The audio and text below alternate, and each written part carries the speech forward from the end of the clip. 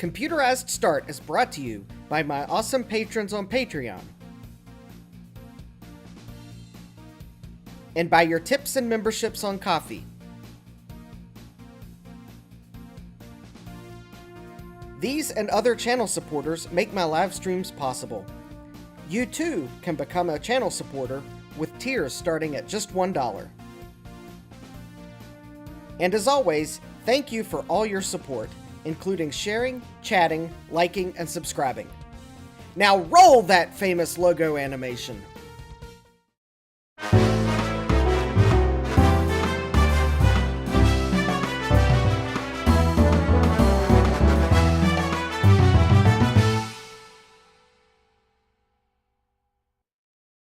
I have a floppy drive, and the only prescription is more Bodges. Good evening, and welcome back to Computerized Start Live. I am your host, Justin D. Morgan, and yeah, I've got competition tonight. So Frank says something is wrong. Yeah, I've got competition tonight, so therefore I had to just resist the urge to start late and start on time. All right, let's see here who we've got in the chat. We have Frank S. Hi, Frank. We have Jack68K, who I see will be back in a bit, so I'll say hi to Jack when he returns. We have Gut Bomb. Hi, Jason. We have I8386SX. Jesse, hi. We have Francois. Hi, Francois. All right. And let's see here. Well, I can put the floppy drive back. I don't want to put the bodge wires too far away. All right, so I've got the tip jar.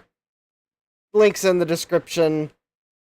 Since I have so few viewers, I'll probably repeat that announcement later.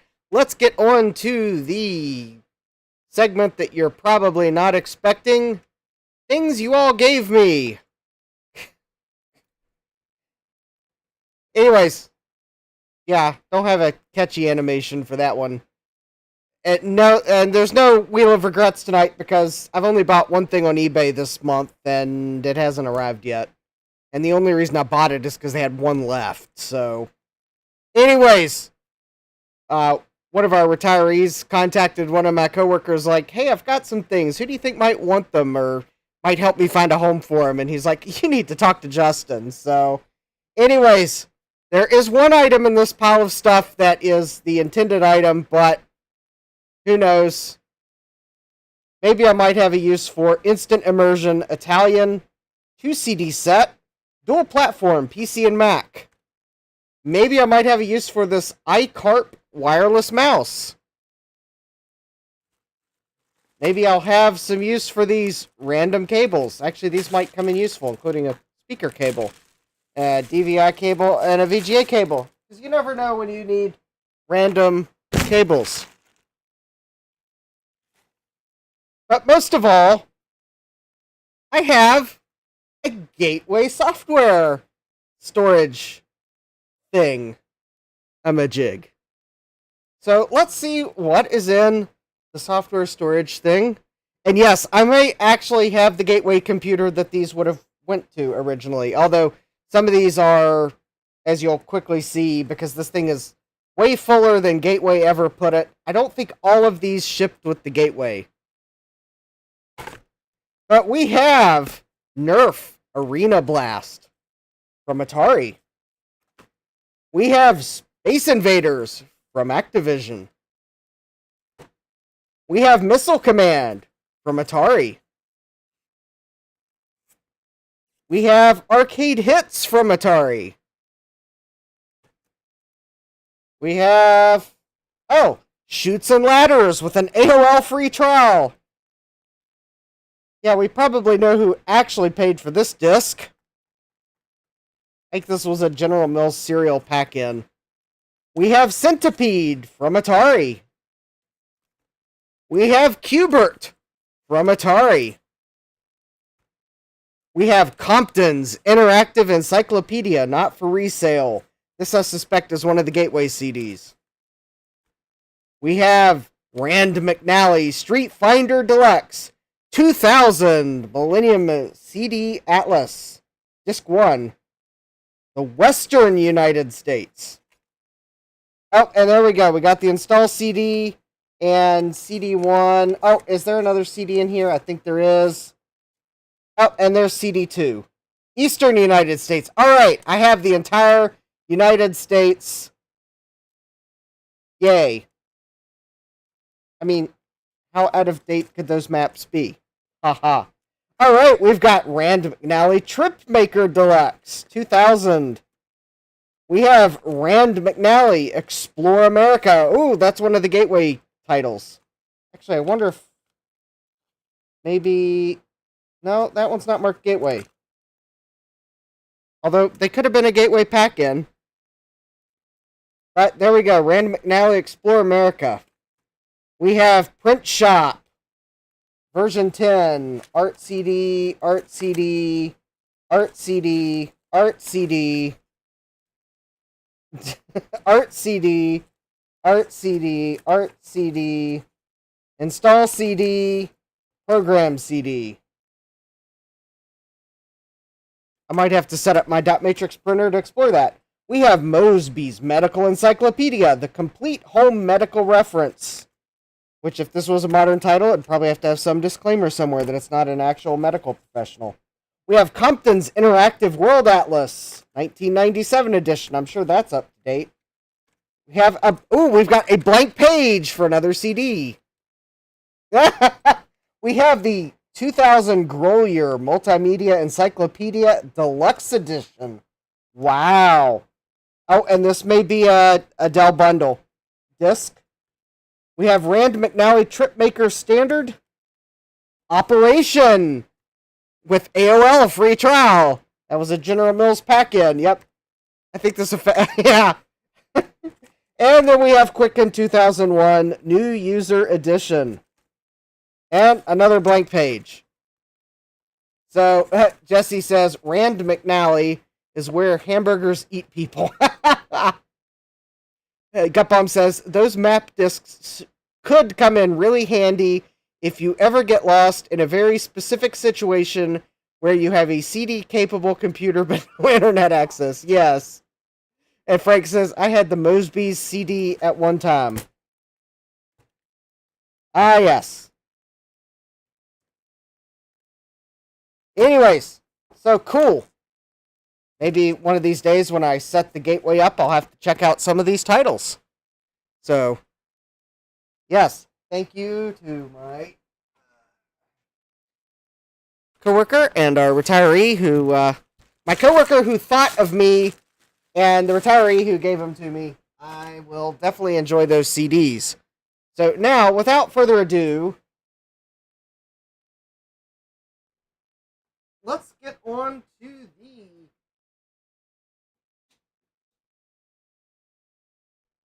I can get it without spilling it. There we go. The KLH Champion 386. Gutbomb says, I have the analog version of that Mosby CD, the AMA Family Medical Guide made from dead trees. Yes. Ah, yes. Also a staple of many homes. Alright, so we have the Champion 386. Cutbomb says, my sister and I used to go through all of the diagnosis flowcharts when we were kids, diagnosing each other with the most horrific illnesses ever. Yes, kids. Alright, so when we left off on this last time, I discovered that we had some more trace corrosion here. So, well, we need to get behind the solder mask and see how much we have left. And more importantly, see if I can figure out where these traces are supposed to go. But because of how close this damage is to the ROM socket, I am like, I'm going to remove the ROM socket. Ah, hi Thomas, welcome. So I removed the PAL socket last time, and I have the chip setting to the side here. But I think I'm going to remove the ROM socket. I'm going to have to remove these jumpers that we installed last time, which I think were superfluous. Because the one thing I didn't point out last time... Oh, I think I may have desoldered that one there, partly. There actually is a jumper on the bottom side of the board here, which I believe is the enable for both floppy and hard drive. So, I think these jumpers might have been superfluous. I have a feeling the real problem was that one of these traces here probably connects these, probably connects this jumper here to the PAL, and that's probably the real problem. Probably also these other two as well.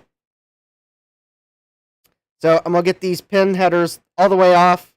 I'm going to get this ROM socket out.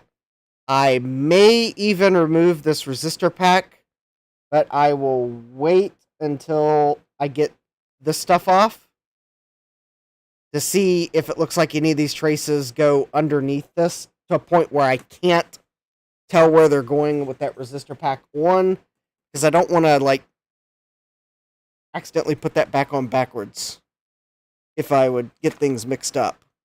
I have a feeling I'm going to have to remove the resistor pack.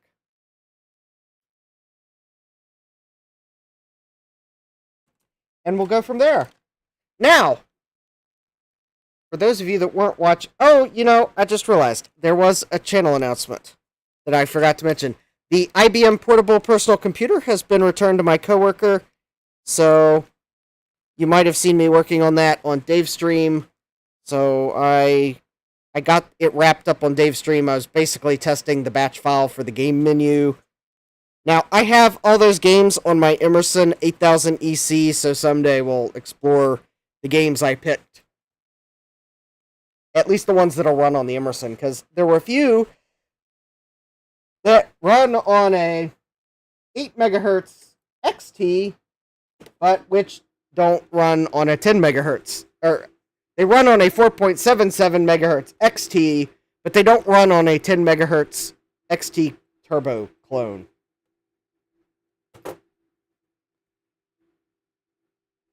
But then I think there was at least one game that will run on my Emerson because it's 10 megahertz, but won't run on an XT.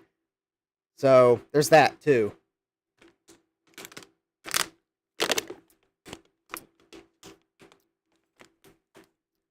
And that was good because while I haven't bought but one thing on eBay so far this month, I bought some things from Gut Bomb. So don't worry. It's not like I have not bought anything, but I can't call them regrets because, well, there wasn't that added element of the random eBay seller you've never met involved. But yes, I would definitely like to thank Gut Bomb for... Gut Bomb says one of them might be a regret.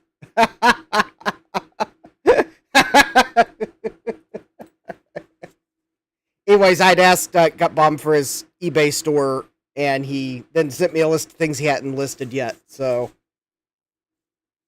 there were a few things on that list I had actually been looking for, so I was able to save him the trouble of listing them and get a good deal on them. So, oh no! Hi, Jamie. Jamie's Hack Shack's here. Greetings from the COVID basement / prison. Oh no, hope you get to feeling better, Jamie. Alright. Let's see if we can't get the ROM socket off. Got Claris warmed up. Actually, I just realized that I warmed Claris up and Claris is like full of solder, so that's embarrassing.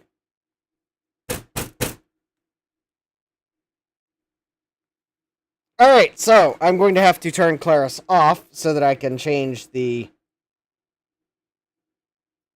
Oh, that's the wrong cleaning tip.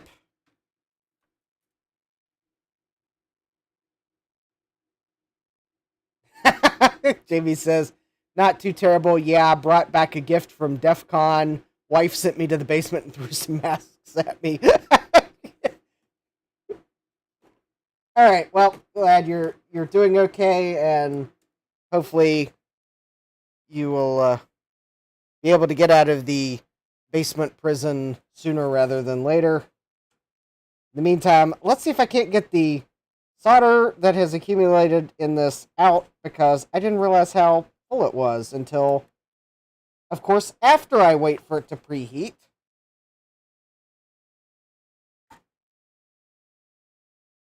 So let's see here. That's going to be hot. Oh. Yeah, I think I might have used this just a little more than I thought I had. And I think I might be past...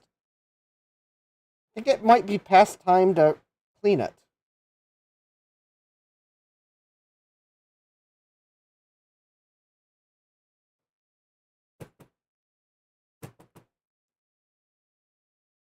See what...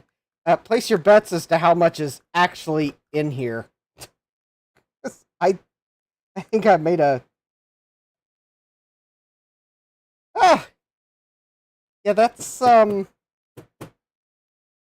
lot of solder in there. I think I probably should put a new filter on it.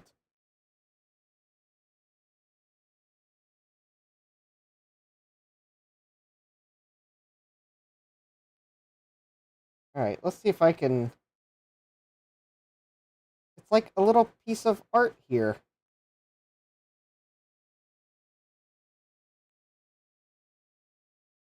Alright, can I get this separated from the spring?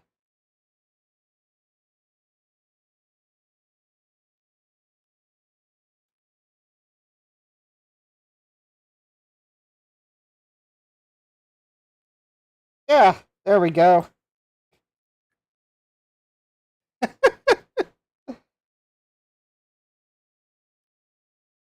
That actually... This actually is... Yeah, I probably should have emptied that before that point. But I didn't realize how full it was. Alright, I'm going to check the filter on the station to make sure that it's not, like, dirty. It's quite... Nope, actually, it is clean. So it looks like I caught that before I had too much solder go where I didn't want it to go. Okay. Okay. Let me see here. Yeah, that filter is definitely done for. So I should have a few more filters. Unfortunately, as I was explaining on Dave's stream, it is becoming harder to find parts for these.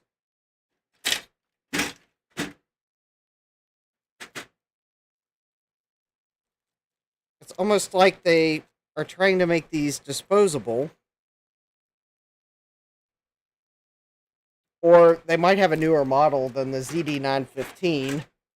But, like, I'm having trouble finding the filters in stock.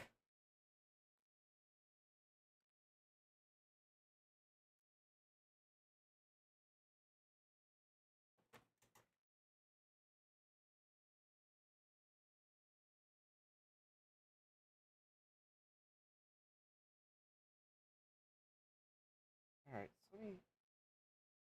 Oop. That's weird. Alright.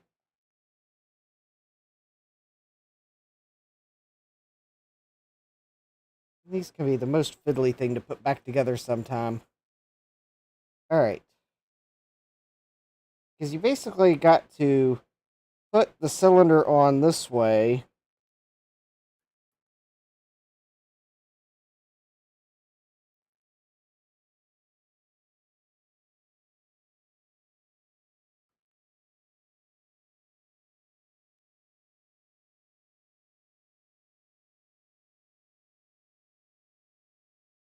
There we go.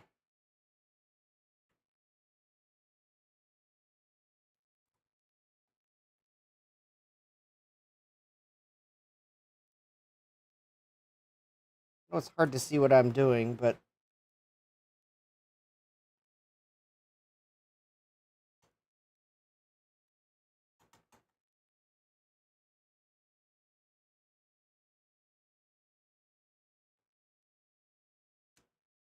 all right.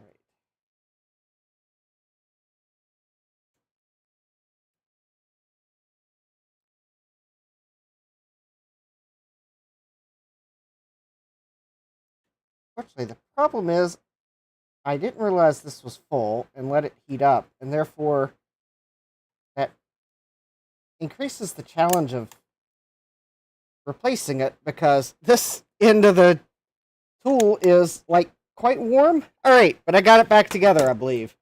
So let me let that preheat again while I dump the solder into the trash can, and then we can start getting to business. Something tells me it'll work better tonight.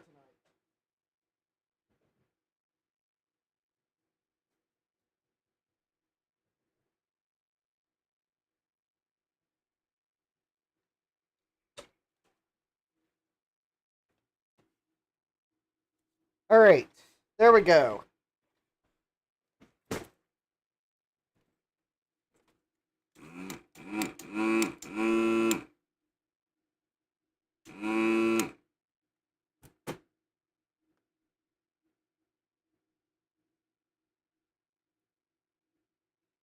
All right, let me find the little cleaning thing. Probably need to make sure the end of it's not clogged. This is not the right one.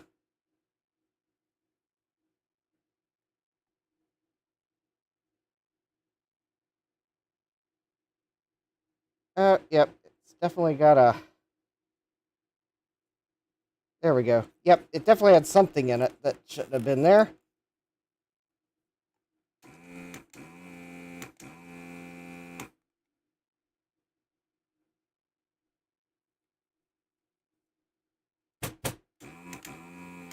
There we go. That's better. All right. So now that the clog is free and that I've reduced like several pounds of weight, ha ha ha, from the tool. I mean, that was at least several ounces of solder because it was it was enough to make it way heavier than it should have been. Yepom says the Amiga 500 I listed on eBay and Facebook Marketplace is shockingly not getting much attention. It's currently the only Amiga in Boston on Facebook Marketplace. Well, here, let me, I know I'm not Boston, but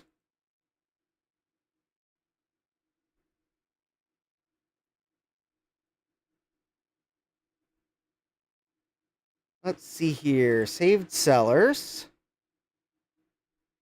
And we have...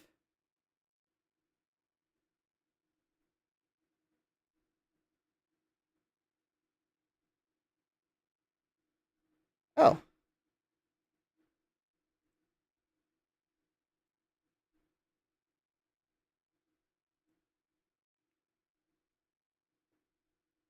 There you go. If you want to take a look at Gutbomb's Amiga 500 or any of the other fun things he has on eBay, you can go see his other listing.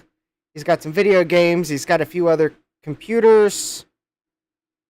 Got some video cards. Got a network card, some sound cards. Yeah, go check it out. Yeah, no problem, Gutbomb. Yeah, I actually saw that Amiga, but I think the one thing that it is a... Can the PAL Amigas do NTSC? That's the one thing I've...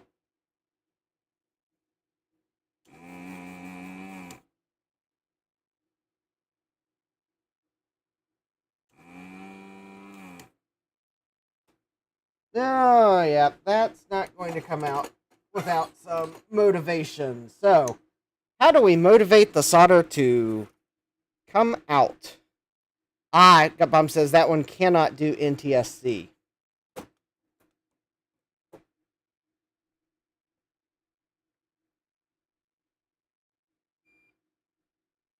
All right, how we do that is, and yes, you all might notice I am using a Hacko because I broke down and bought the FM 2027 kit for my FX951 station, so I can now use it, and I believe it should be working properly because it's a genuine Hacko part.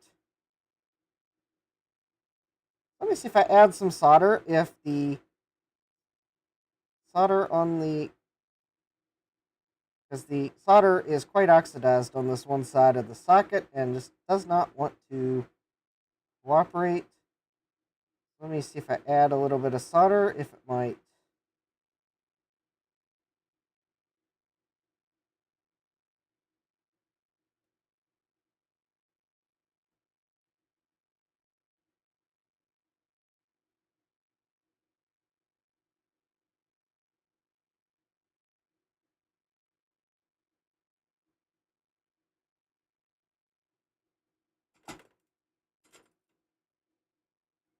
Pump says the PAL one is really the one you want. Demos and games and stuff.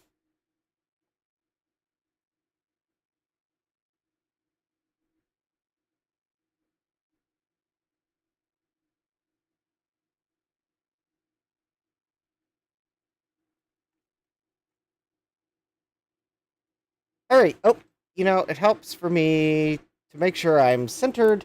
I can actually see the OBS screen. There we go. Now, will the solder flow?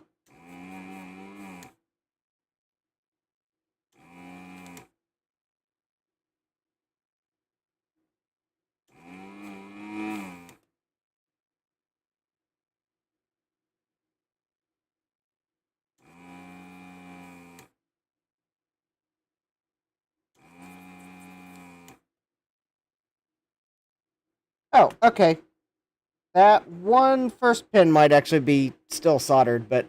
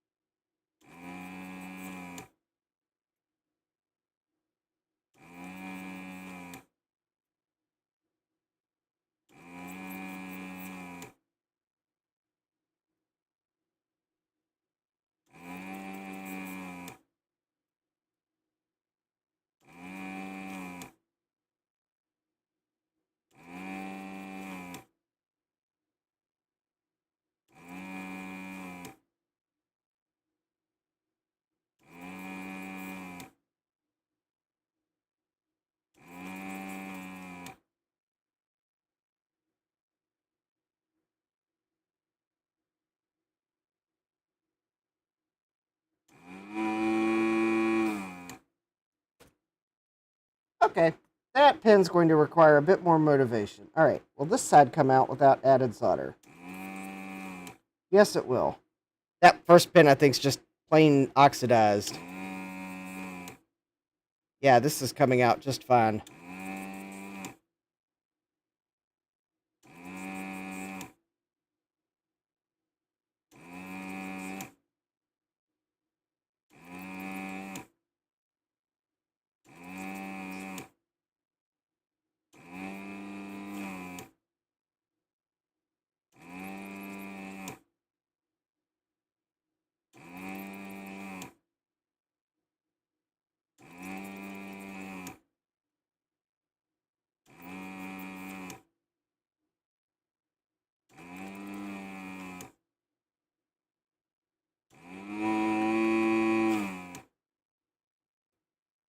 Alright, so the two corner pins are not cooperating.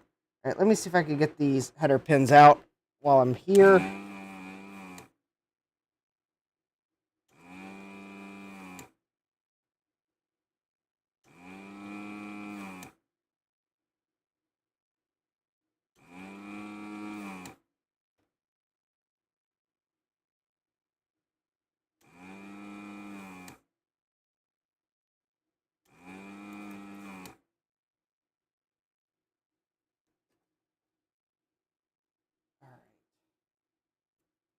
So here's what I'm going to do to the socket. I'm trying a different pair of cutters tonight. So that pin is still soldered. And I think it's this opposite pin that's still soldered. And I was able to desolder the rest. I wasn't going to reuse that socket anyways. So now that I got those out, let me see if I can break the plastic piece here. So I'm left with a metal pin, hopefully. There we go. And now to get these last two out.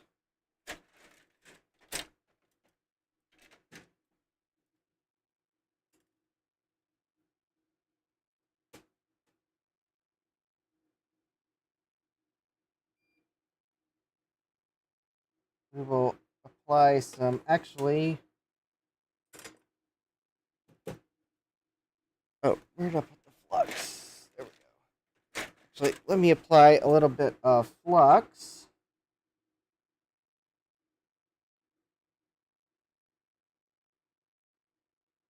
All right. So I'm going to heat up the solder and hopefully pull the pin. And then I'll deal with the getting the solder out of the via. There we go. There's one.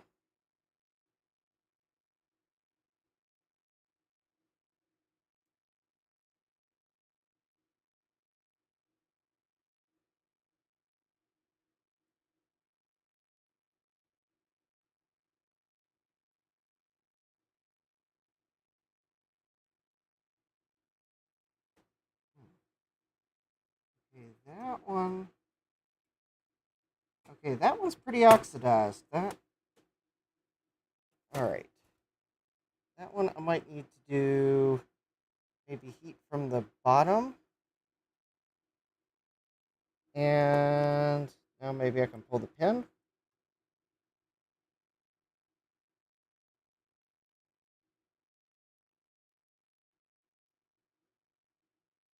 Okay, that's still not coming out. All right, let me try.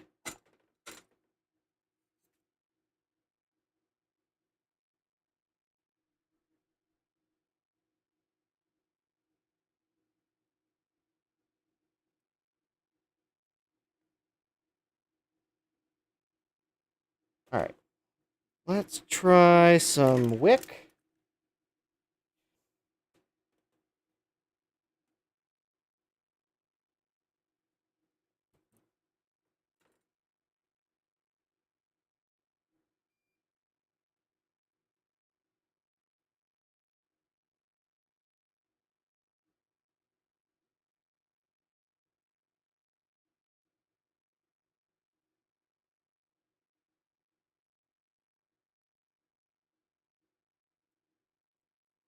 All right, that still not cooperating.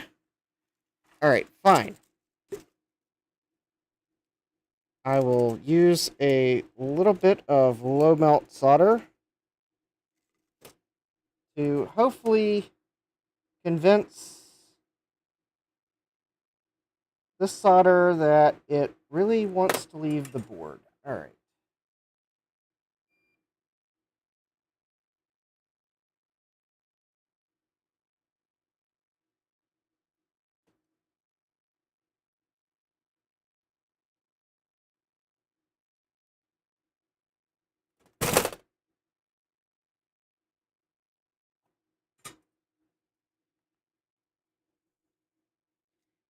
And yes, there's a reason why I gave the board a little bit of a persuading bump, and that was because I was going to see if while the solder was still hot, it would just maybe fall out of the board, because it sometimes will do that.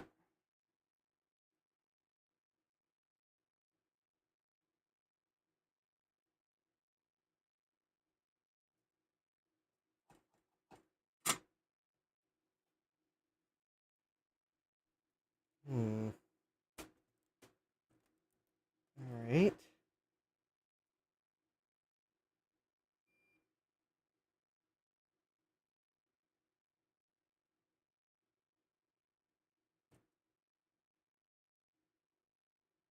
Okay, so that one's out. Now, can I get this out? Because this is obviously being affected by oxidation.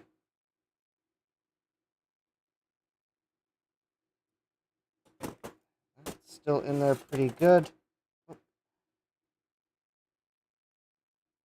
Let me get rid of the solder balls here before I forget about them.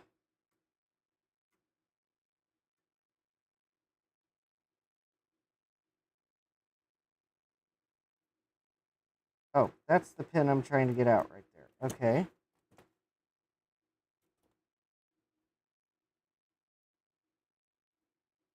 Alright, so heat to the pin.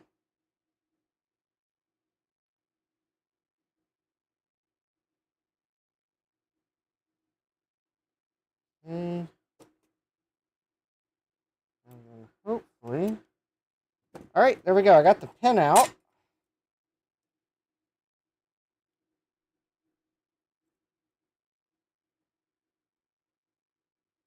And the via is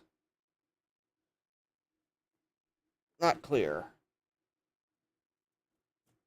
Okay, that's not surprising.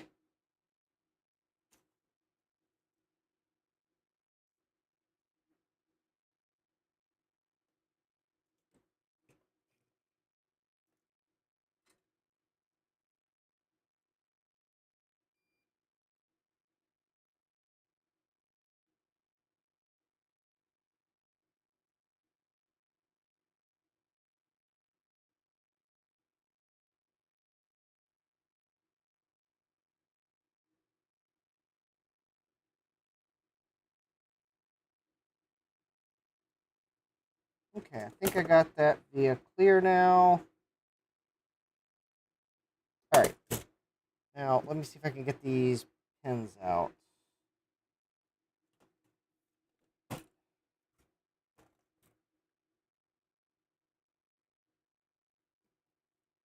And then I'll probably go ahead and remove that resistor pack.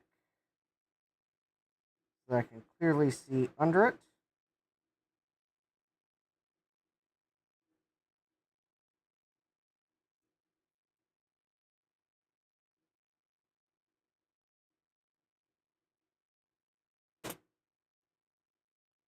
Okay, there's two. Oh, and those ones are out. Oh, there we go. There we go. Got them out. I think the plastic parts were kind of keeping them all in, and only one of them was still being held in with solder. But oh, actually, that pin is still there. Oh, all right. Well,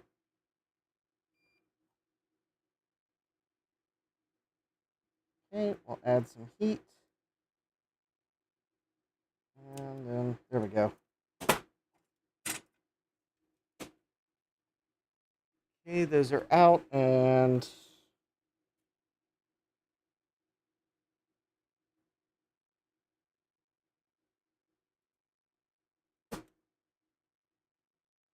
okay, and now I guess I want to try to remove this resistor pack. Let me make sure it's marked clearly. No, it is not marked clearly.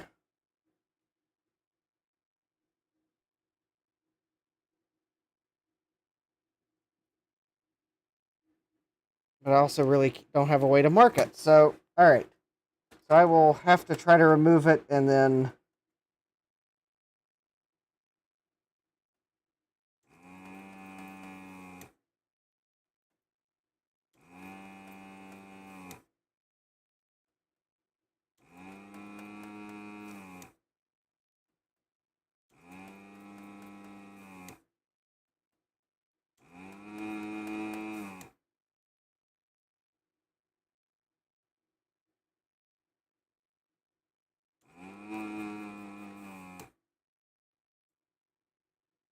Oh, actually, I think it may be easy to tell which is which on it because there's a ground pin.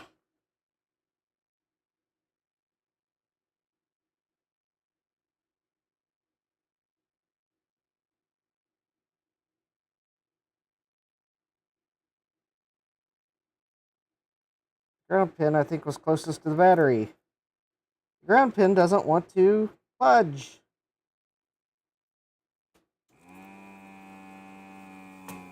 Ground pin, meet new solder.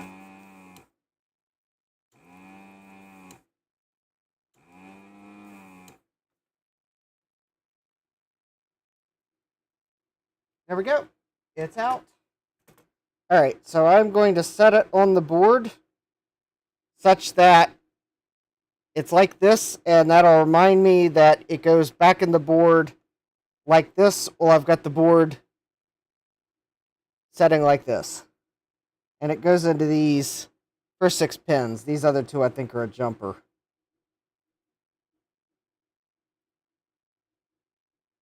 Actually, I think the part is marked.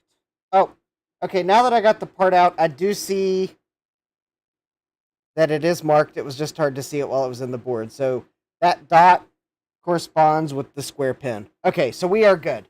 I accidentally bumped that resistor pack. I can read. It is marked. I will be able to read it. We will be fine. All right, so I've got the sockets out. I got the resistor pack out. I got the jumper pins out. Let me get the flex off the board to make it the easiest to see what we're dealing with, and then we will go from there. All right, definitely before I resolder anything,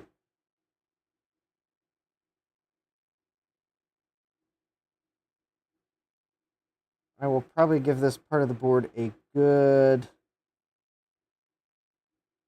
cleaning.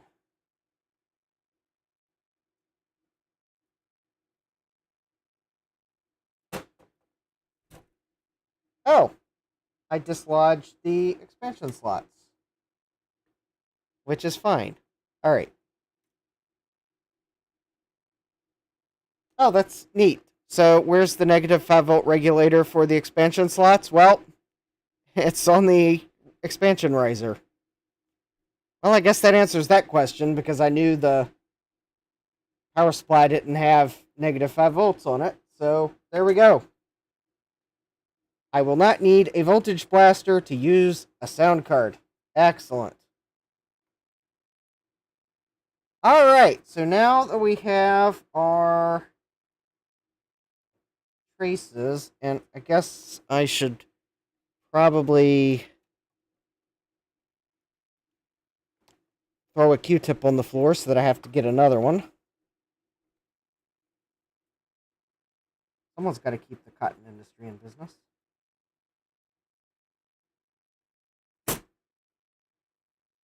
Oh, it has been 0 minutes since I spilled isopropyl alcohol.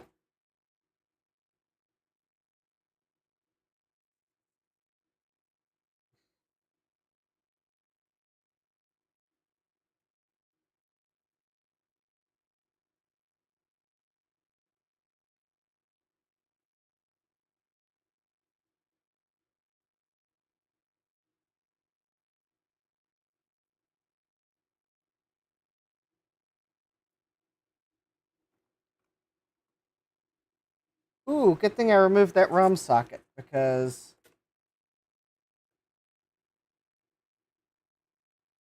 it does appear as if these first 2 traces under the ROM socket are compromised. Ooh, and I think that one right there might be compromised too. Oh, wait a minute. That's one of the... Oh, wait a minute. That's one of the signals going from the PAL over to this side of the board. Ooh. That might be one of the traces that's holding us back from floppying.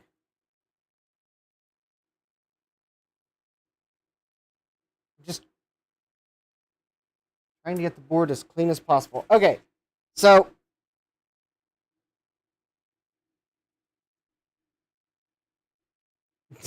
Frank says, I was desoldering some sockets today.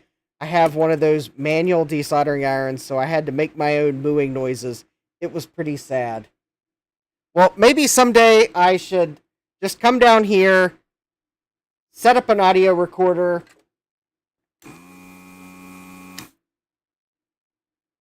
and at least give you a mooing noise that maybe somehow you can hook to a little button or something to.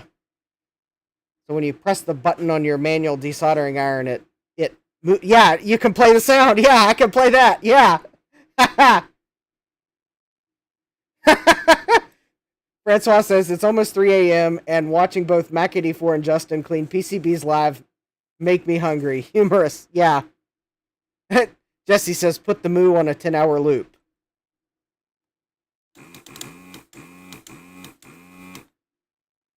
Yeah. I wonder if anyone would watch that. You know, maybe I should just do that to see if anyone would watch that. There'd probably be someone that would watch it. All right, let's see if I can determine if these traces are broken. Now, if these traces are clearly broken, then I'm not going to bother scraping solder mask. I'm just going to bodge wire on the other side of the board.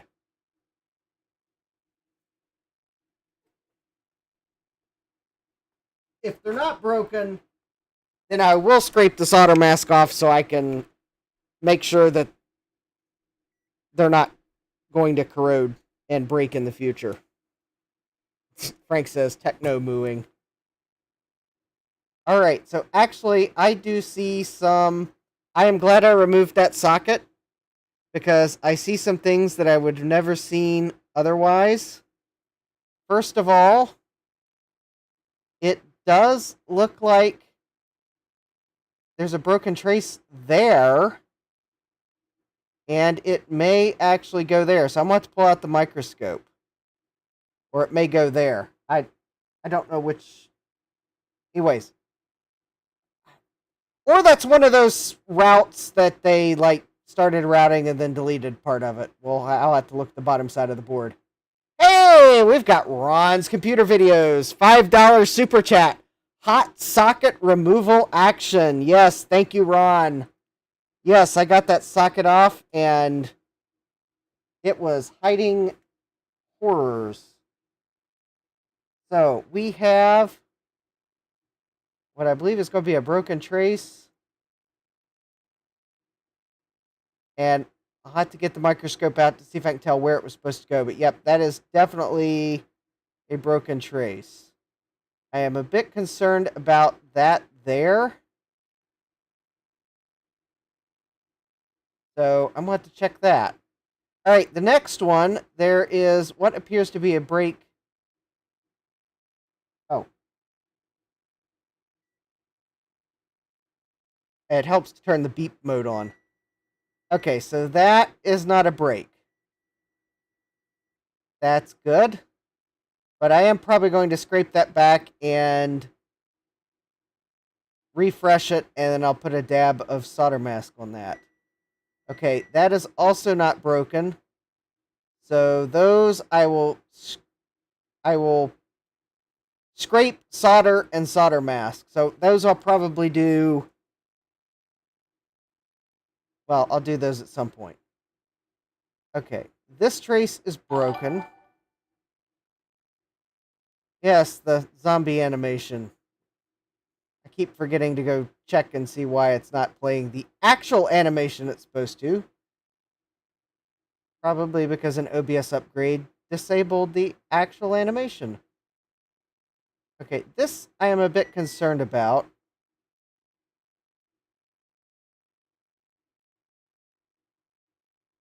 So let me see here. So that is going to be 1, 2, 3, 4, 5. The fifth trace, 6, 7, 8, 9.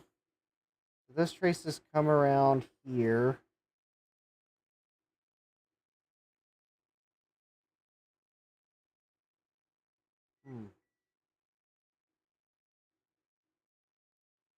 I can't tell exactly where they go, but they look like they go to the keyboard controller. after the ROM.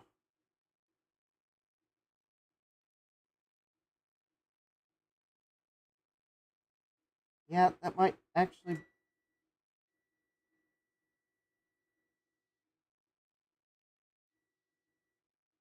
Oh, no, actually, it looks like there is a connection. Okay, so it must not be broken. I may still scrape that back very carefully, and I might put a little bell wire just to make sure that's good. Oh, thank you, Jesse! $4.99 super chat. Moo! Steve's live streaming, so I won't steal his trademark. Eat.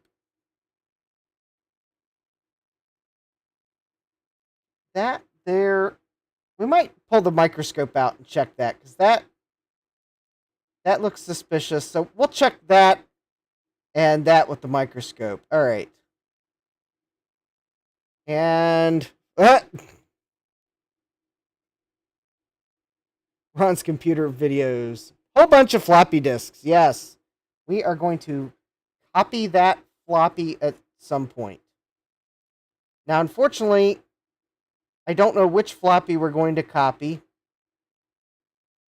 because the song doesn't tell you which floppy they're referring to when they say don't copy that floppy. Okay, so that trace is not broken. So, but I'm definitely going to, like,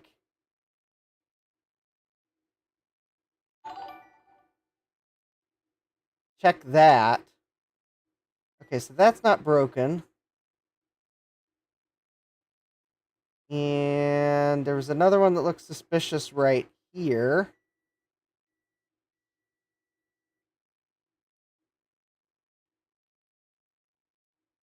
And...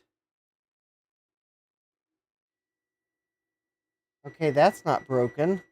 Again, that looks suspicious there. Alright, now the ones I'm more concerned that are actually broken is going to be these two here.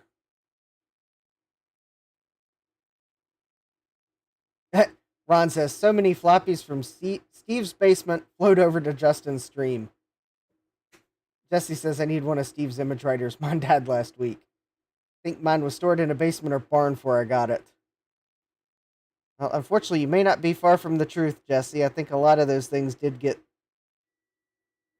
stored improperly. Okay, so that trace there is not broken. So this next trace, I think, goes from here. And it comes around. And I will be very surprised if this one's not broken. I think it goes here. And that is not broken, although it looks very suspicious.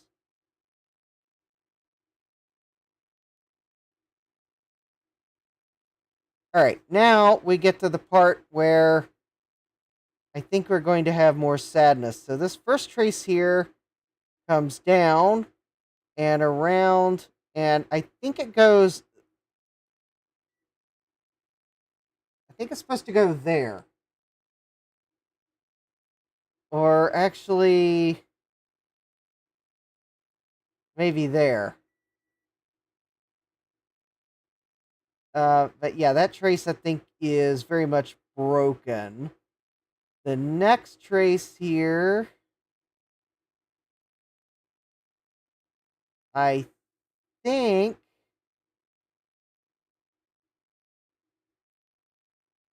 oh, wait a minute. No, I think this first trace was actually from here. Oh, I think that actually goes here to here.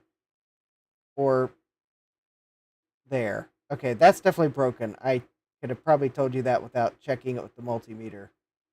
The next trace, I think, goes from here. And that one, I think, is supposed to go to here. And that one's definitely broken. And this next trace here, I think, goes from here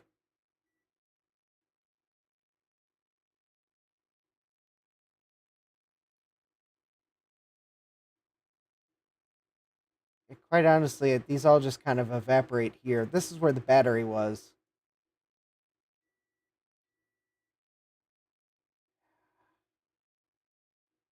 I'm going to have to scrape because very carefully.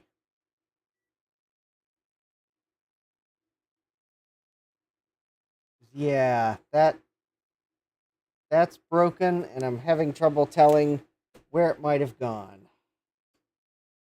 So that's good. At least these here were not broken. All right, so I'm going to bring the microscope in. And let's... Okay, that's... Okay, those are actually definitely corrosion in progress. So I am going to... I will scrape the solder mask back, solder, and then re-solder mask it. Yep. Yeah, those are... Those will need that treatment. That is corrosion in progress, but not corroded yet, so I'll do the same thing there. Ooh, there's some nice corroded vias, so I'll probably flow some solder down those. Probably should scrape that solder mask off and solder that, and then let some solder flow down those, just to make sure there's continuity there. Yeah, that's corrosion that I should address. Might want to flow some solder down those vias. Okay, so there's...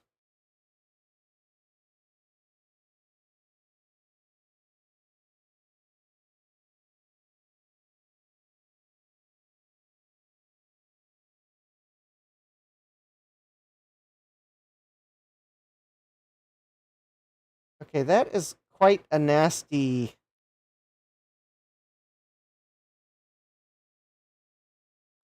That looks really nasty.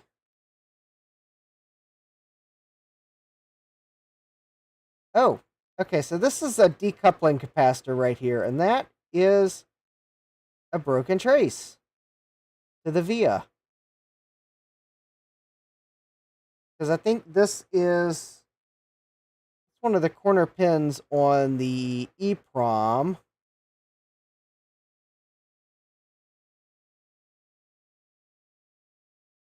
I wonder if that's why 5 volts wasn't... Anyways, okay, so that's definitely broken. I'll have to fix that. Interestingly enough,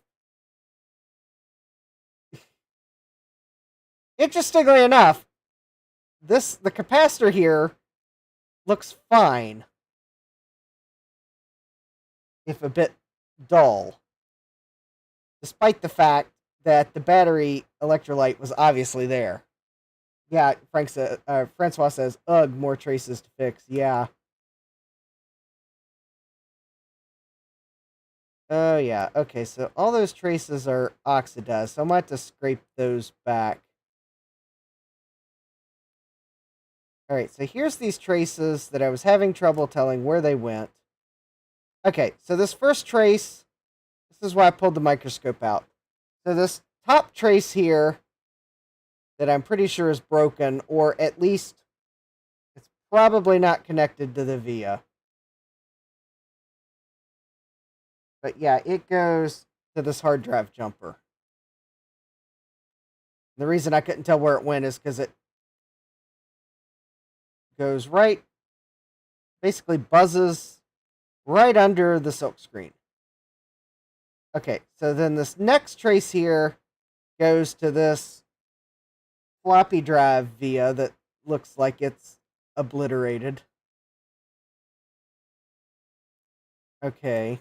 Yeah, I'm pretty sure these traces are, like, done for.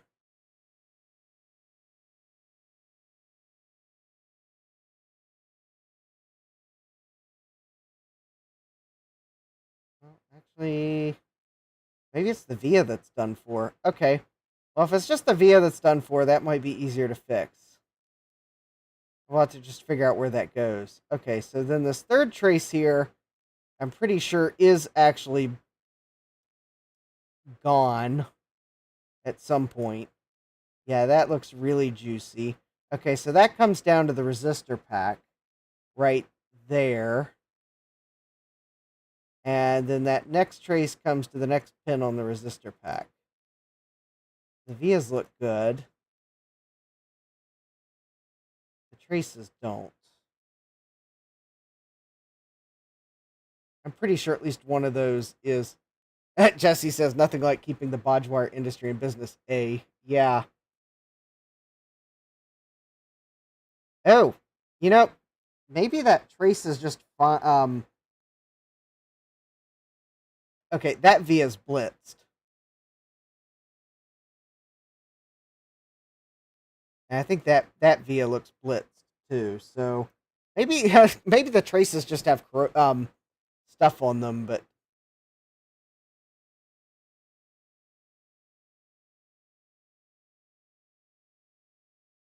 ew.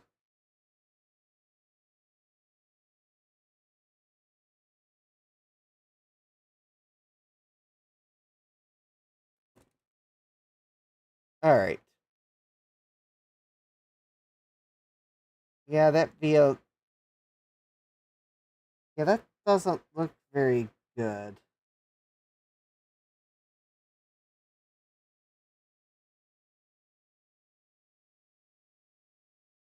Pretty sure that's some crust on top of the board. Yeah, that's crust. Okay, so I'm going to use multiple tools in the arsenal, including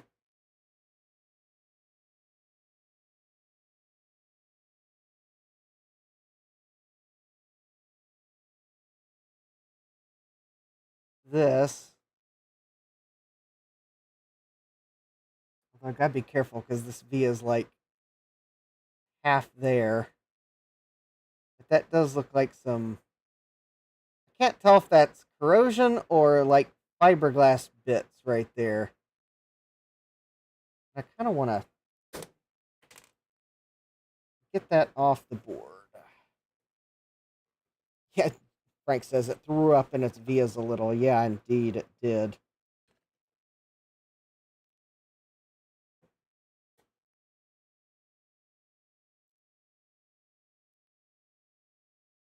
Oh, there we go.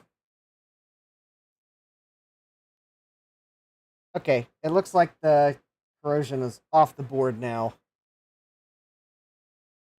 For the most part. Because I think now that's just the fiberglass damage.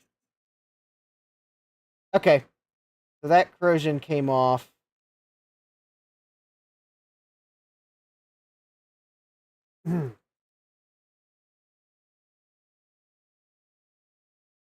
Now,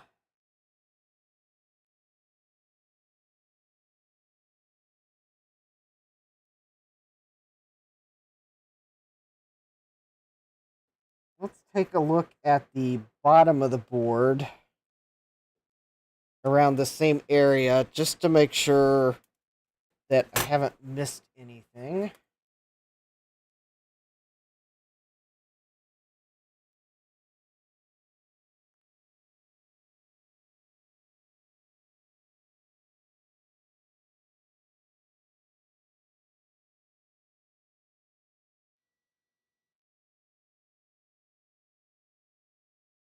Okay, so I think that's the... Okay, that's the ROM socket here. And that, I think, might be the underside of the board. That was one of the places I had trouble desoldering. All right.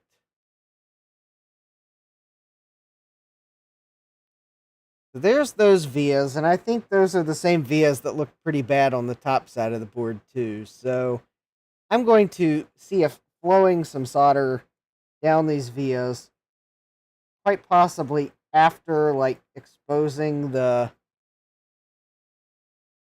actual ring very carefully.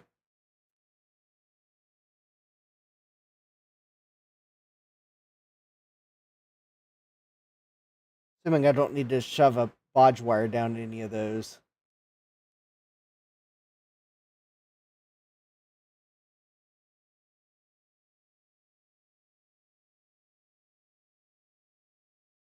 just to make sure they keep making contact.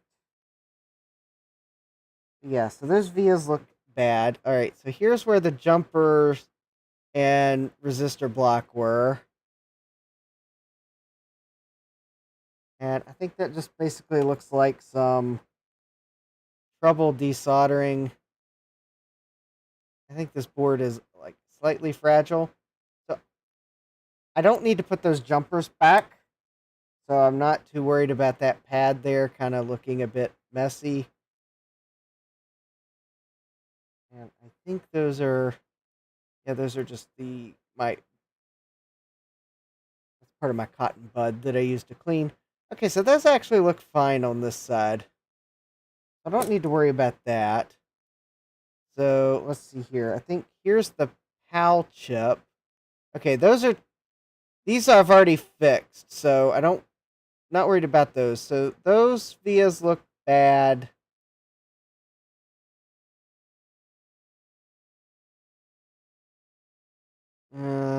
That looks kind of bad. But I think that's desoldering damage. Can't say this is the highest quality PCB. Alright, so those two vias kind of look iffy there. I'm not seeing any additional trace damage on the bottom of the board, so I think what's left is to fix the top side of the board. And I'm actually not entirely convinced that these are all broken traces. So what I am going to do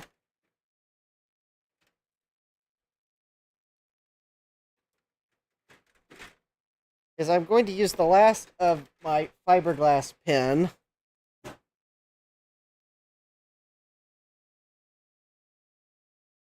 It's not in the pen because it's too short to actually use in the pen. And I am going to very carefully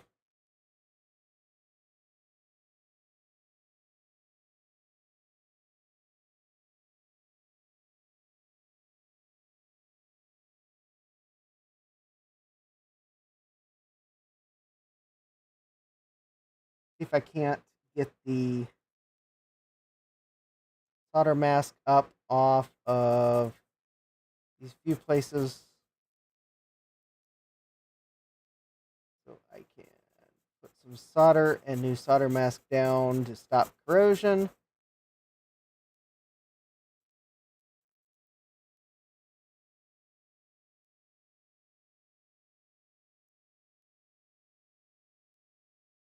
Come on.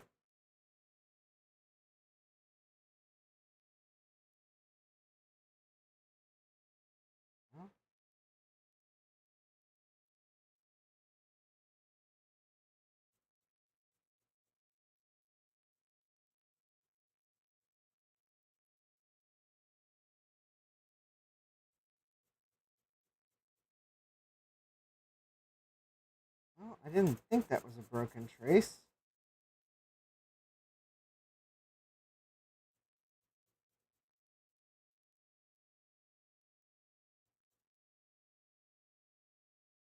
That might be a broken trace now. Let me measure that again. Yeah, that looks like it. Well, I'll try not to use the Dremel because the Dremel is already proven untrustworthy on this board.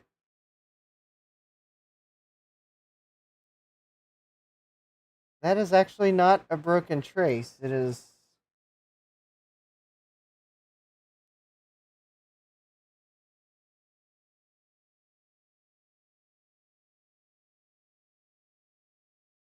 Well, it sure seems like a broken trace because.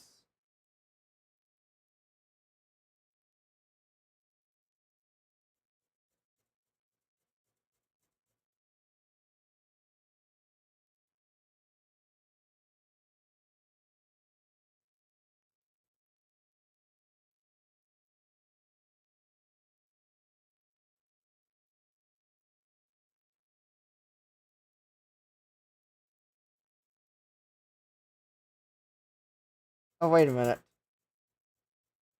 Maybe it's just the angle?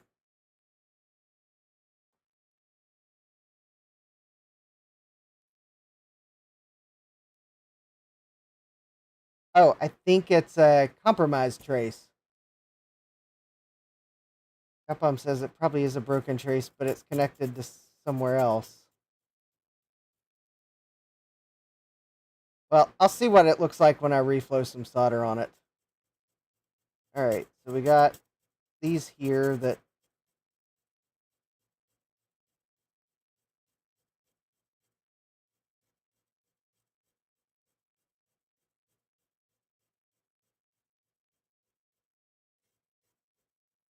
Okay, those I think are fine.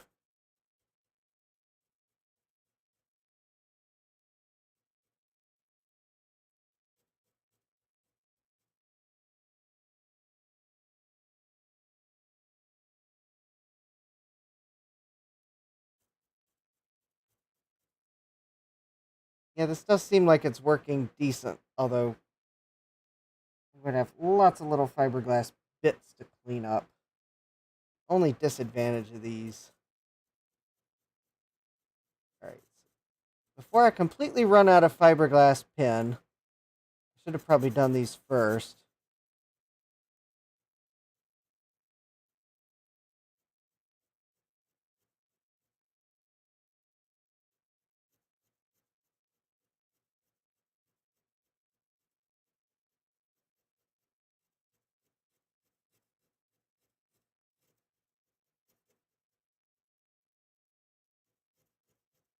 Because I need to be able to see where these go.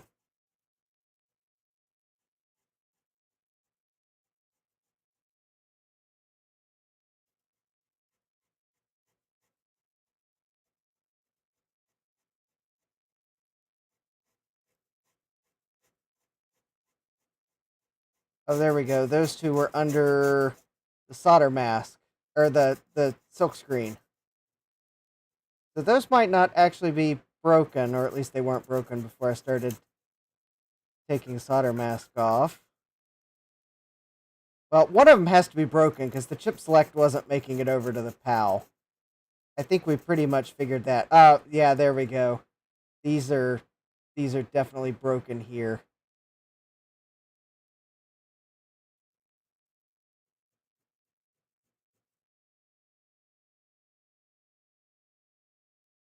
Gutbomb says, when does this become too much work for what the reward is? I don't know.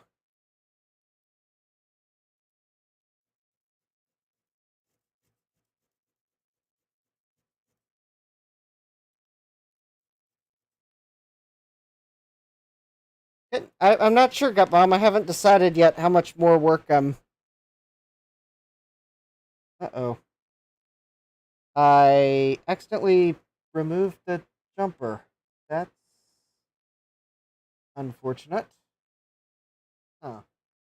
Alright, so I got a jumper that is now not on the board, and I don't know where it fell off of, so I'm going to have to very carefully probably watch. Gutbomb says, you've already done more than I would have.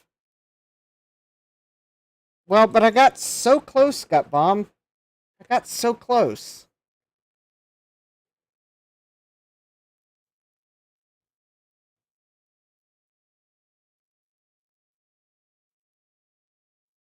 I think the ISA slots work. The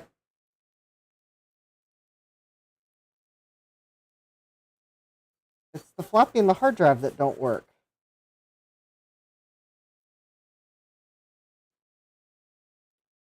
I don't know. If I don't have it fixed, or at least line of sight to fixing it tonight, I may reevaluate.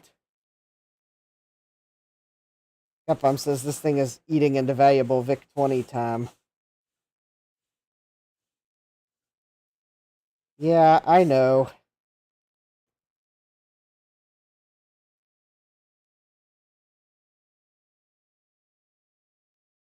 The thing is, I got this thing so close.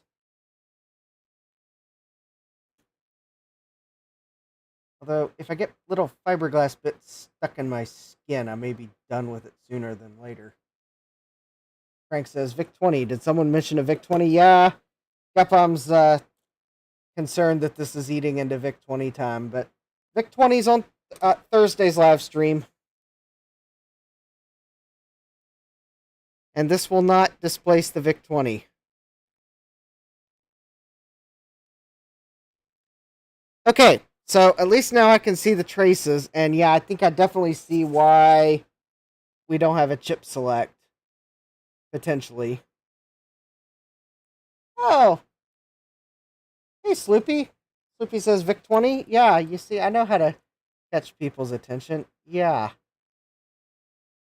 Yeah, now I got little fiberglass bits on the bench, and that's why I kind of stopped using the fiberglass pen. I may have to walk this thing outside and blow it off away from me. Actually, let me go do that real quick, including the mat. So I'm going to go take this outside real quick and try to get as many of the little fiberglass fibers outside as I can so that I don't get them stuck in my arm. So I'll be right back.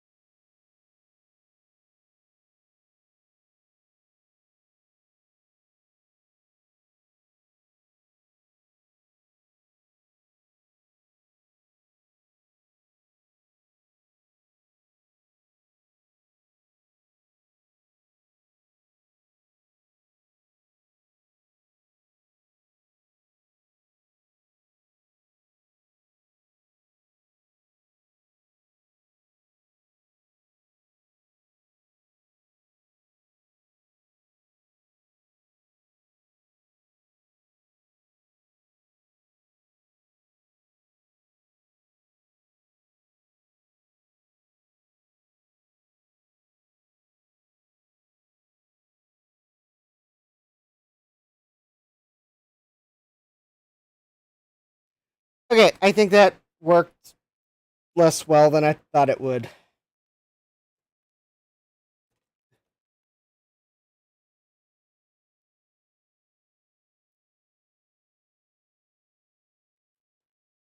Sloopy says, Eep, I need to go. It's take your daughter to work day. All right, we'll catch you later, Sloopy. All right. Yeah, there's still little fiberglass pieces, but not as many. Okay, so now I think I can definitely see what is broken.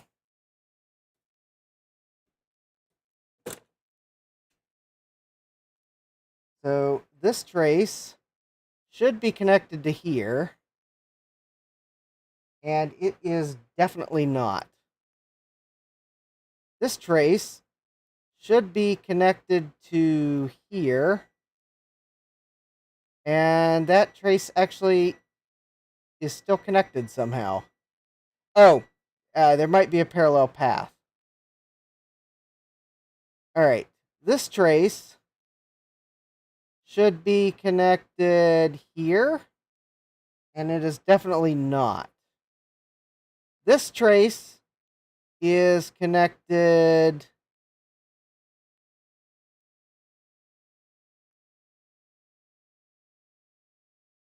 somehow, and it is connected. Also, I believe, I believe there's a trace that's supposed to go here.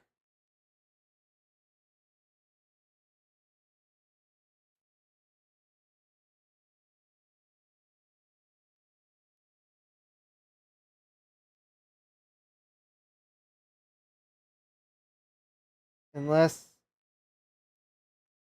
oh, it's under the solder mask. All right.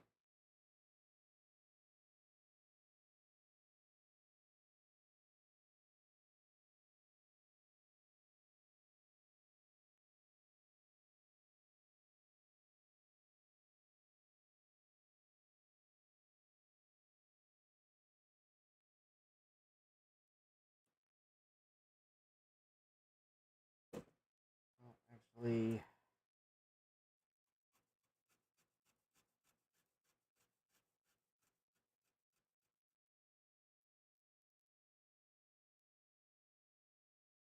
there's that trace.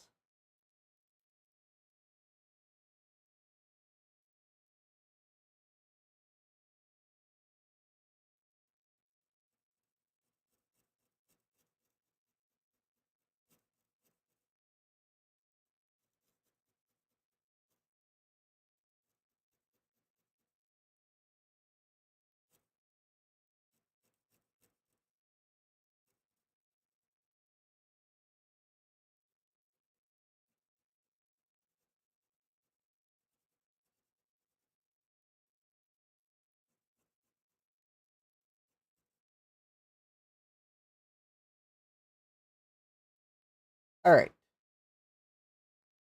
I think my fiberglass pen is about at it. I'll have to get some refills because apparently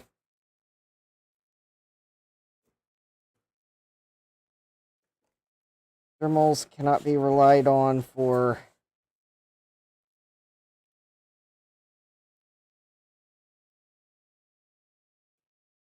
this type of work.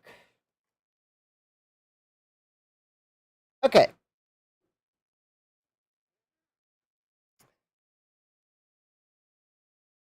So I am going to need to put a bodge wire here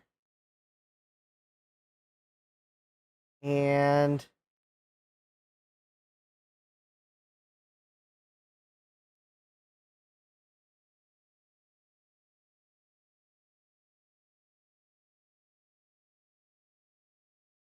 not there. Okay, I'm going to have to look at the underside of the board to see where these two connect.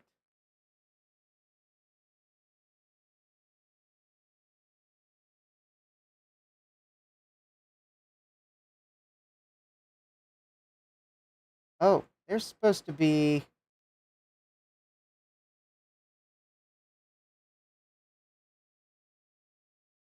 Ah.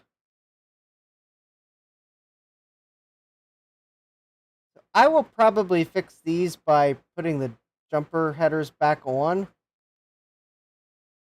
Because I think these are all three supposed to be connected.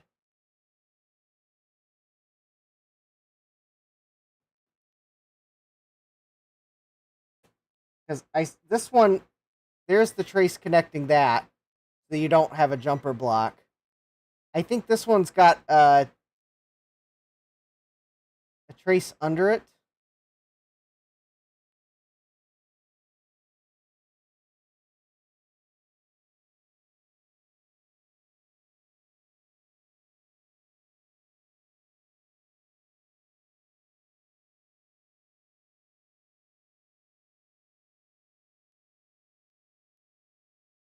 Okay, so that's definitely broken. So I need a bodge wire from here to here.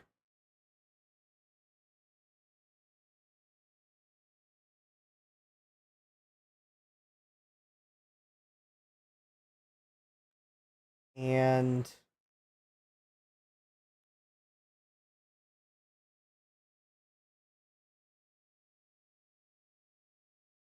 from here, that is showing continuity, but I'm almost tempted to bodge it because that.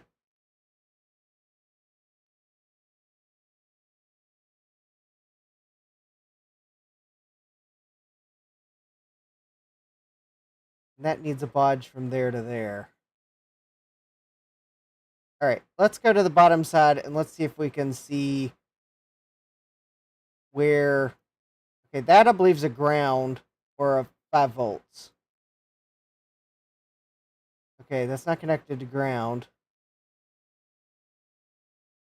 Okay, that's connected to 5 volts. Okay.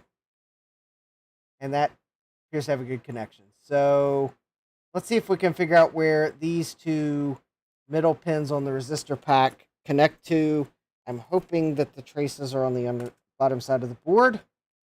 Oh, and I think I see that they are.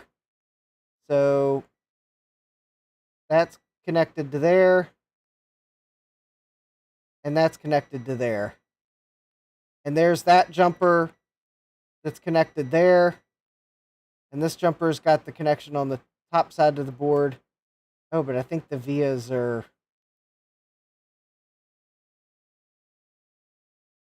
Oh, but the connection's broken. So, and then I think this is supposed to be connected as well. So I think the way I'm going to fix these is I might actually purposely break this trace. This one's broken, and this one's broken. I think I may put my jumper pin headers back and just use jumpers to connect them.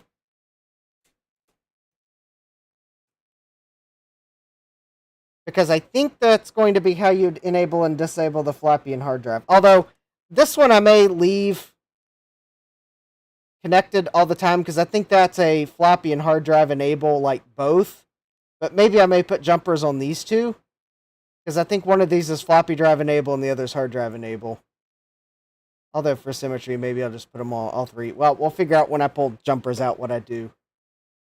Okay. So...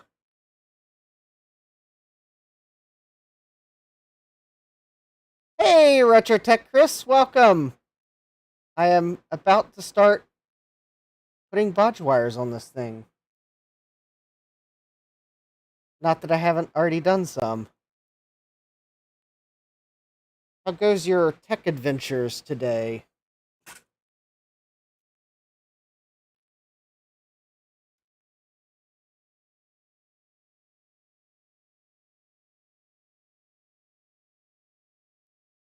Oh, Chris might be able to make the Woodbridge on Saturday. We can talk about it. Oh, cool.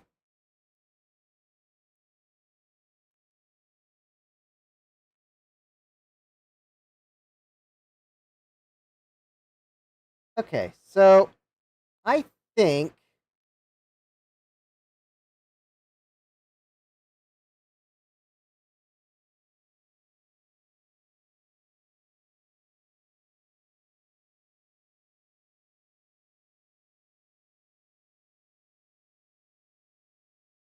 the best way to fix this is probably going to be to put the resistor pack back on.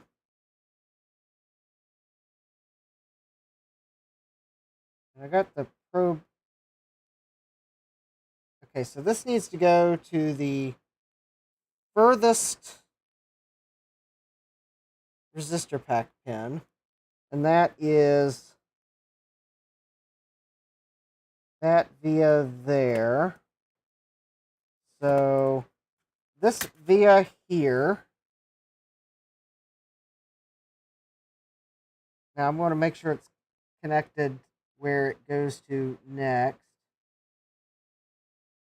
Okay, so that is connected. So this via here needs to go to this resistor pack pin.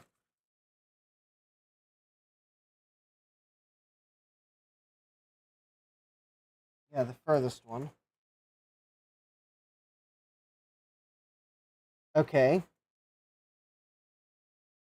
Oh, and taking Rachel driving. Yes, that is always an adventure.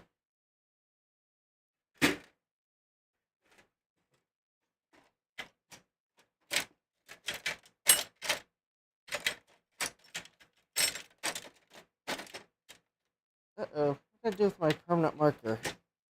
I don't know where it is, so I'll use this one instead. Okay, so this via and this one, I will use blue marks. And then the next bodge, I will use red marks. So this next via here goes to that via pin there, because it's the next one over. Is that correct? Yes, that is correct. Okay, so there's two of our bodges, and I'm going to put the resistor pack back in before I make those. Okay, and then the next two, and then the next pins are fine from the resistor pack, because they're traces that go here, here, and there. And then that's going to 5 volts, which is present right here. Okay. So that's good. So there's two of our bodge wires.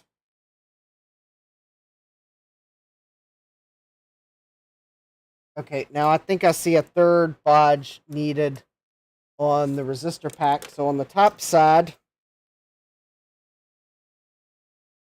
this should be connected to here. Oh, and that's actually a good connection, despite appearances there.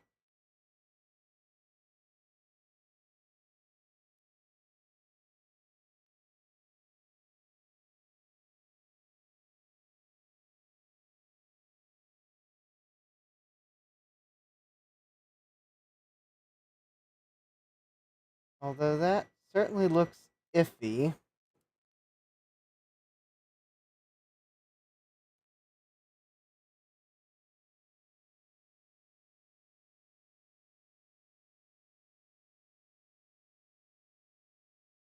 Yeah, Mac 84 is streaming. That's probably why the chat's a little quieter than usual.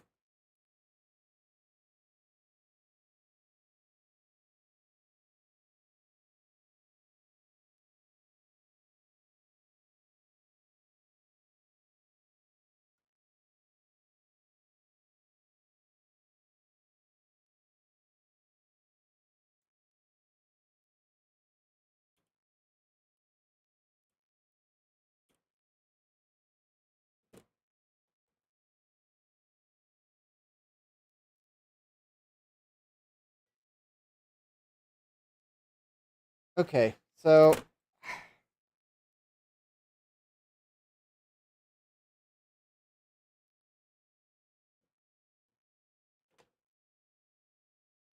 that would be the resistor pack.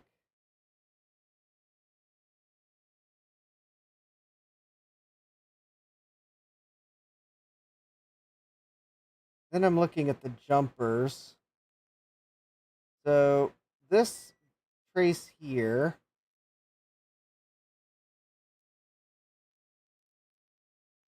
Okay, so that's still connected there. But this one here. Okay, that is definitely broken. Okay.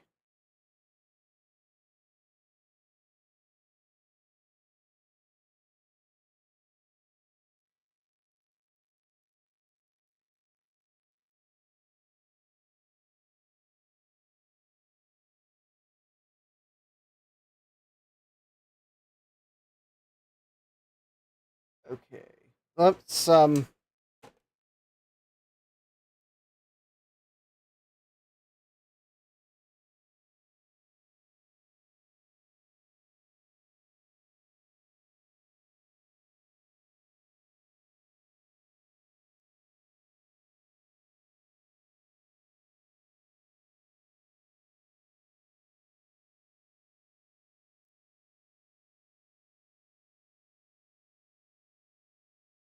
okay, so that connection there is broken. I need to get the trying to think here. If I put the resistor pack in place,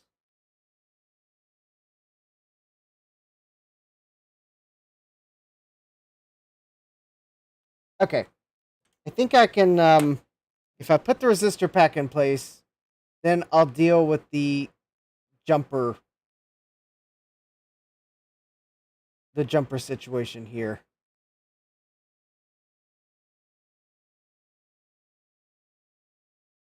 But if I put the resistor pack in place, that will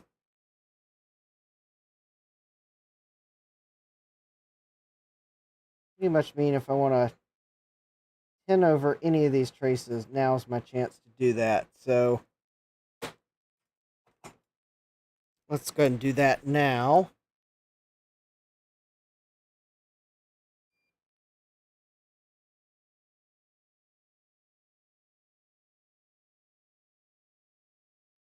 I'm just going to tin over all of them, including the broken ones.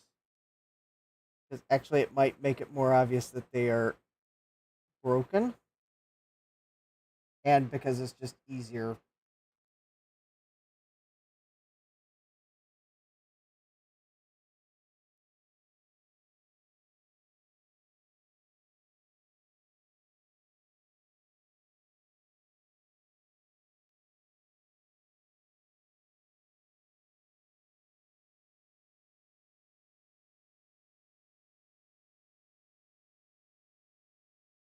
Okay, I think the main thing is this trace here.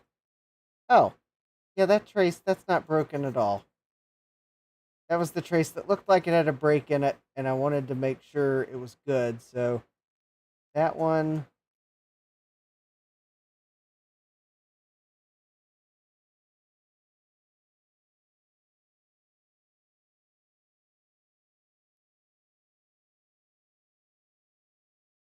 Okay. Very good. So now I think it is definitely obvious that, yeah, this trace was definitely broken. So I've already marked that on the bottom for bodging. And that one's definitely broken as well. Now, this trace here should have a nice solid connection. Yep, still does. And I think this one still connected there. Yep.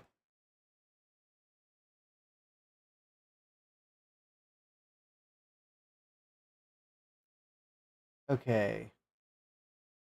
All right. So I can put the resistor pack back in.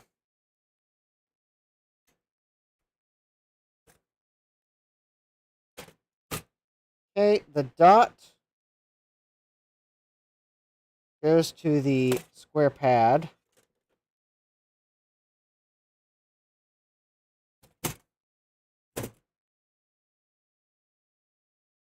Oh. Oop. I got some solder in two of the vias. Let me get that out.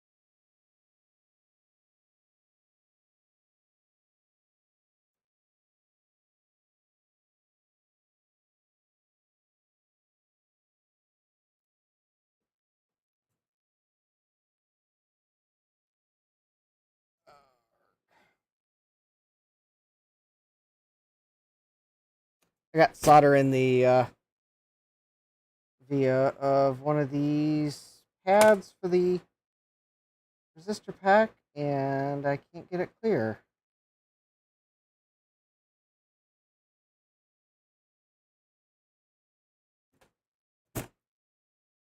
Alright, fine. Our friend Low Melt is going to come pay a visit, and maybe that'll...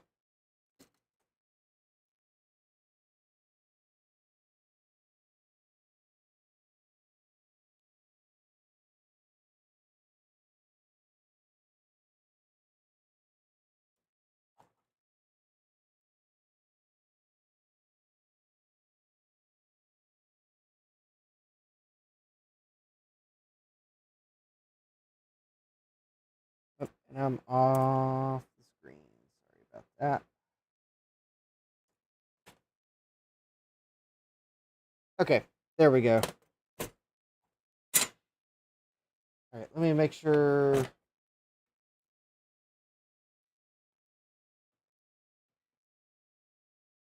I didn't break anything.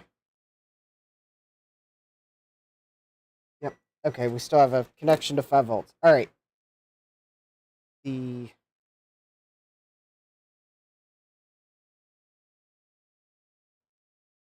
there we go.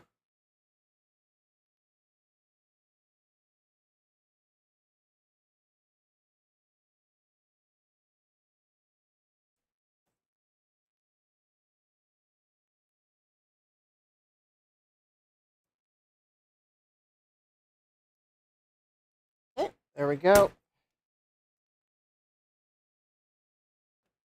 Resistor pack is back in. It is somewhere. There we go. So I will tack this on at this corner pin here.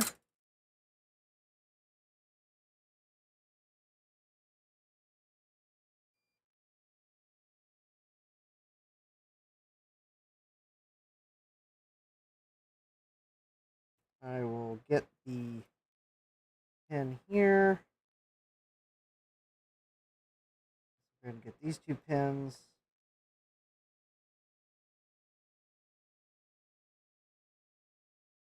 And then these last 2 pins, I will get them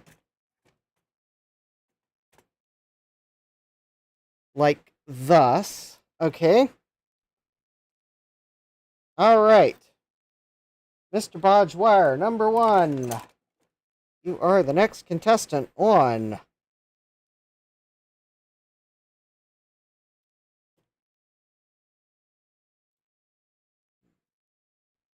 Bodge City, I guess. I don't know what the name of the game is. Will it Bodge?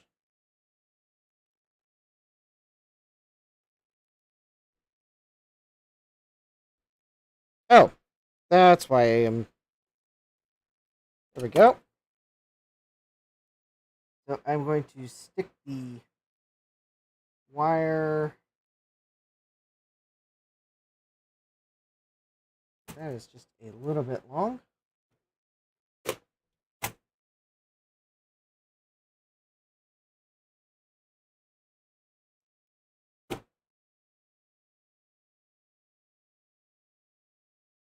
I'm going to stick the wire in the via along with the leg of the resistor pack. Alright, so that is the one I have marked in red. So we will do the red one first. I got the wire in and the resistor pack's in. And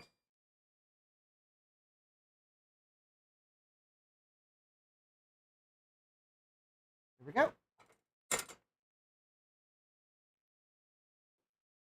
And now I will, there we go.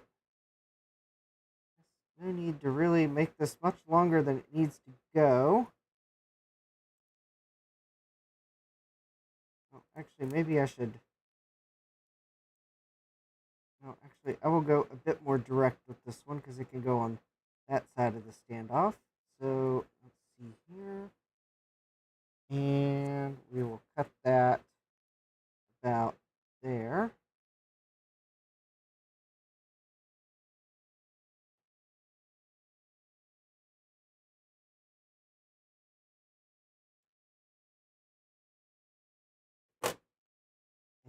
then I will...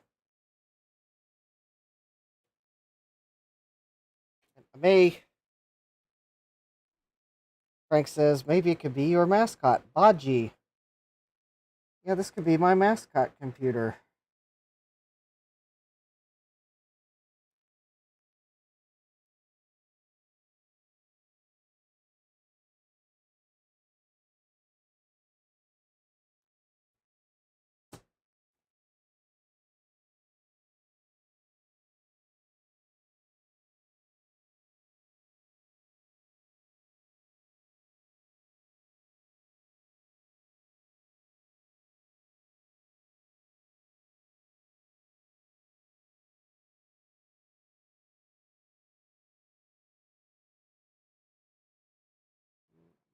Cut that just a little bit too short.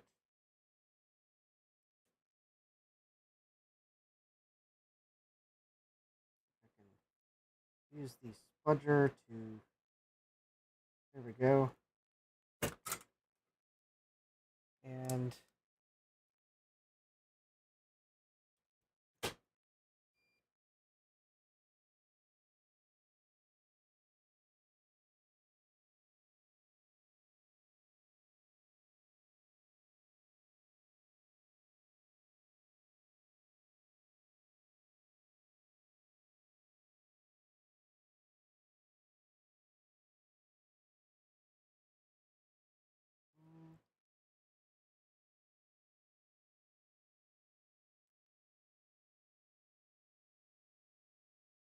I don't think there's a via for that to stick to.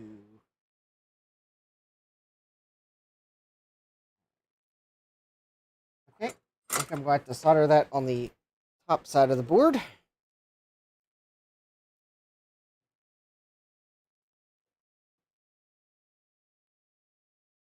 Well, please, while I find the via, there it is. It is right there.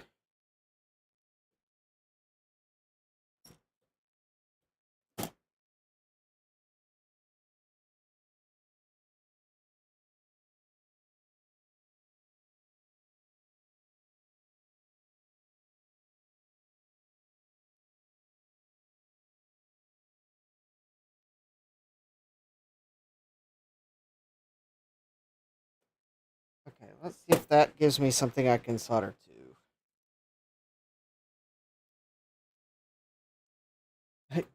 Ron says, Bodge TV. Capom says, I like Bodge City, Kansas. Francois just says moo. All my neighbors here is moo.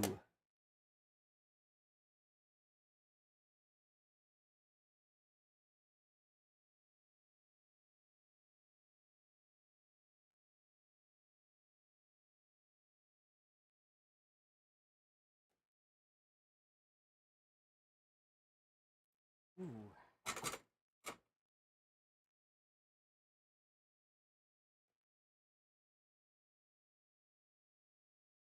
Yeah, that is still not soldered. All right.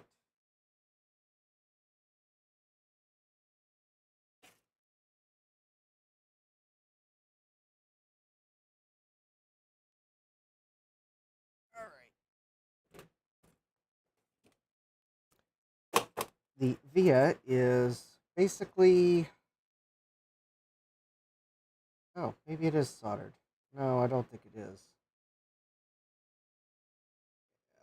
The via is basically non-existent. All right, I gotta put this wire in.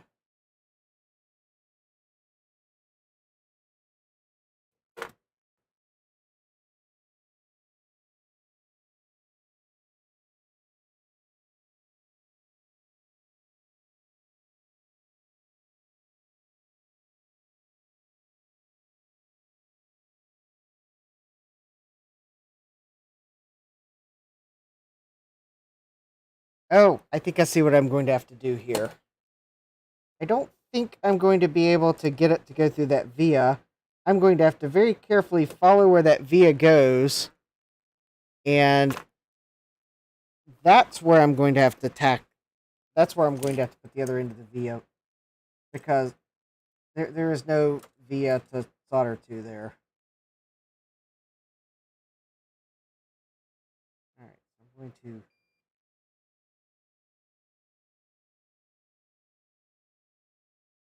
desolder that pin with the resistor pack. Get my wire out. There we go. All right, let's do plan B, and I'm probably going to have to do that for both of these traces.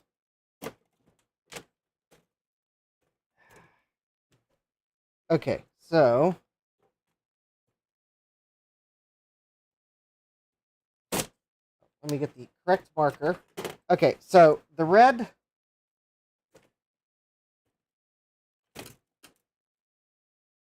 via is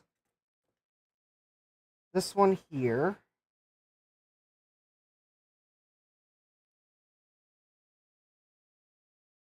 And then that comes around and to there. So I actually need to solder it to that pin and not the via. Okay. Because there's nothing. That via is gone. This via is also gone. So this one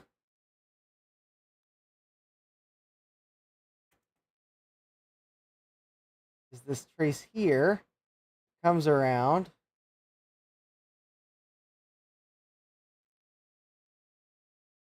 And it's that via right there. So let me get my blue marker. And that's the one I want to solder to when I get to the blue one. Let's try that. Ron says, did you hear the Blues Brothers had to do a bunch of repairs to the Bluesmobile? It's not a Bodge Monaco. Good one.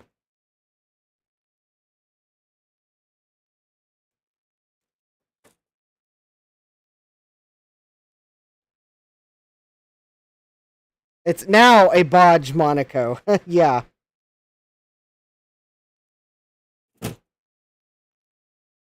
Frank says, I like big bodges and I cannot lie.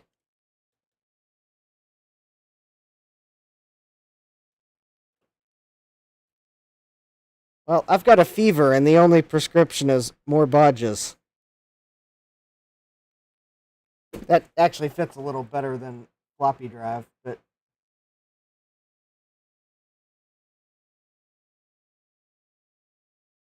all right, so there we go. There's our wire again.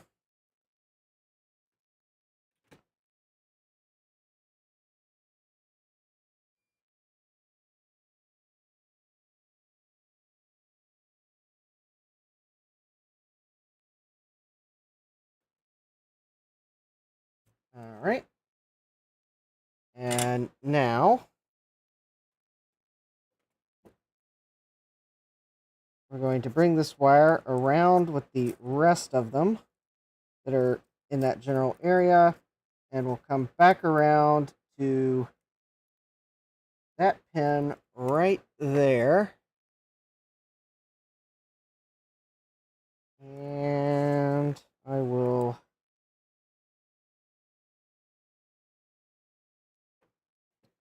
there we go. And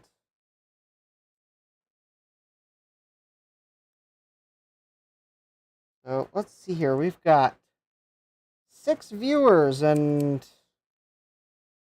I don't know how many likes. So be sure to smash that like button. If you like the fact that, despite the fact this is a nothing special PC, other than the fact it has cute teal feet. I like the fact that I'm still trying to repair it, even though it's not a speed demon. And in fact, in some states, it if it tried to pass another vehicle, it might get a ticket for going too slow in the passing lane.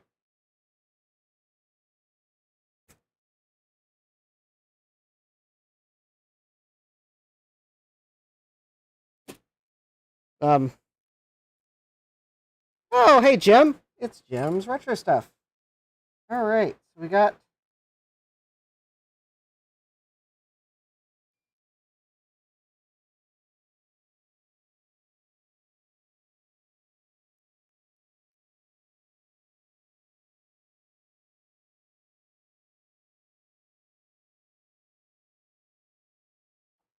All right. That needs some flux. Where'd I put my flux pin? There it is.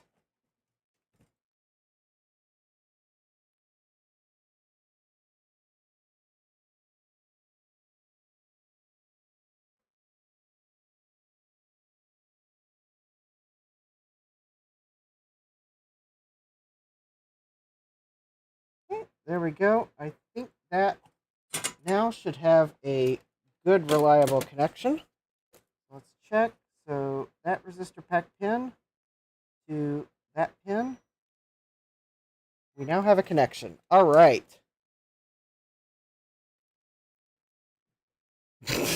Retrotech Chris says, in Maryland, they don't give you a ticket for going slow in the fast lane. I think they give you a prize or something.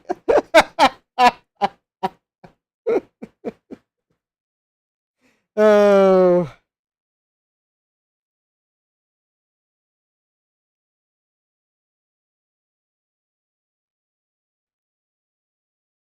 Well, I got my monthly Easy Pass statement. Of course, granted, since I don't use Easy Pass every month, I don't always get a monthly statement. I just get a periodic statement that's marked a monthly statement from time to time. And I guess the state of West Virginia had to remind me how much money I gave to the state of Virginia and not them instead.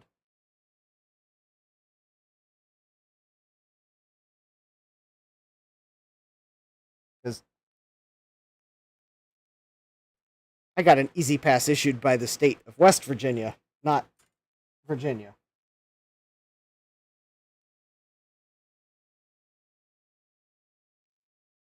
I think they were secretly telling me, it was like, you should travel I-77 sometime. It would be a heck of a lot cheaper than that highway or that interstate you took last month. Frank says here they give you a survival medal for driving the highways.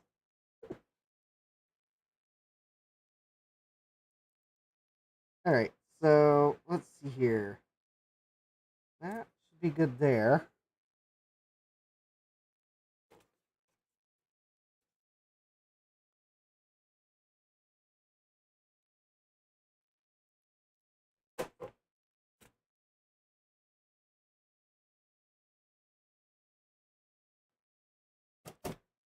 All right, so now this via should be good enough to take some solder.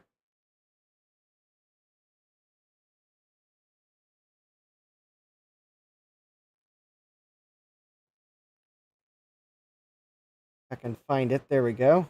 Put some flux down in it.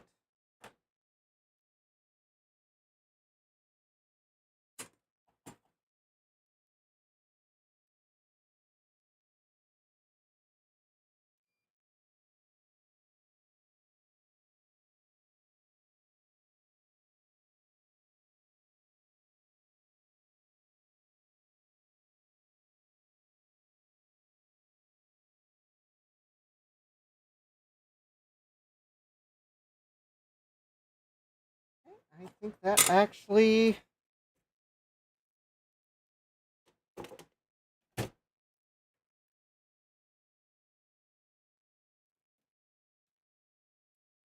All right. Good night, Frank. We'll catch you later.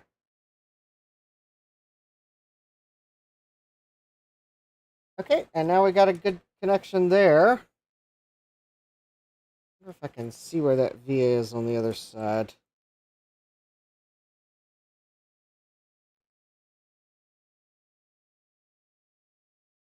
Oh, yeah, right. Oh, yeah, there it is, right there. Right beside that jumper block. All right, let me double check continuity this other way. Please bear with me while I check.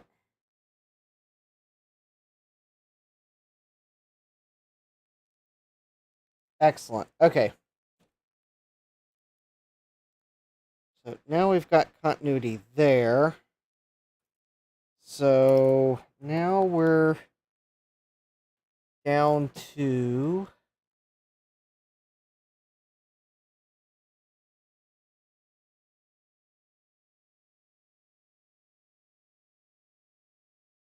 yes. A couple more traces here. So this trace here that looks broken goes between here and here, and that is connected.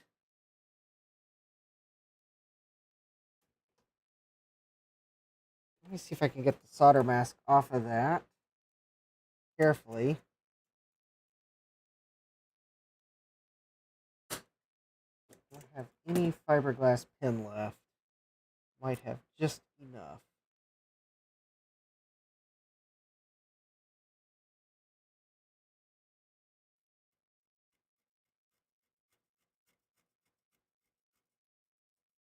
I forgot about that. Forgot about that before I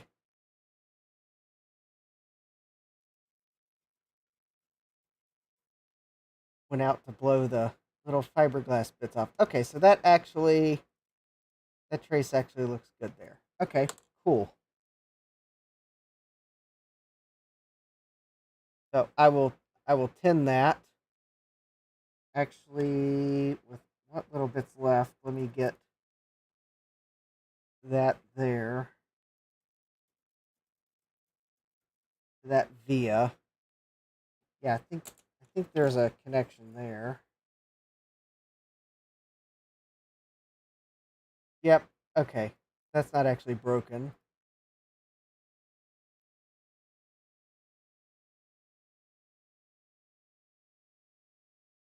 Oh, that's right. I did want to expose that right there.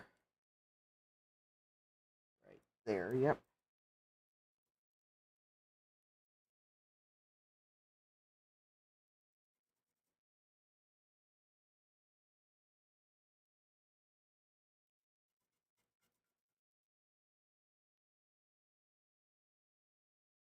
Okay. So now I think, okay, I've got to fix, so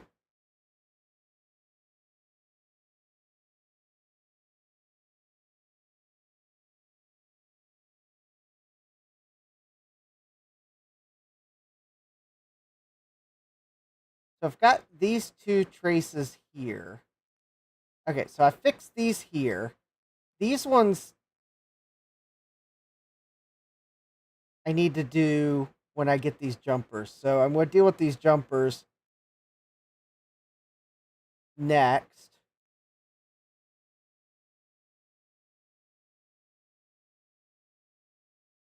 But then I'm also going to have to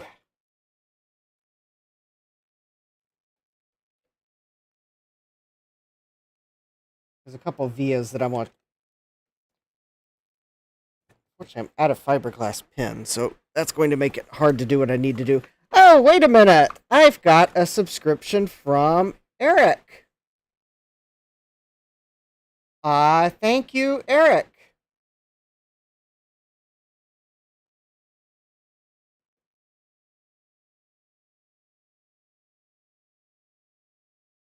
I will see if I may have to check my phone to see if there's a longer name there. I do not know which Eric that is from the coffee bot. So Eric, if you're watching, thank you. If you're watching and you see the chat, you'll see why I don't know if you have a longer name than just Eric, because the coffee bot is only telling me Eric. Also possible you wanted to be somewhat anonymous. So in that case, well, thank you. Don't forget, yes, the that's kind of what I thought too at first, got bombed, but then it is Eric's Edge, yes.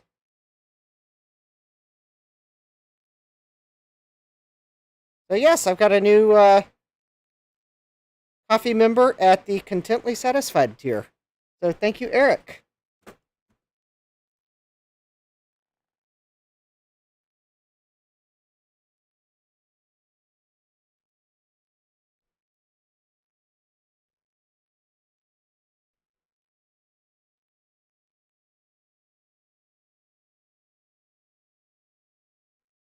Oh, oh, and oh,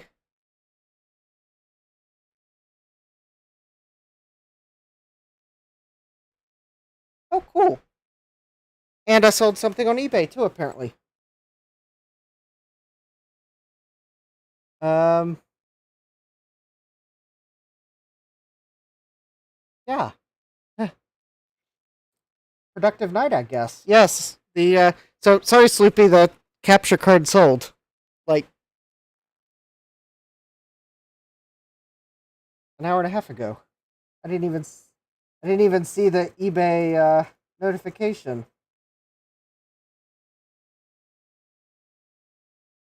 And also, it might have just disproven my theory that eBay only lets people in New York and California see my items.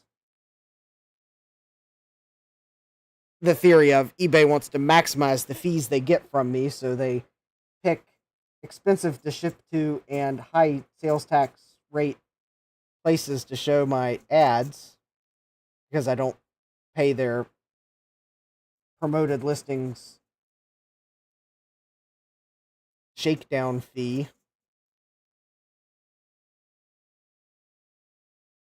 because they wanted 11%. Good night, Francois. Yes, eBay, if you want sellers to use promoted listings, maybe don't charge a absurdly high fee for the promoted listings.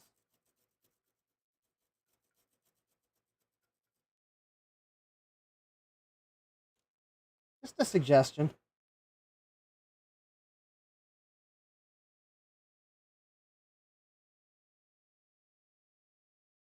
All right, there we go.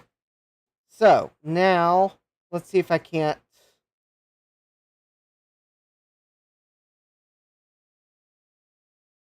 take care of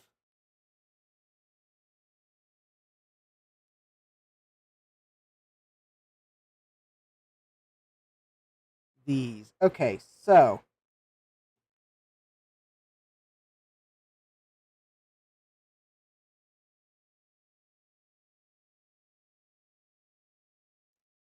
oh, my multimeter probes were touching.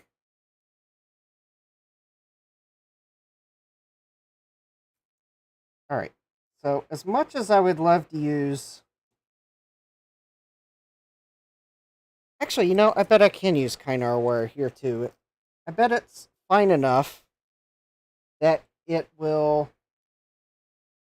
fit under these jumper blocks, and they will still probably fit relatively decently with the board.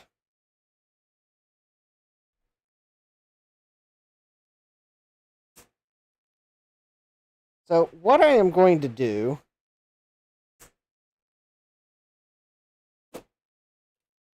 is I am going to fix these with jumpers because two of these are, or at least one of these is, there's a trace that should be there.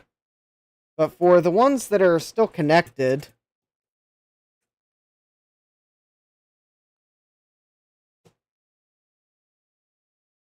or for the one that is still connected, I am actually going to cut the trace so that I could potentially disable the floppy or the hard drive control, onboard floppy or hard drive. Because I think that's what these do. If I ever wanted to. So that's still connected together through that trace. So I'm going to cut that. That is broken. And this one's broken. So I'm just going to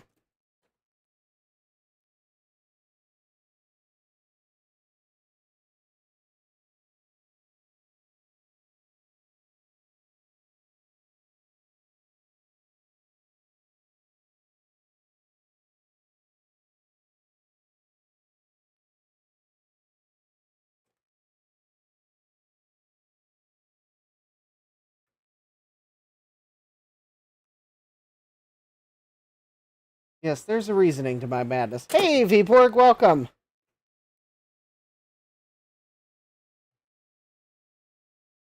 And now that one's broken too. Alright.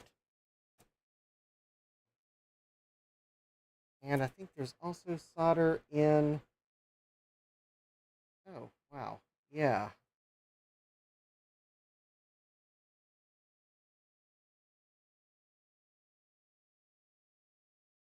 Alright. Well, let's see if I can't get the jumpers back into place. I got solder in this via here.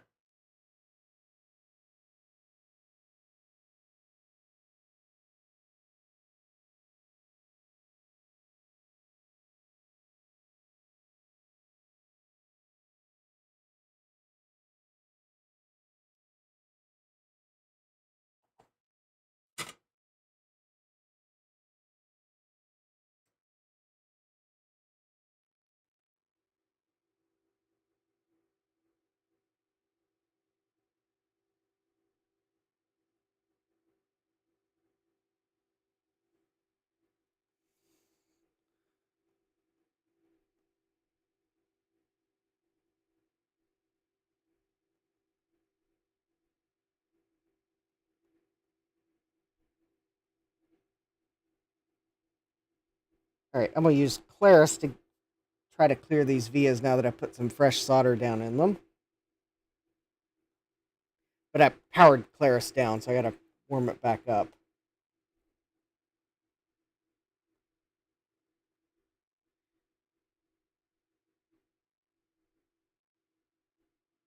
Yeah, the battery really did a number on it. And the thing is, I'm still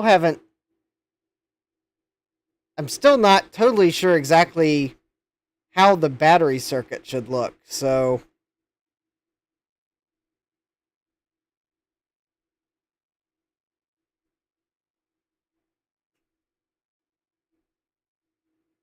it's still, once I'm done with it tonight, it's still not going to retain CMOS settings. Oh, and I'm not sure it's a slam dunk to use a Dallas module replacement, because these Motorola modules have a few extra pins that the Dallas modules don't use. Or at least there are some pins there. From an initial glance at the datasheet, it looks like there's some differences. Now, maybe if I further study the Dallas datasheet, I'll realize they are okay. Because I know the Dallas modules do have a Motorola mode.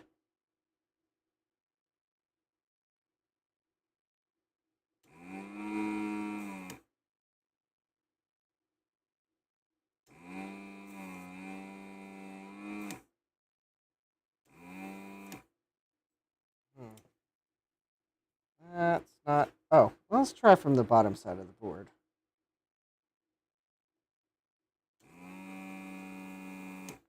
Okay, clear.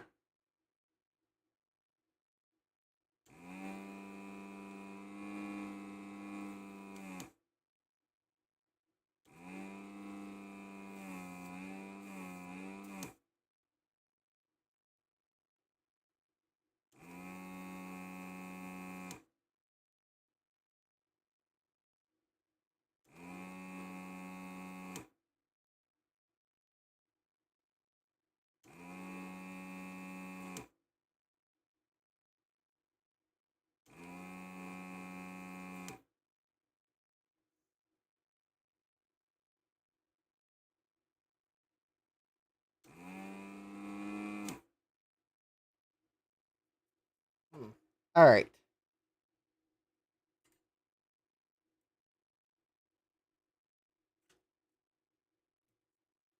I still got solder in this via.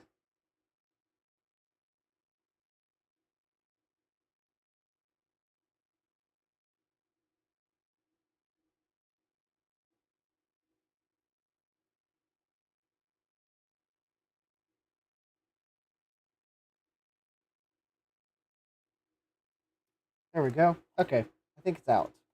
All right, so now I'm going to go from one side to the other and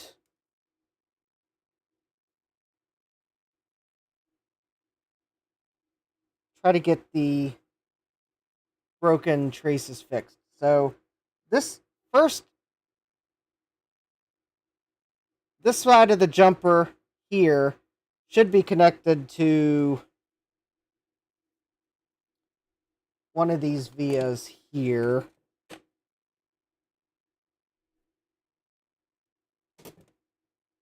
So let's see here. That was connected to that via right there. I think I'm going to have to solder it from the other side of the board. So that one right. No, not that one. That one.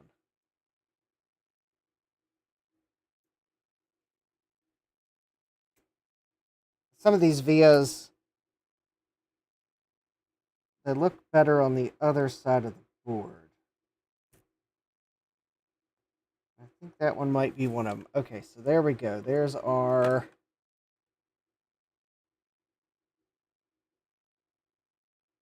There it is, right there.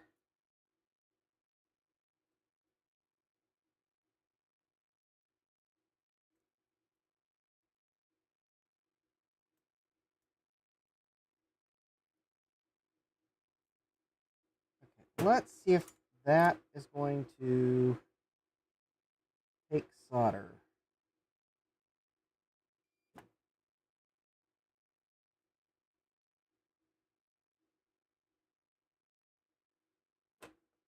Also possible that via is too far gone.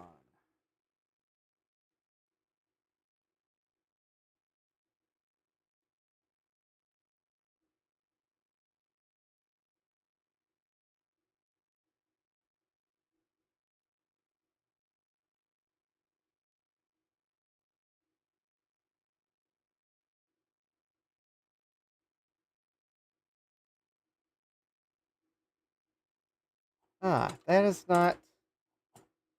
Alright, that is not taking solder. So that via is...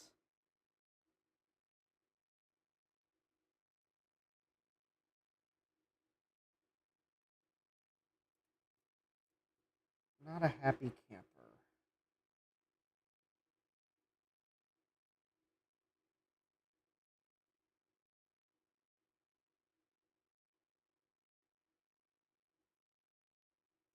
Did it?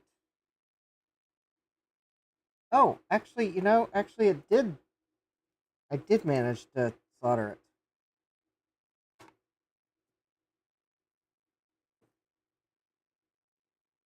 Okay, let me confirm.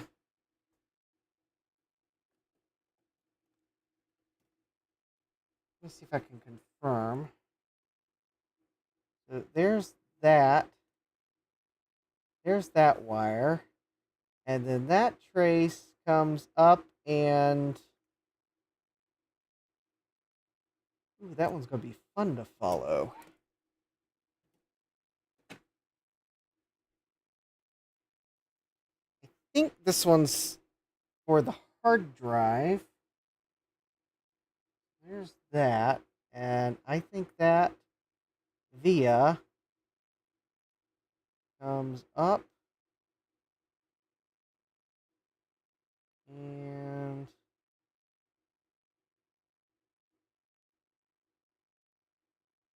like the third one in this bunch here, which looks like it comes over around to somewhere in this area. And then I think it...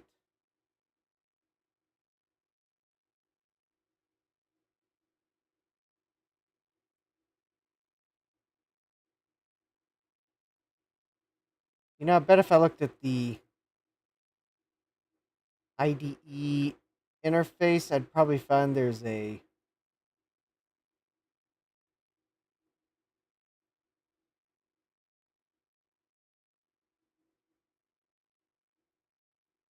it may not be soldered.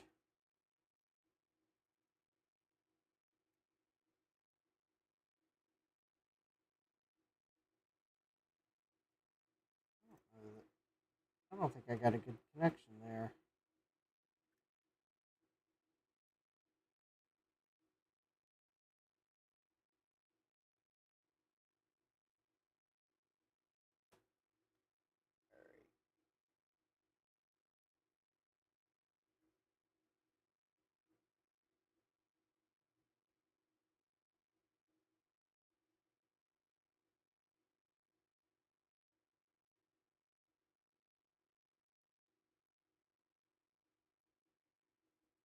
Wait.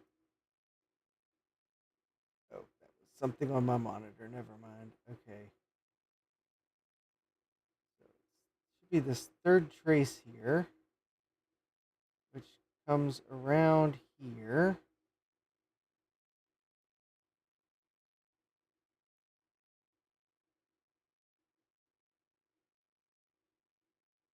This one here.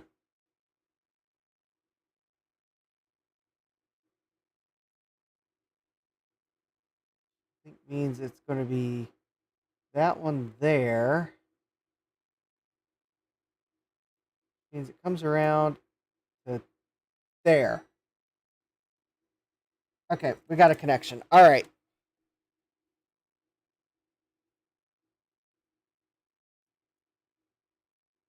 So from there,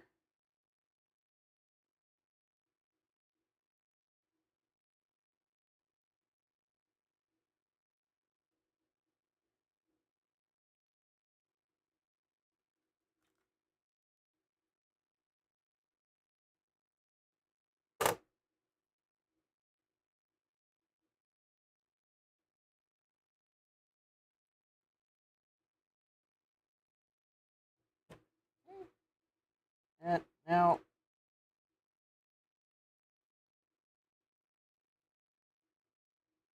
put that wire there. And then I'm hoping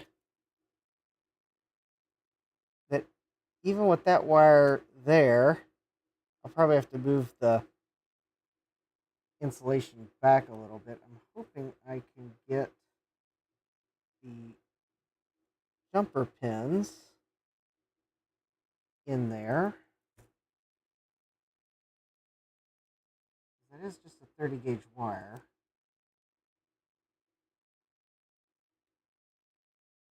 There we go. And I got the jumper pins in, and I think the added benefit of that is I think that wire is going to hold the jumper pins in place.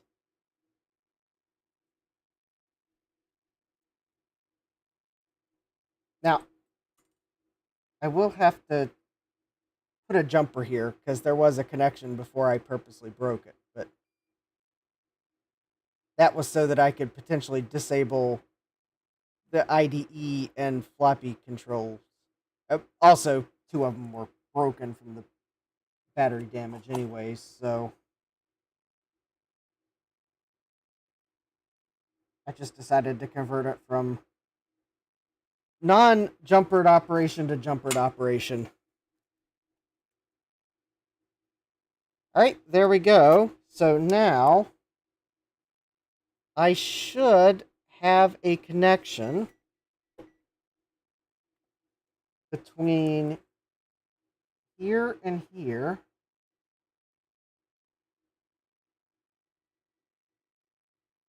And then also between here and I think it was one of these vias here.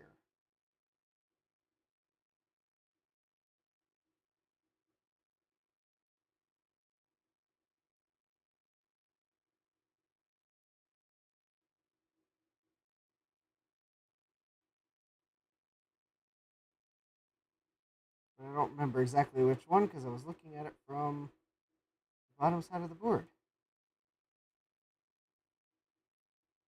I may have to retrace it. Was it that one? Okay, I may have to. All right, let me see if I can retrace it real quick to make sure I got a good connection. It might be a bit more obvious once I look at it from this side of the board.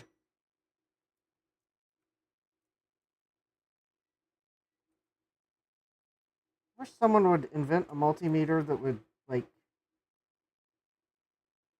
could tell you were using it because you were moving your probes, that would be nice. So that pin went to this via here. And that.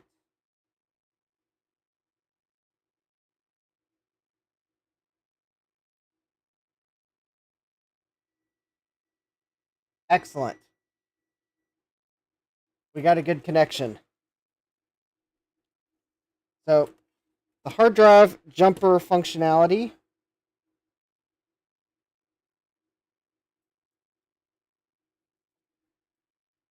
So the one side, I've got a good connection now. And then this one, this pin here should go up, and it should be this trace here.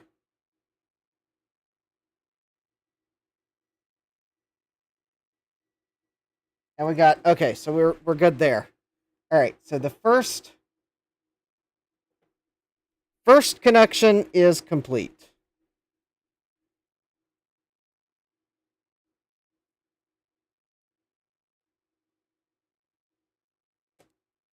Okay, so the second one, this goes to, I think it was that via there. We got a good connection there, so I don't need to worry about that. Now, let's see if I can find the via that.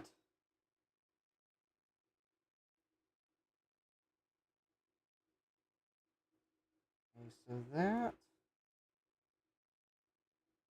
is that via there. I want to make sure we got a good connection. So let me mark that via there. Okay, so we got a good connection on this side of the board. Now that via goes... Oh, that's the next one over. So that is going to be right there. Okay, we got a good connection there. And then that comes on around to that pin right there. Excellent.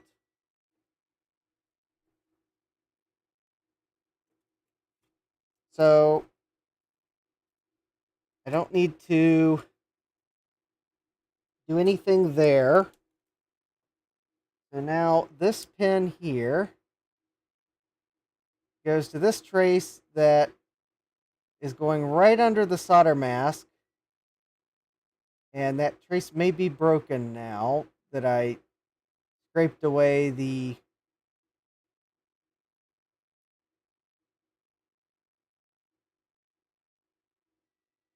Oh, whoops. No, that... No, this one is this trace here.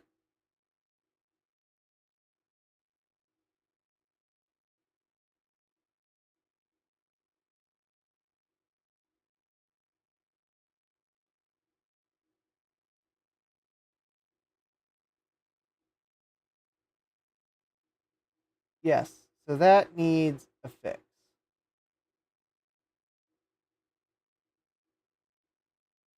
And I think that I'm going to fix on the...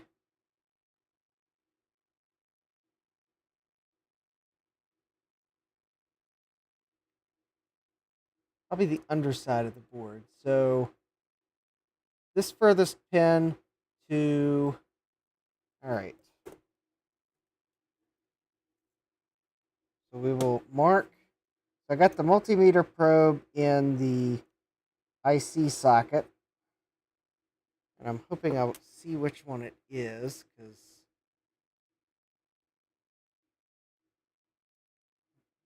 oh, all right. Oh, how about let me just count pins. Okay, so it was from here. This trace here runs along this solder mask edge, or silkscreen edge, and then comes up here, and it was that pin there. Okay, because then the next trace.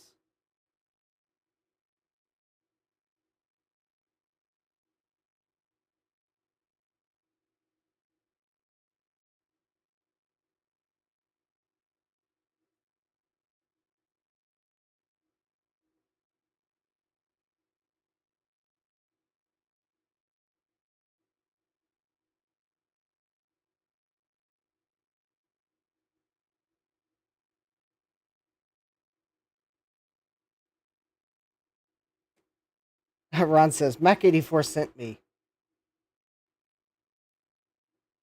Oh.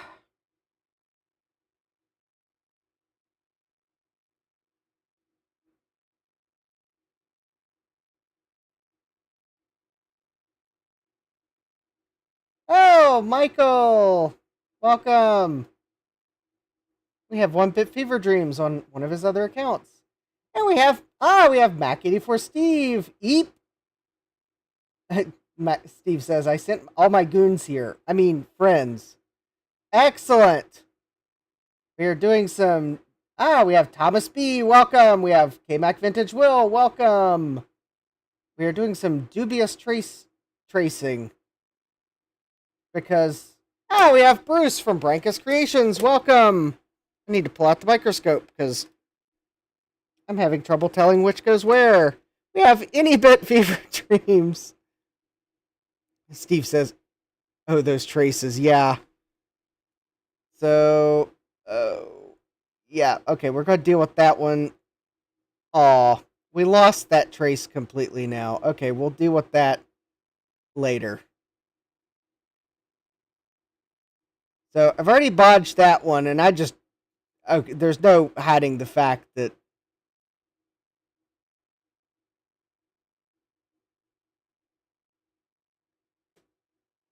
Oh, okay, that's why I was having trouble tracing it, because that is part of the... Yeah, that was part of the ring there. That was not part of a trace, so...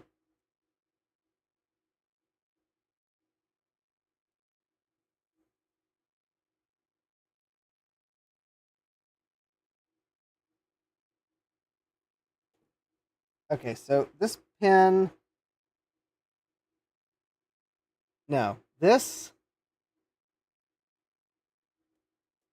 Oh, that's right. That is connected there. Okay, that's still good. Other than that via looks awful, but we got a connection. Okay, some of this I may like clean up later because I need more fiberglass pin, and I'm out of fiberglass pin. Okay, so yes, now I see that. Okay, so now I see why I was having trouble tracing traces, and it's because I had a bit of a trace, or I had part of the ring on one of those vias that made it look like a trace. Too many bits in the fever dreams. So that is fine. This is broken, but I'm just going to put a jumper there. So this needs to go to... So that indeed is that trace that was following this silkscreen line. Comes up here. Comes on around here. Oh, wait a minute.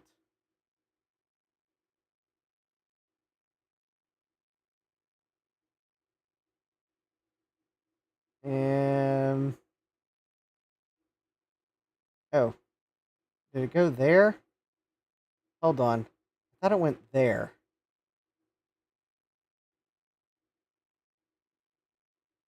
No.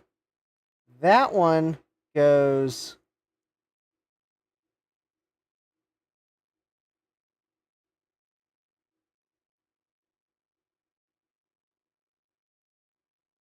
there. Okay.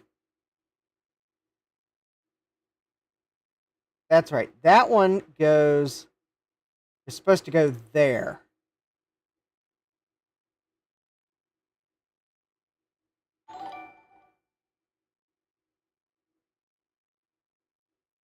Ah, Mr. Tech Gadget, thank you for the subscription. And welcome. There we go. Yeah, so it's there. So, PAL pin.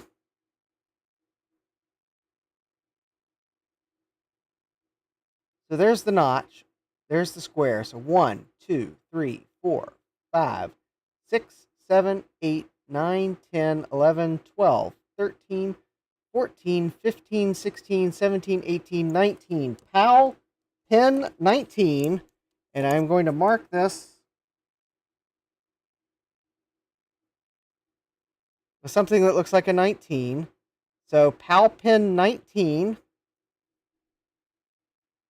needs to connect to the pin of the jumper closest to the PAL chip. So now I'm going to flip the board over and we will see if potential dyslexia causes me to lose the spot. So this needs to go to PAL pin 19. So there's pin 1, 2, 3, 4, 5, 6, 7, 8, 9, 10, 11, 12, 13, 14, 15, 16, 17, 18, 19. So there is our lucky recipient. Welcome, Vilhelmer. And Mac84 sent you. Thank you, Steve. I've got 25 viewers. Wow. That's awesome. Been, yeah, 25 viewers. Wow.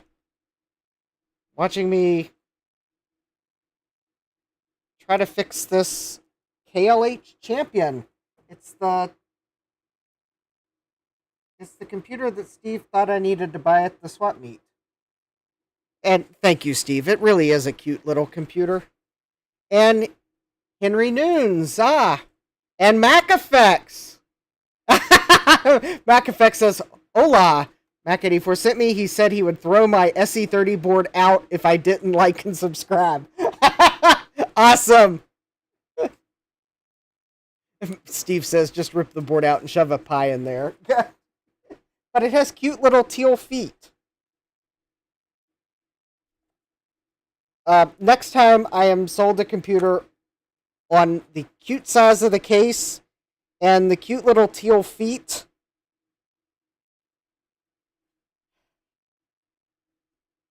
I probably will still fall for it because there is something about teal feet that's just different. Stares at SGI Octane that's under my bench. Yeah, I need to figure out how to put the faceplate on it. Steve says, to comments that where's the fun of putting a pie in it? Steve's like, okay, put 4 pies in it. All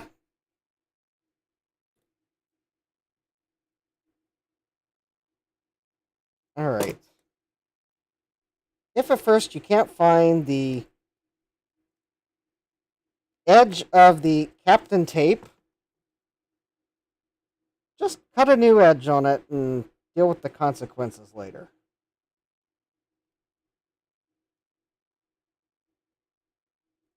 I just want to make sure that wire doesn't fall off the board. I don't care how thick the Captain tape is that does it. There we go. Because I can't solder that. I'll regret that later. So, yes. So, there we go. I've got that there. And now that needs to go there.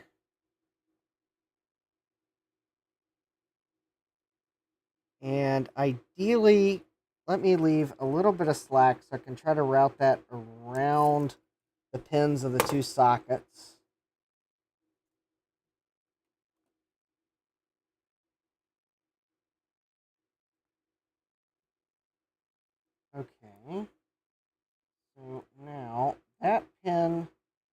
that needs to go there.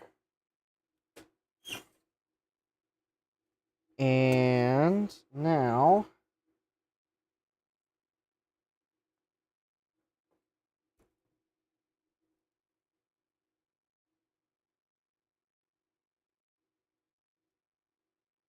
see if I can't push a, there we go, header pins there. And there we go. That pushed that wire back out enough I can solder it. Excellent.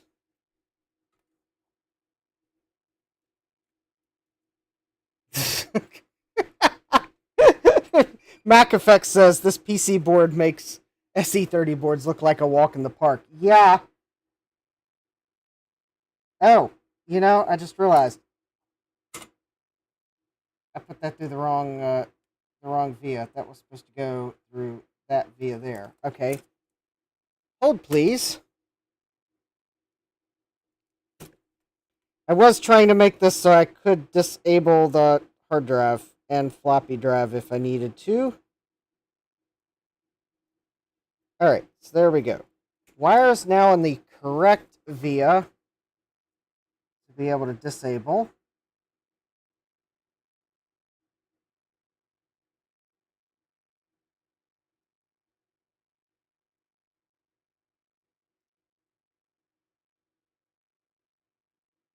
Yeah, I have to agree with that, Mac Effects, because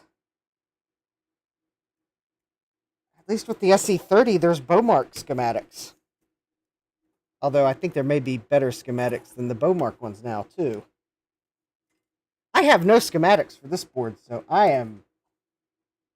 The only thing I have is what is left of traces to follow.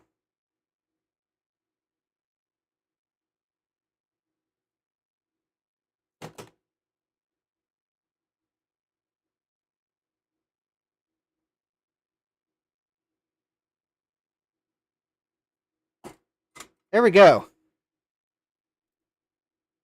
So now I've got two little jumper spots. So this first jumper here is, I think, for the floppy drive. The second one's for the hard drive. Or no, this is for both.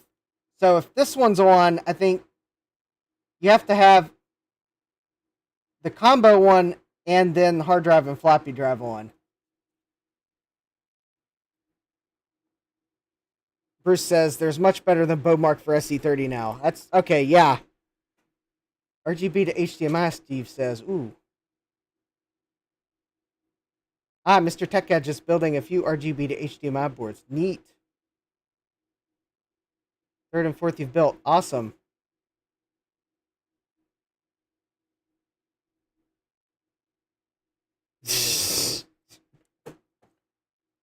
I don't think I'd have many people make a reloaded board for this computer, but I mean, I could be proven wrong, but it's just a...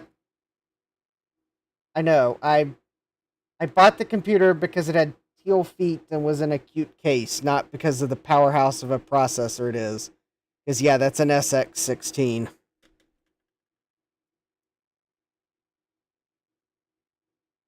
Okay, now we got one last bodge wire, and then I got to tin the traces here to protect them because I need to put the sockets back on.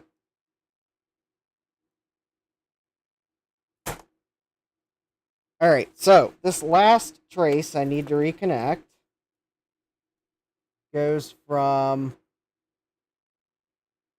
Alright, so I gotta check that. That's on the underside of the board.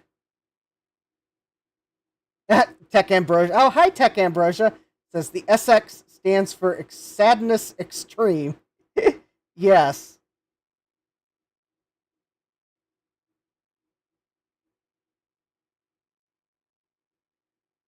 Alright, so that is going to be pin 24, 23, pin 22. Needs to go there. Alright, so pin 22. There. Which actually, that'll be easy to find because it's just 3 more from this other one. And oh yeah, that's right. So the other side's going to this resistor pack here.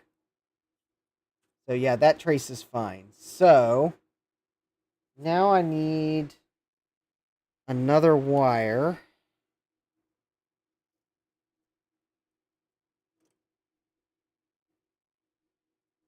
Like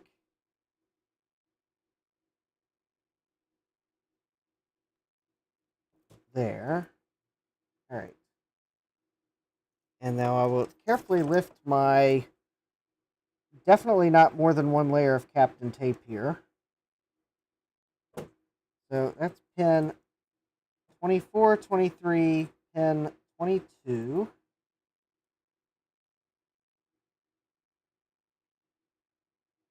Goes there.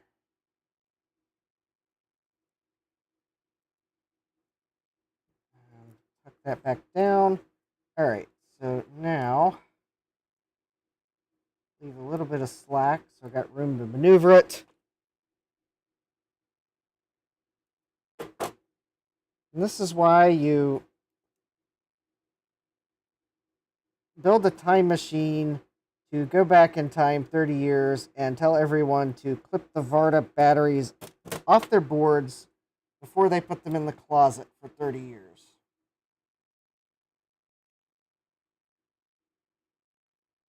And since I'm still repairing this board, obviously we haven't invented time travel in DeLoreans yet.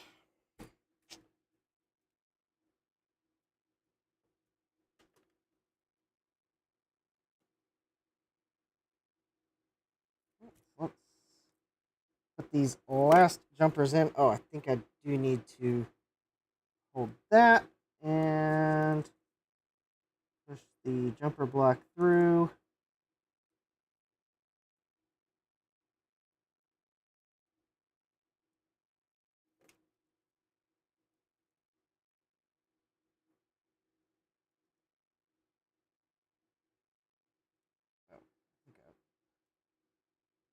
Needle nose.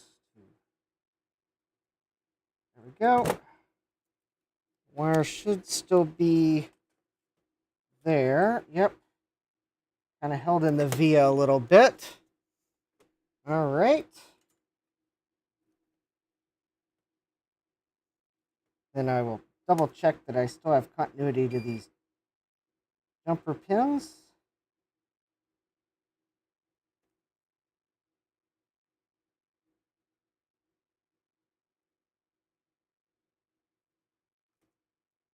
I think I created a solder bridge.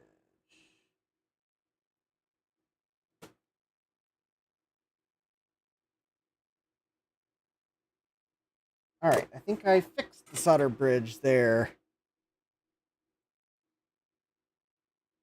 Other than that, looks.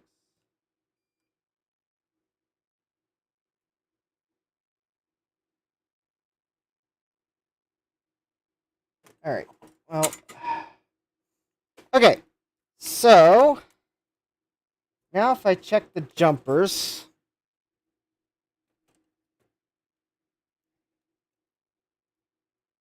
Oh, hi, Eric. Welcome. Eric says, my, what numerous bodges you have there. Yes.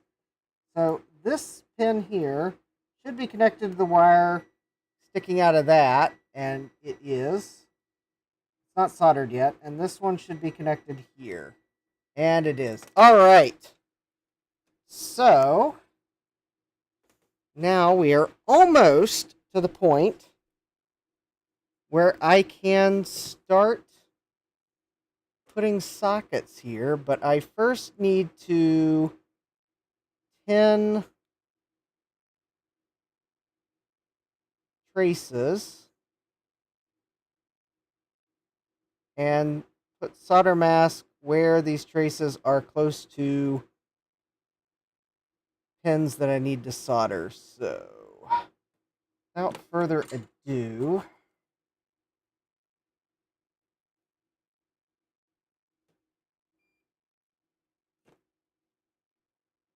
let's do this the most difficult way possible.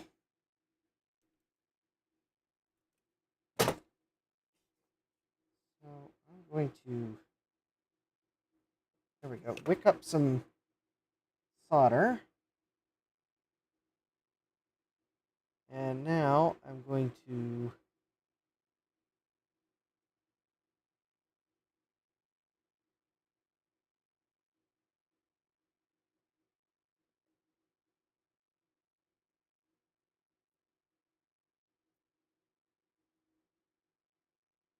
that,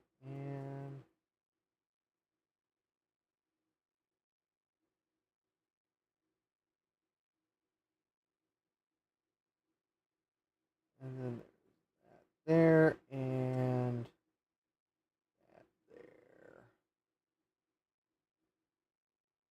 Okay, I don't see any bare copper now.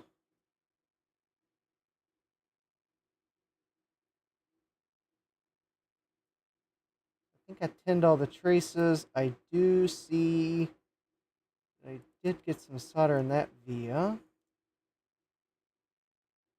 I gotta put a socket through. Okay, I think that's out. Um,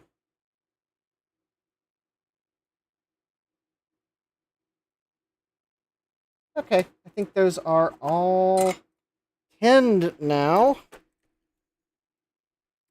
So let me clean the flux off, put some solder mask where it needs to go. Basically, I just need to make sure that when I put sockets here, that I don't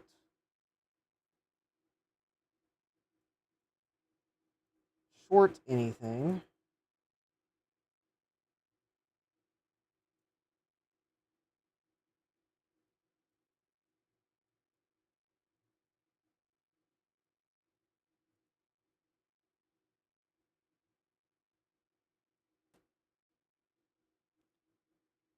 And all right, that's probably oh, that's right. I got one thing I need to fix here that I just realized.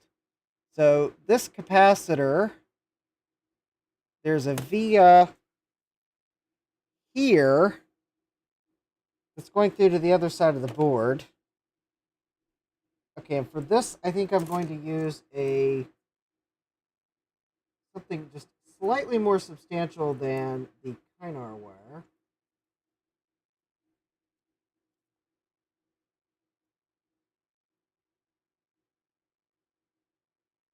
If I can find if I can find something more substantial that'll fit through the via. There we go.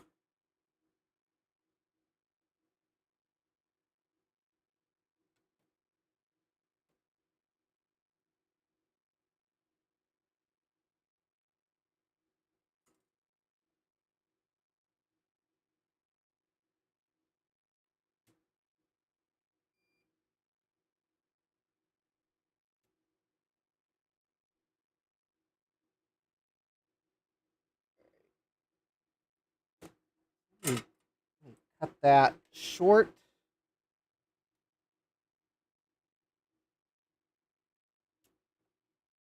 And I'll put a little more solder there to make sure that's a good bond.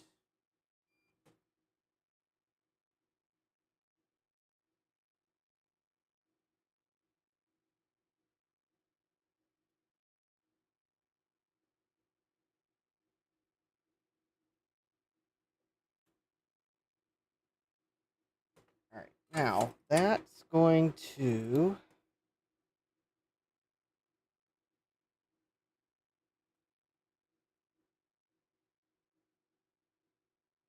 ooh, I don't know what that's going to.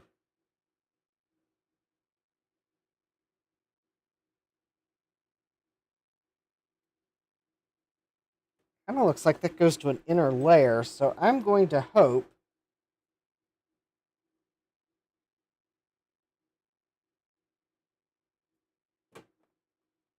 that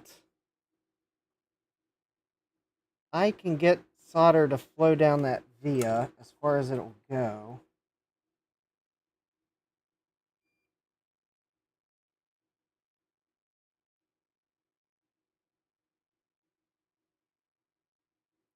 And I think I might have just...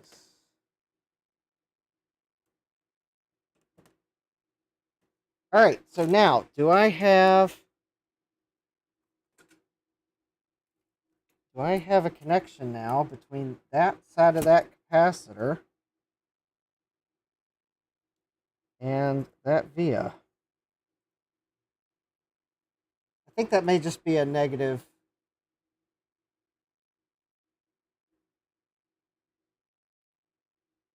Yes, I do. All right. Steve says, I like pain and suffering. Yeah, apparently so. All right. So now, okay, so that socket's not going to fit entirely flush, but it will.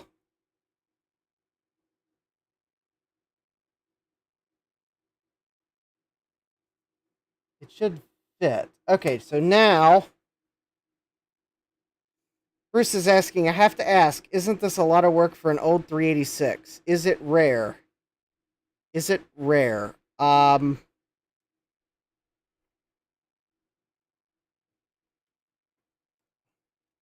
It's rare in that it's the only one that Steve told me to buy.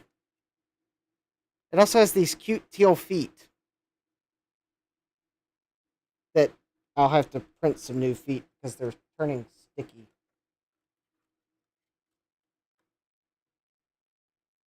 Also, it's like a small form factor. I don't know. It probably is more work than a rational person would expend on it. Even maybe a slightly irrational person would spend on it.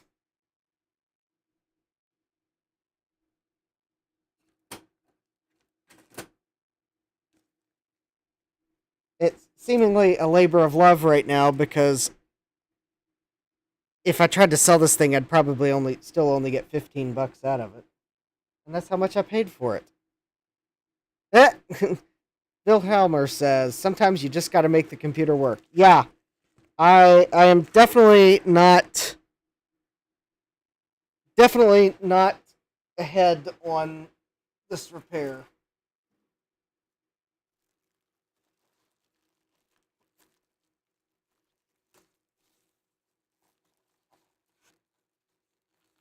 The tip jar's honestly feeling low, but well, at least I have the parts to fix this one on hand, I think. There was a point where I thought I was going to have to buy a floppy controller for it, and that would have probably... Maybe that's the tipping point. Since I can fix this with things I have on hand, because so far it's just been Bodge wires.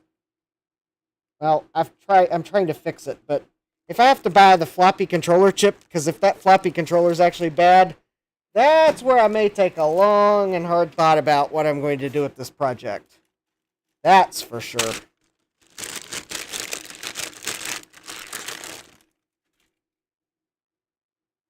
Because I was already going to buy the Conor wire for another project, so I didn't have to buy it specifically for this.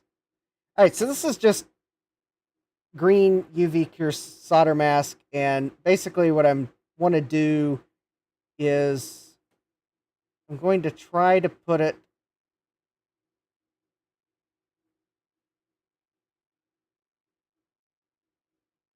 the light coat of it over these traces here, because I'm afraid I might short them otherwise when I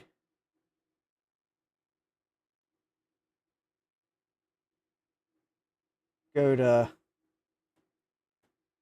solder the socket on.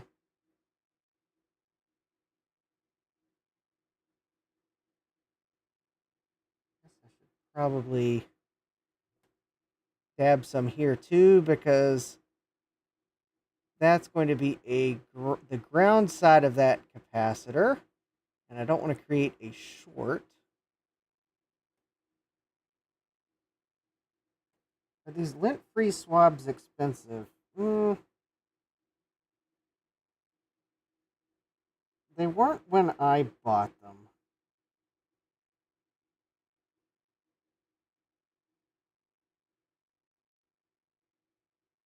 Maybe not too expensive. I don't use them just all the time because they are more expensive than cotton swabs. Because I can get like 20 bazillion cotton swabs for cheap with subscribe and save.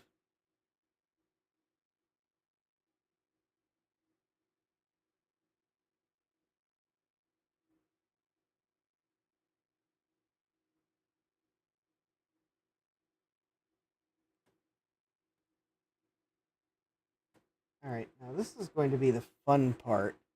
I really need to get some solder mask.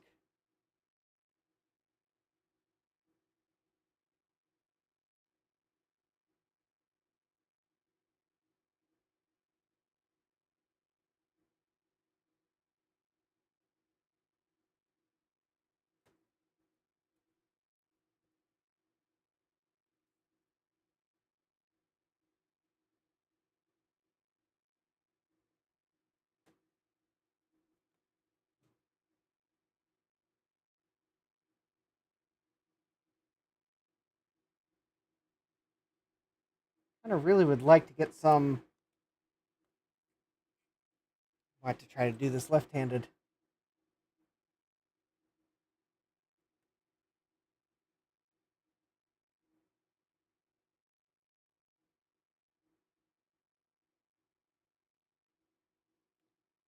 I am not ambidextrous. Yet I'm somehow pulling this off because I was having trouble swinging that left-handed. Now, that U44 chip is unpopulated, so I'm not really concerned about the fact that I just got solder mask all over those vias.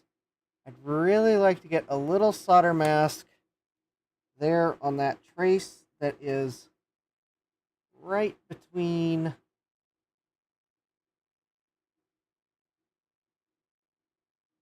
right there.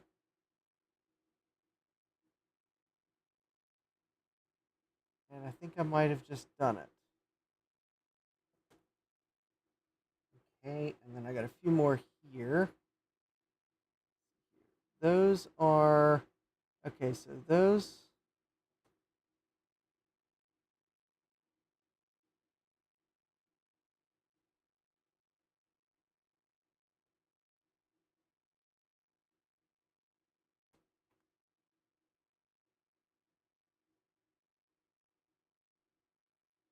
get to the chat here in a moment. Because I'm going to need to let this cure for probably 10 to 15 minutes, probably. So we will just have to have some chat time.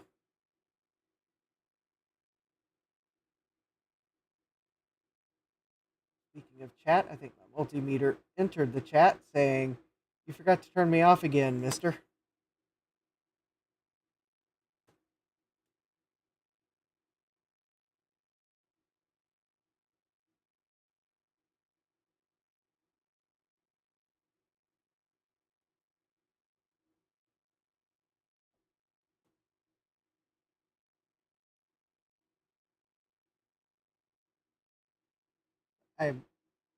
If you're wondering, I am actually using my camera view in OBS for a slightly enlarged view of this board to put this solder mask down. If you're wondering why it looks like I'm looking at my monitor instead of the board, that's why. All right, I think that might just do it. So let's cure that. Well, I guess maybe just for completeness, even though these are broken traces here, I guess I'll put some solder mask on them because that would be a shame to like accidentally complete a broken trace. And again, I think I did expose the copper there. Okay, there we go. Vilhammer says, "Wait, I've been using lint full cotton swabs this whole time." Yeah. All right. So let me me go get my, it's not a nail curing station, solder mask cure station.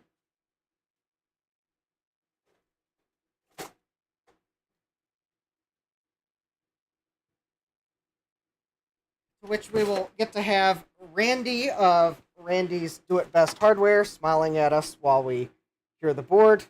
I bet Randy never thought that his smiling face would be on a live stream curing UV Cure solder mask.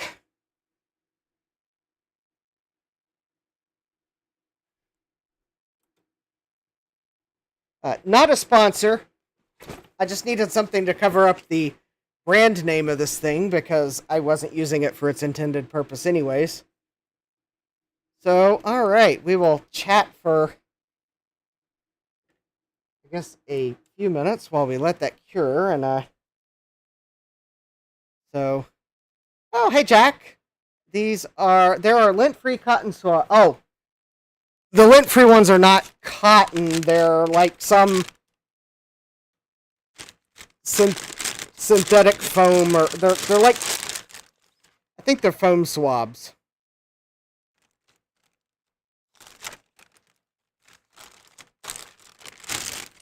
I don't remember what I paid for them.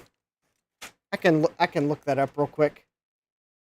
They make them in various sizes. Those are about the cotton swab sized foam tip. And last time I ordered them, which was about a year ago, I ordered 200 and they were...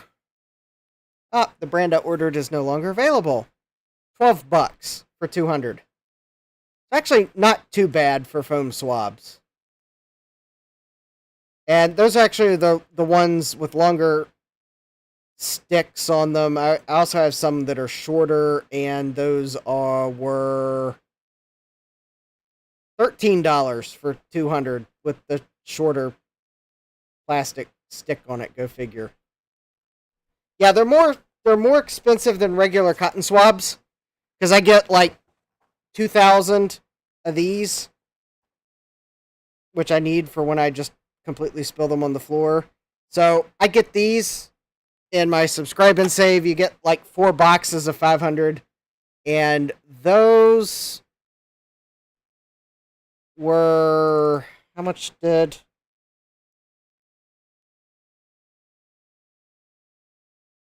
How much did I pay for those? Of course, I paid possibly more than... Oh, they were like $8.99 or something like that. Maybe $8.53 to $8.99, somewhere around there. $10.32 minus $1.55 for subscribers. $8.77 for 2,000, which was more convenient than I go to the store because I don't want to go to the store just for cotton swab. So, anyways, it means that I've got several boxes that I keep up in the master bath closet, and then when I run out of cotton swabs down here, I just snag a box. And then when I realize that I have opened all 4 boxes, then I will probably put them on a subscribe and save order in the next month or 2. Yeah, try some of the foam. In fact, well, I would recommend foam swabs, except for the fact that the ones I ordered are currently unavailable, so I would be recommending something I haven't tried. Yeah, go figure. So we are still UV curing. Alright, while we're curing, let me see if I can't find sockets. I need a 28-pin socket for ROM. And I need a 24-pin narrow for the PAL. I moved all my sockets back here. They were in my way. 2, 4, 6, 8, 10, 12, 14. Alright, so there's the ROM sockets.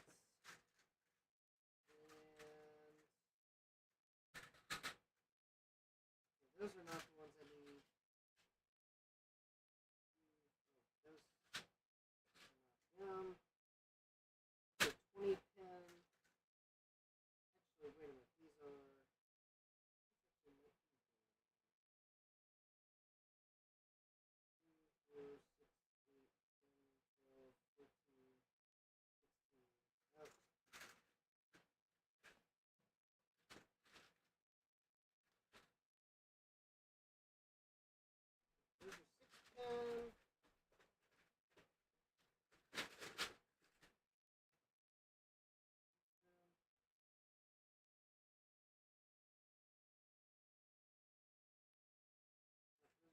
28.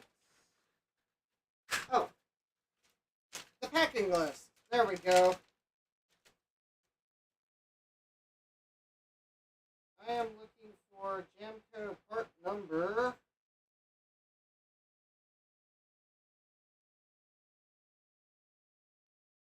Did not order. Oh, well, that's annoying.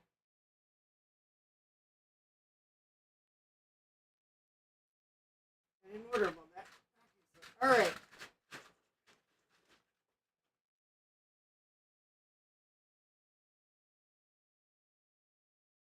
This is 14. These are 18.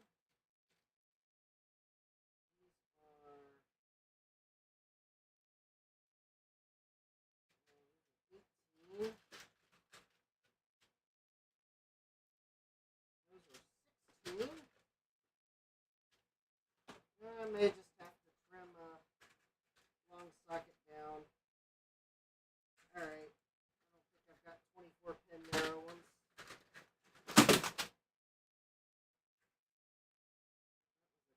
Keyboard I just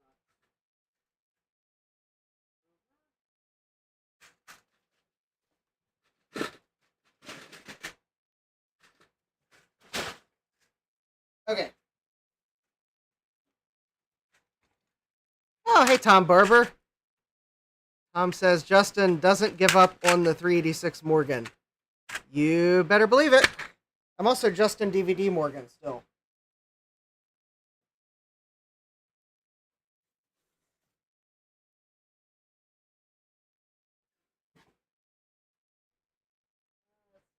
Some sockets. Those are LEDs. Those are LEDs. ISA slot. Those are not what I'm looking for. That's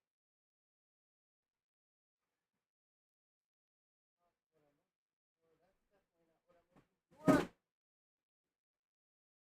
Alright, I guess I don't have any 24 pin narrow sockets. I'll have to make one. Alright. Fine. I'll make one.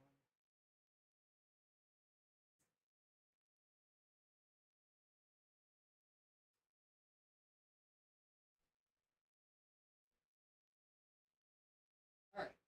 So now, okay.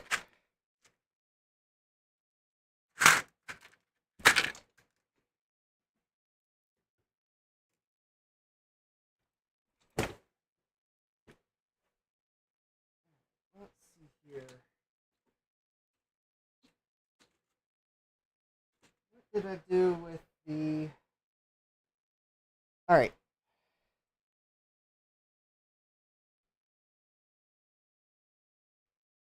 Sloopy says, does your 386 do DVDs?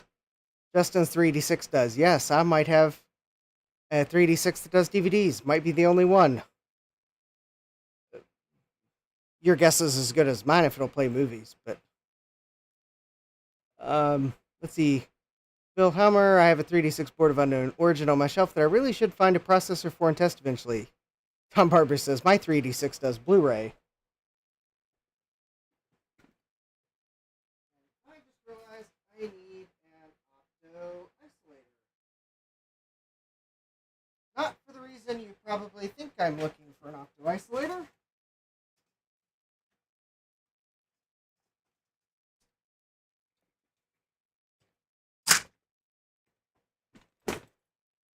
Because I need to trim a socket down, and I need some component to keep the spacing on the one side just to make it look nice. And this tube of opto isolators will do the trick. Because I believe these are brand new opto isolators. They should not have solder on their legs, or if they do, it should be of a inconsequential amount. Anyways, I don't want to use something that might be a remarked chip that has solder on the legs, but I'm going to use the opto isolator as a spacer on the socket just to keep the spacing from where I'm going to end up trimming one of the... I'll end up trimming the end support off on the one side. So the opto-isolators will help keep the spacing. And then if I mangle them or anything, it's no big deal, because I have, like, backups upon backups upon backups of them. Alright, so let me see which tube is which. Okay, so there's a 32 pin. These are 28 pin. So I need...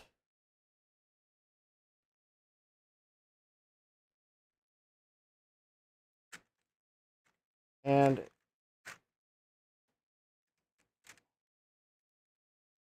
Alright, I think I'll use the 32 pin ones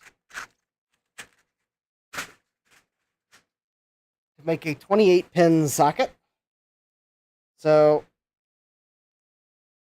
I will leave the notch on the socket, because otherwise that could lead to problems if I don't have the notch. So I am going to use the opto-isolator to mark the end of the 28... okay, first, I'm going to take the PAL chip and lightly put it in the socket, just to make sure I have the right number of pins. Like so. And then I'm going to put the opto-isolator in the socket. And I'm actually going to press it in. And then the pins after the opto-isolator are the ones I need to cut through to reduce the size of the socket. So there's the pins I need to cut. And then I'm going to put another opto-isolator on the other side of it to kind of hold the spacing.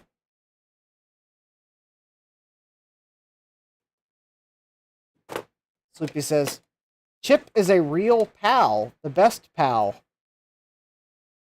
If I had a reader to read the PAL, I would dump the PAL, assuming the PAL is not protected. Because sometimes they protect those PALs because they have super secret equations in them. Granted, I think the only thing that PAL's doing is calculating chip enables, so it's not like someone probably couldn't, like, figure out what they're doing just by where the PAL is located on the board. Hey! Oh, thank you, Wilhelmer. No regrets. All right. Yes, the link is in the description for the coffee tip jar.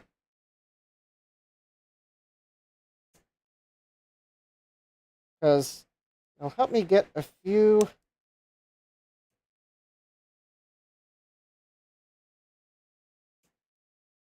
I use my tips to try to buy parts for projects and upgrades to help the stream go better.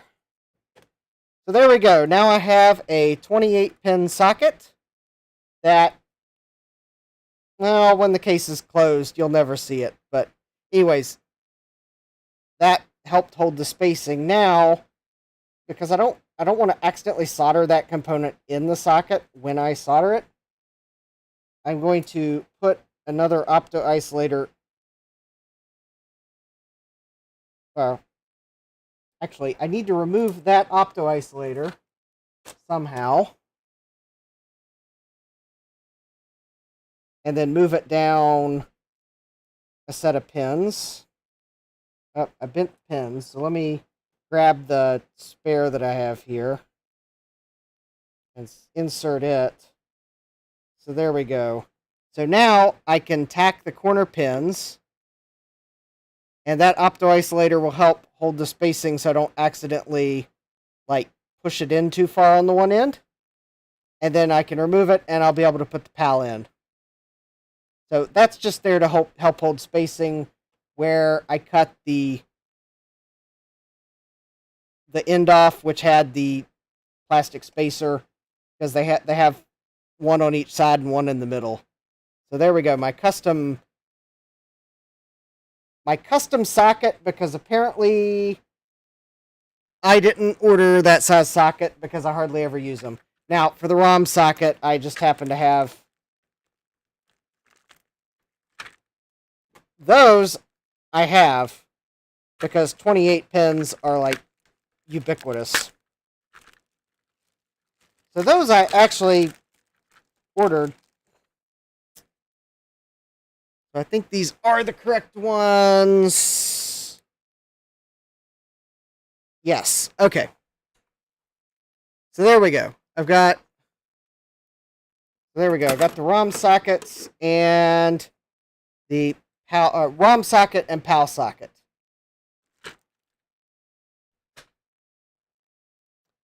I'll set those to the side. Let's...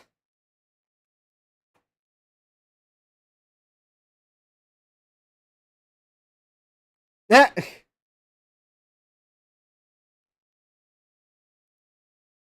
Well, I'll just have to get my stretch arm and grab one, Sloopy. Okay, I believe, other than this blob of solder mask there, which might also be cured.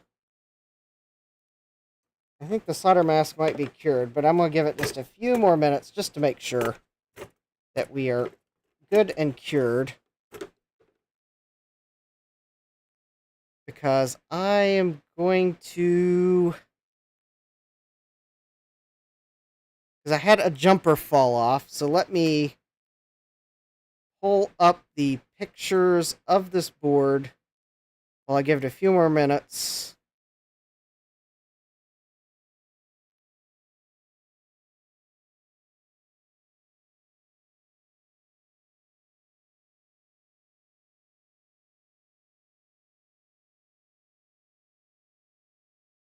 Because I'm going to have to use that picture to figure out which jumper fell off the board. Luckily, I have pictures, which I had to take because I submitted the board to the retro web. Or more precisely,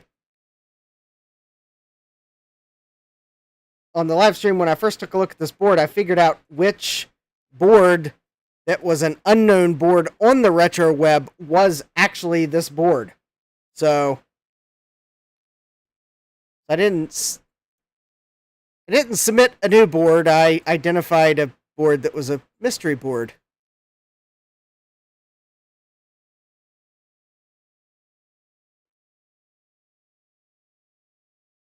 All right, come on.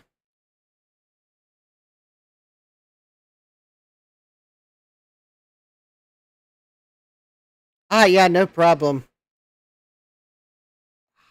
Come on.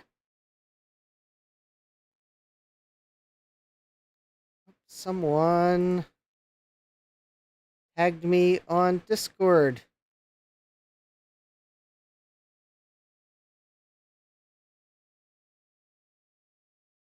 Oh. Oh, I didn't see that, Gut Bomb. Thanks for tagging me. Apparently, Trina found a Mad Dog comic book.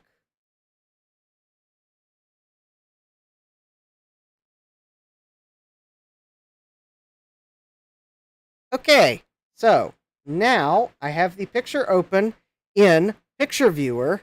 I am going to zoom in, and then I am not going to accidentally hit the picture scroll that is going to cause Picture Viewer to, like, spaz out, or whatever it did.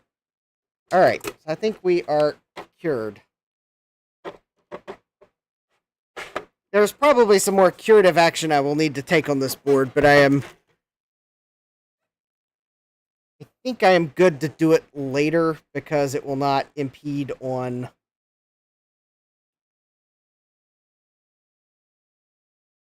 being able to put the sockets back in, because it's basically just some vias that are here, so I can still get to them with the socket in place. So let's get our sockets in. So this socket is for the PAL, and yeah, the notch is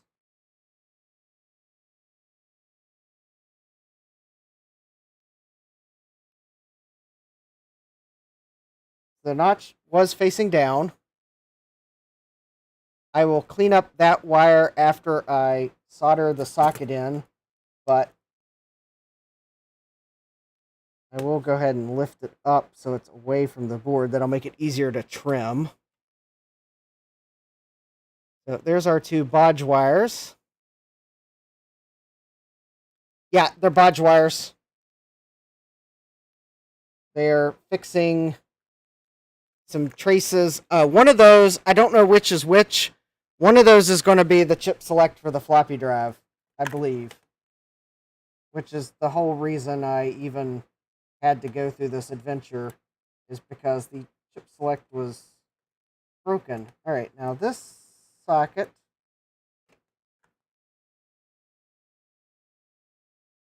The only reason I removed this socket is because I was pretty sure there was trouble underneath it, hiding under the whatever they call the little plastic reinforcers on these sockets. And I think I got something in one of these vias. Oh, yeah.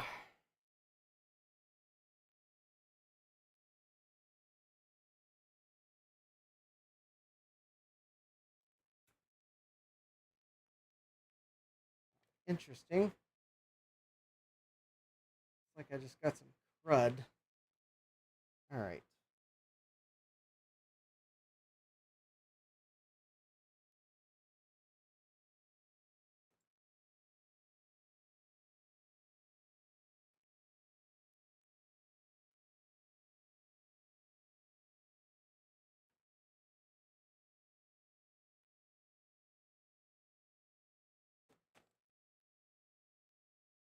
Oh.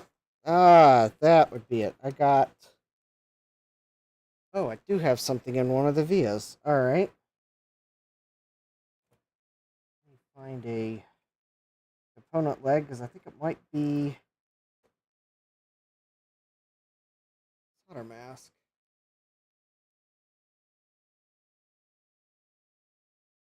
All right.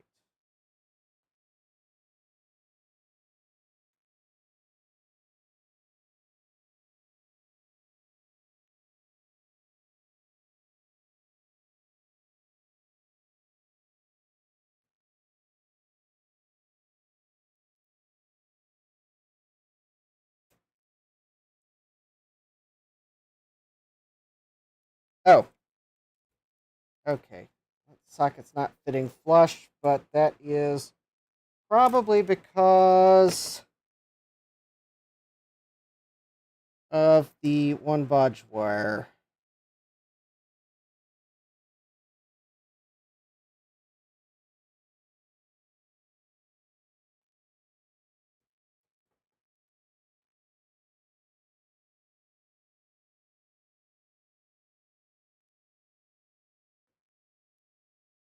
Oh, that doesn't feel right. All right.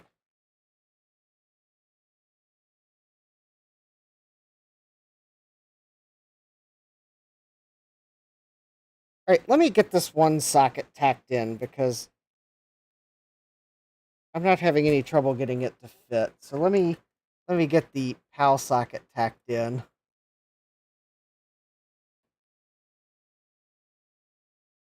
So I can get the two Bodge wires secure.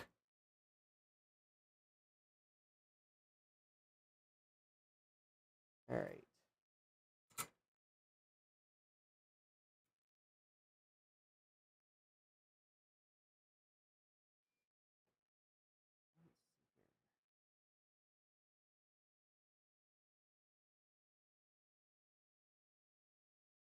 Okay, there's that one corner, and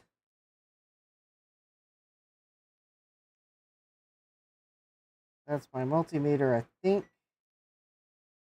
There's that, and let me get the two Bodge wires. There's that one, and there's that one.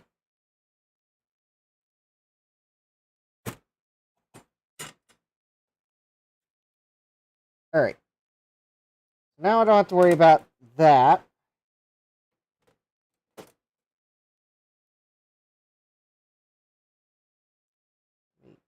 that and that.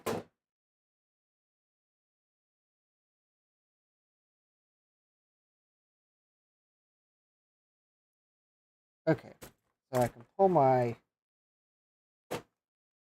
spacer out. Oh, that's why I can't find there it is.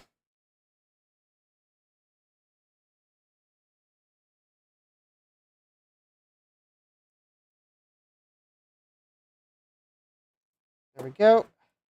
All right, let's just go ahead and get that socket in. It's not going to fit 100% flush, but it will probably be close enough.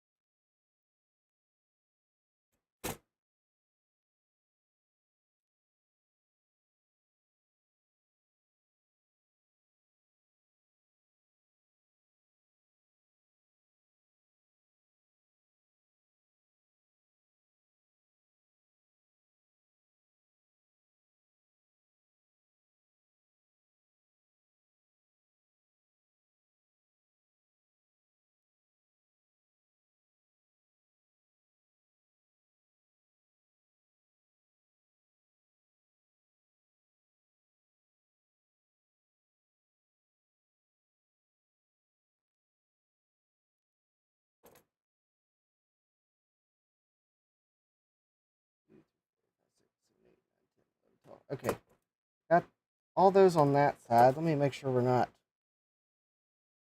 getting too much solder down. All right, so I can get the other pins. So let's see here. One.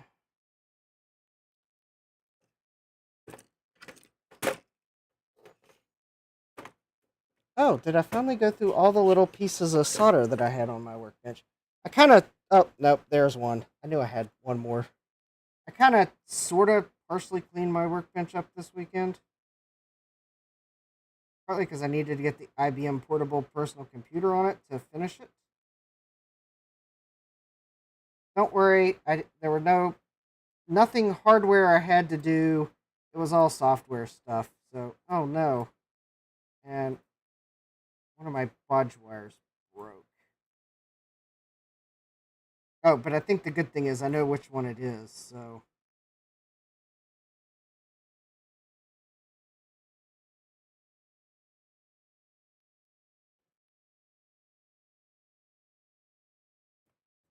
Okay.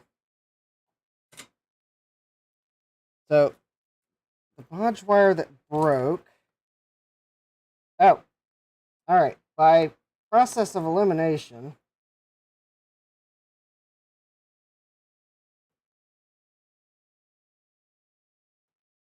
I know which one it is.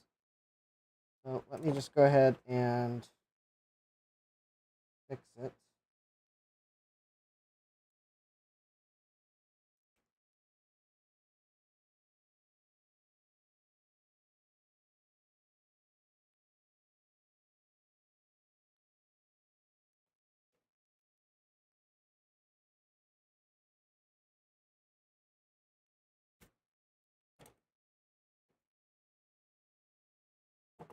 Well, if I can strip the insulation off of it.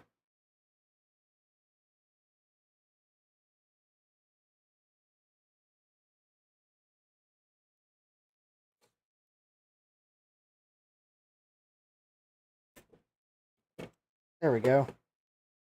Yeah, this wire goes here.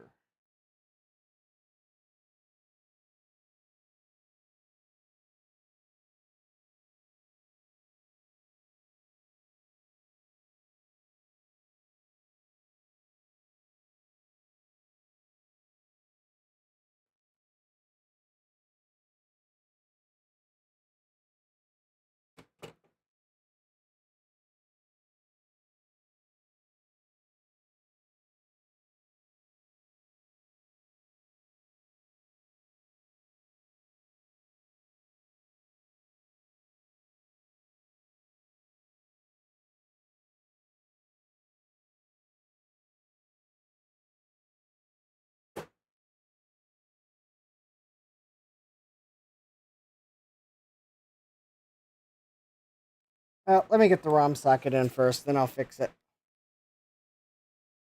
Because looks like it's going to be more difficult than I thought it would be.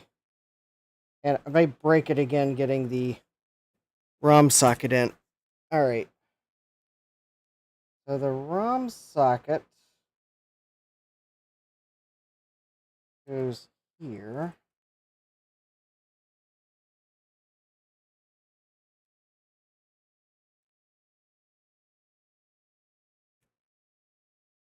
Oh, that's why I'm having trouble getting the ROM socket in. The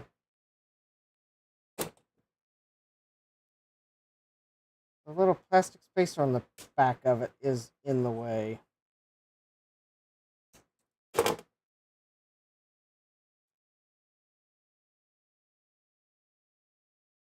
It's actually hitting the chip that's there. Okay.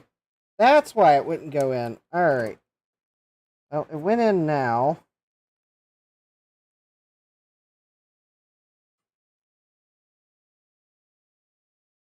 Let me get it packed in.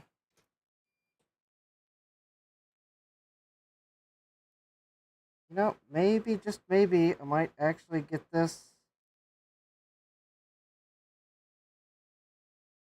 so I can power it up before I end the stream. I want to be close.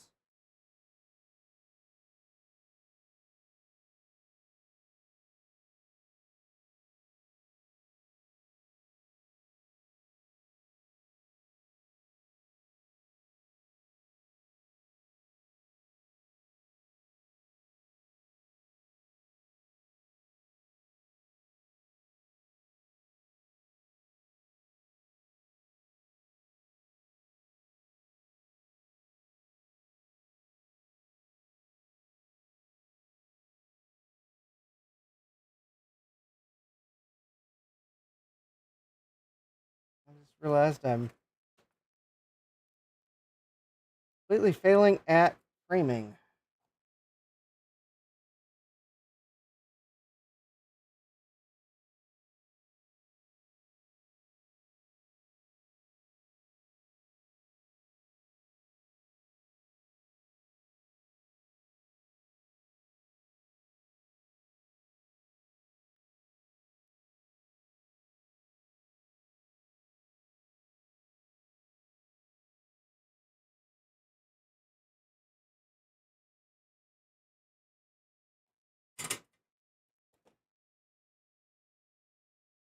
Okay.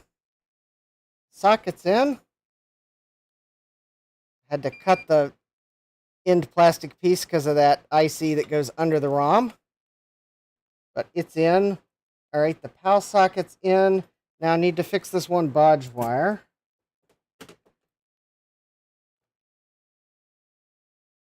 Which I believe goes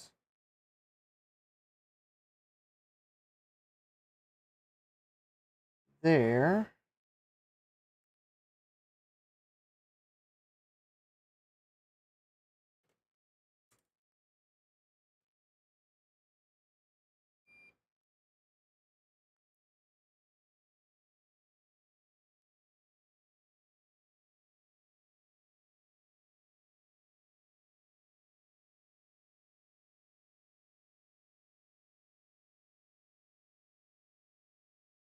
Oh, if I can actually solder the wire. Oh, did I get it?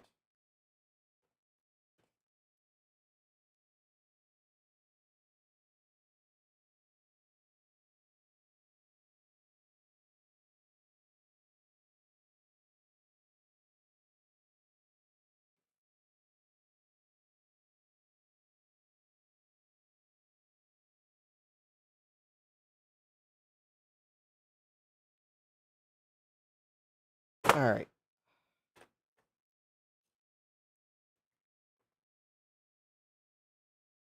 Trouble.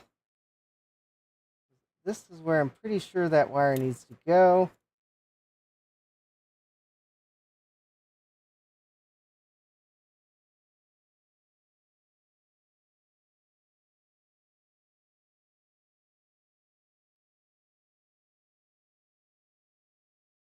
There we go.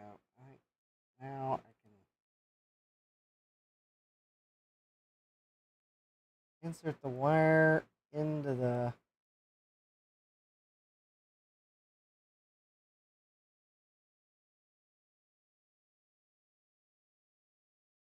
Try to get the wire to stay there.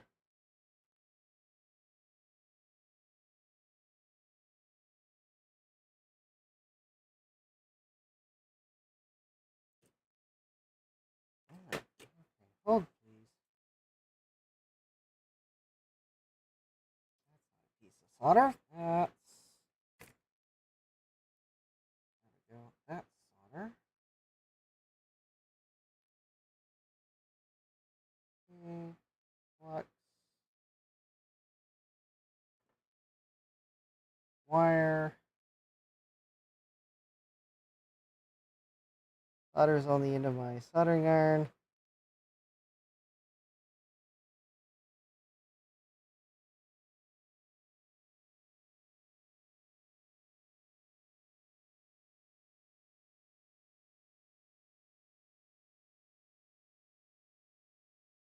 Alright.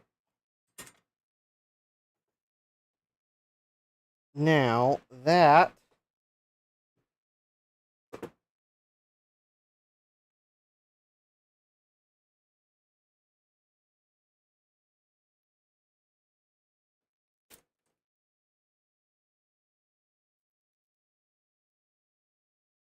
let me get some flux off the board because I need to put a little bit of Captain tape down to try to secure these additional bodge wires.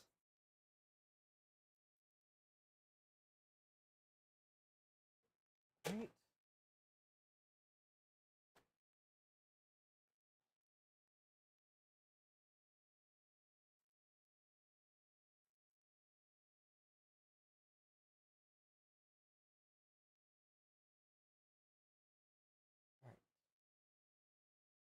There's that. Now, let's see here. See if I can find the end of the Captain tape.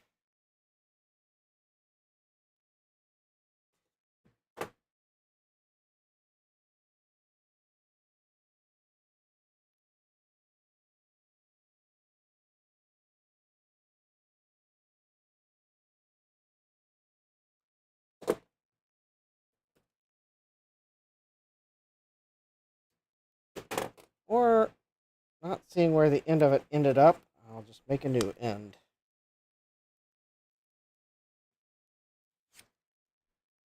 Oh, there we go.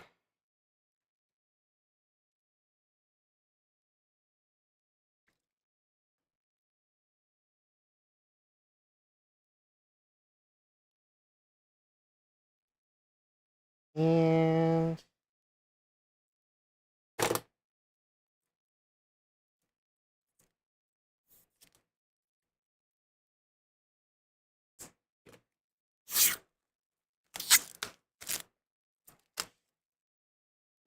there we go.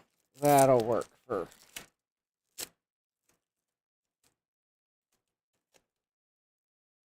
Okay.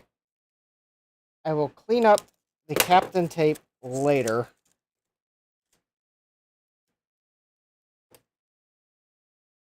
Because it's getting late and I would like to see how close I might be now. Okay, so I need to put this Captain tape underneath this wire because I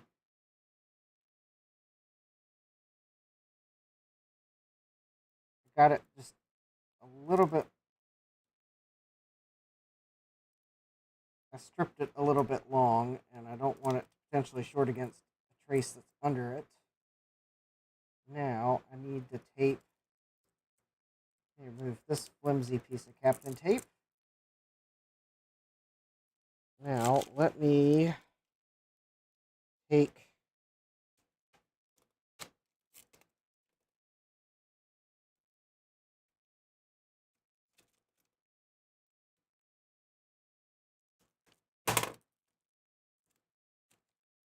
go.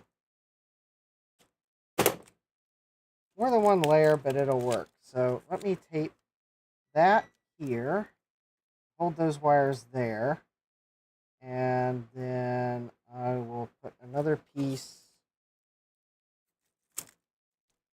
here. Oh, I should probably zoom out, but then again, I'm sure where I'm putting the Captain tape would be controversial to some viewers, because I'm just kind of putting it on there. But anyways, that's just to keep the wires from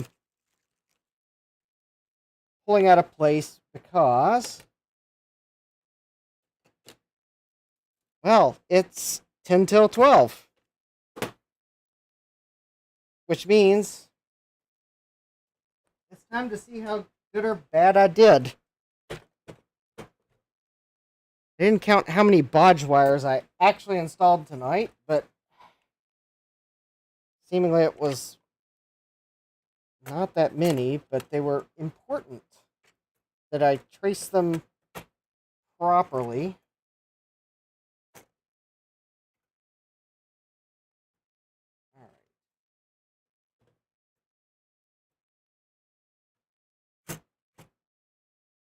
Okay. So there's the power. That's just an LED. That's reset. Okay. So there's the ROM.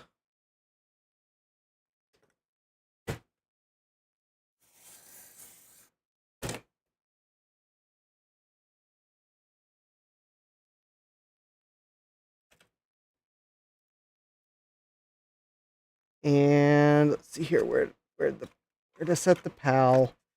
Uh-oh. Hold please while I try to find where the PAL ended up. Okay, that's weird. I thought Oh, there it is. Okay, we're fine.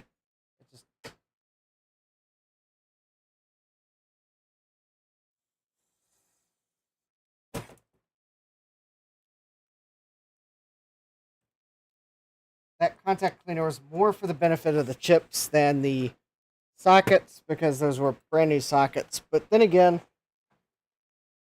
it can't hurt. All right.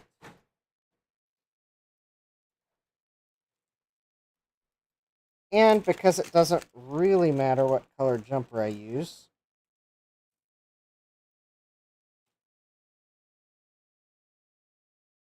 I'm going to use blue jumpers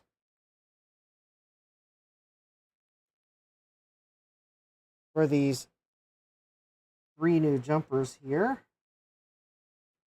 that were previously just traces on the board that connected the enables all the time. I'm pretty sure that's what these jumpers were doing. All right, so now I got 3 jumpers there. Oh, and I got to find where the mystery jumper that fell off the board was. And I think I do see...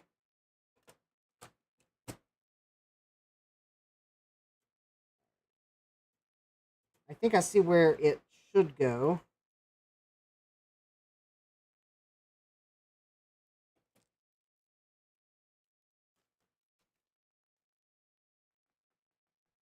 Oh.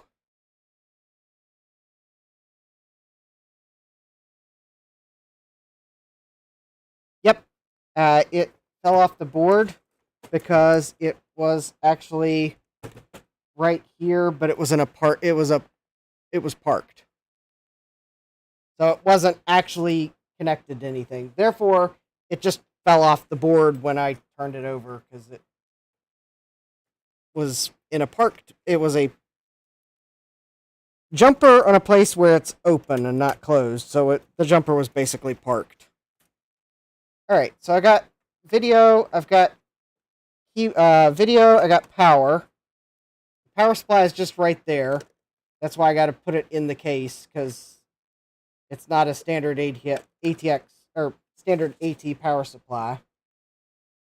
All right. Do I feel lucky enough to plug in a floppy drive or GoTech? Well, sure.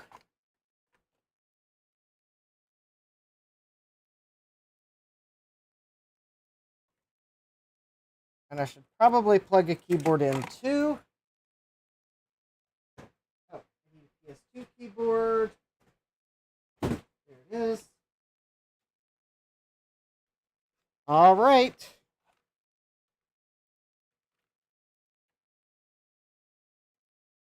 Here we go. This is what we call smoke test time. And smart outlet giving power in 5, 4, 3, 2, 1, 0. Okay. That I flubbed the countdown. Oh, wait a minute. Oh. Except I didn't have the front power switch on. Alright. Alright, computer getting power. Alright, let me change the scalar to VGA input. Let me go back to table cam in case we have a catastrophe. Alright, giving the board power in 5, 4, 3, 2, 1. Alright, the fan is on.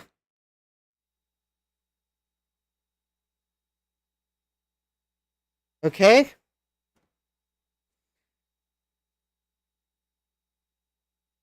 CMOS checksum fail. I expected that because there's no battery. Invalid configuration. Alright, F2 for setup. Alright, I did not blow anything up. Alright, no sense setting the clock. Diskette A. 3.5 inch, that's fine. Alright, I don't have a hard drive connected at the moment, so let's set this to not installed. Keyboard is installed. Alright, function 10 to exit.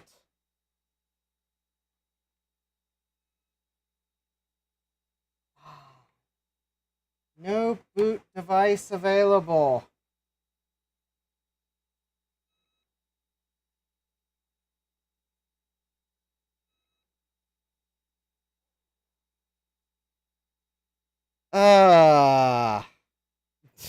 Jack says 1, 2, 5, 3, sir.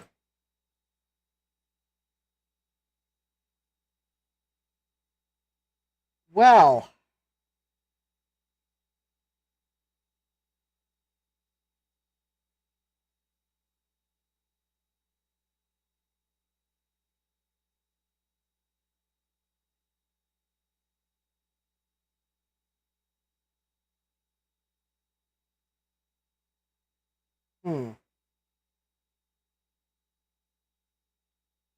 Yeah, I'm hitting F1 to retry. Alright, let me Control-Alt-Delete. Oh, now it thinks there's monochrome video. That's weird.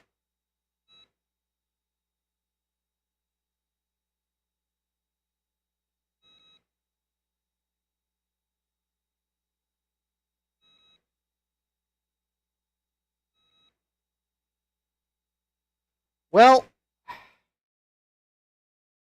the cursor blink is obnoxiously fast. Oh.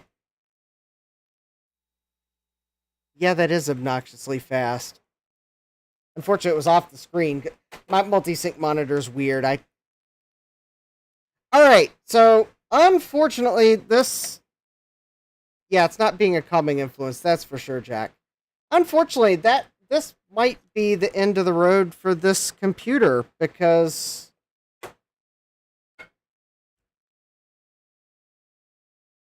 I fixed the traces that I think were fixing the... Well, I mean, there's one more thing I can try to fix on this computer, but it's going to... It's probably going to be a little bit before I try it, because unfortunately, it's the part of the circuit that had the most damage, so I'm not sure exactly where things were supposed to be connected. And all I have is a picture to refer to, and the traces are gone. But I am down to like 2 theories on this computer. I had 3 before I started. The theory that I think I've shot down, and is that we had no connection between the PAL and the chip enable. I'm pretty sure I've fixed that now, that if I took a multimeter to the floppy controller, I'm pretty sure I would find that there is a connection now between the PAL chip and the chip enable for the floppy controller. In fact, I'm actually tempted to... Actually, let me see if I can pull up the pinout real quick. I don't remember which pin on the PAL... I don't know which pin on the PAL it should be, but I know which pin on the floppy controller. As soon as I pull up the data sheet. It's like pin 6, I believe. Luckily, the RetroWeb now catalogs what chips are on boards. So all I gotta do is go to the data sheet that's linked. Alright, so it is... Oh, it's pin 3. Oh, that's right. So pin 6 is the one that's all the way on the corner.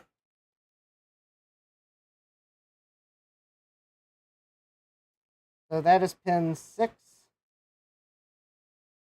5, 4, 3. Yeah, it's this pin that's got the shiny spot on the top because I had my probe on it. Okay. So I am fairly sure... Oh, yeah. Okay, we definitely have... Okay. We have a connection to the PAL now, so... The chip enable not being connected to the PAL... It is connected now. So...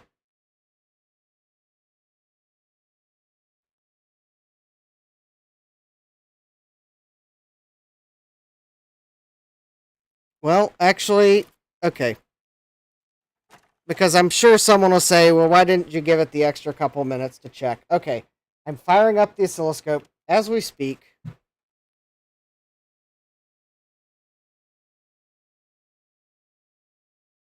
Which means I need to swap to the other VGA input for the computer so that I can run setup on it. Because of the way I've got the oscilloscope connected. So let's see here. Okay, I'll give it the live stream a few more minutes to make sure that my conclusion is not founded in me just saying that something's wrong. Oh, and I think that cable is... Hold, please. I apparently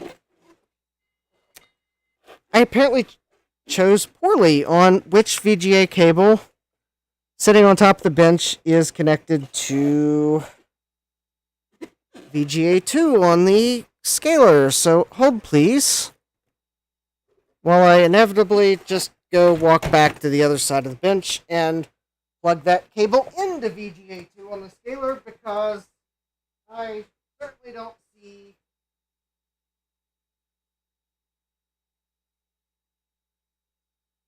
Oh, yeah, because there is nothing plugged into that. Oh, that's right. I had a different capture card on this computer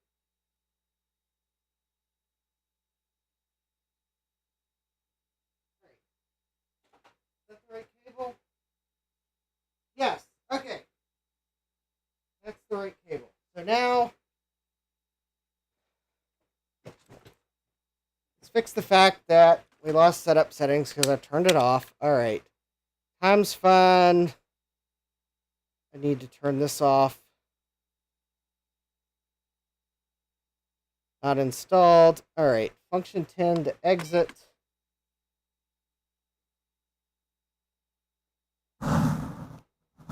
VGA 1 for oscilloscope. Put the probe onto pin 3.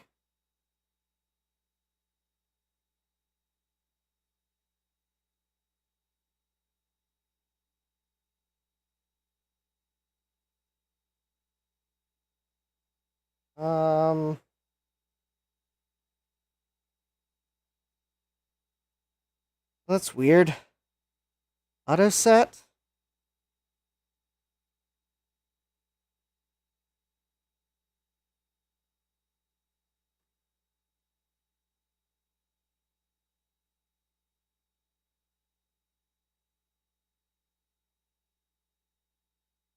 Oh. This oscilloscope is stuck in some mode.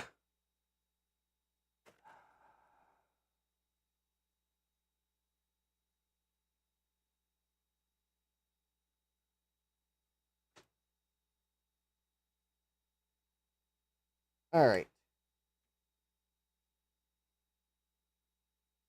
So if I hit function 1.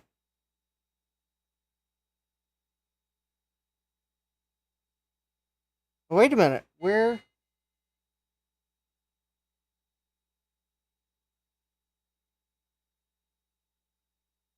Six, 5, 4, 3. All right. So if I hit function 1 to retry boot, and I think we're in trigger mode.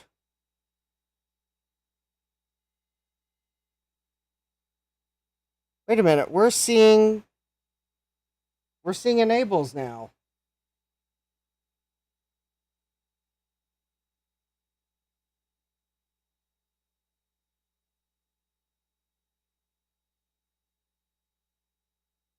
And yet,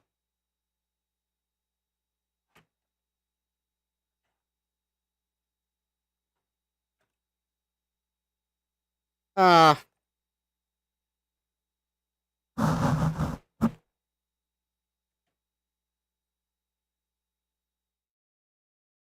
I getting punked by this floppy cable? Is there something about the cable that came with this computer that's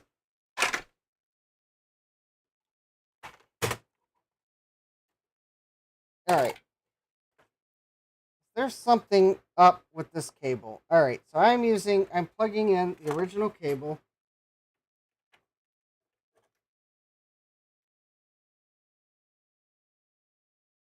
And I'm going to plug in the floppy drive that came with this thing. Because maybe this thing is configured weirdly. Okay, now we're going to power it on. We'll go to capture input. And did I do that fast enough that I don't have to go do setup again?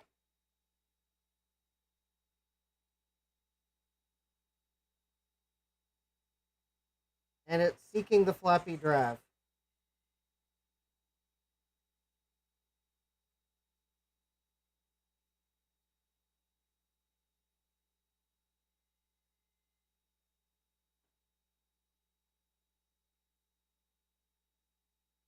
That's interesting. It wasn't seeking the floppy drive before. Let me control delete. Because I might have had the floppy drive setting where it couldn't spin the...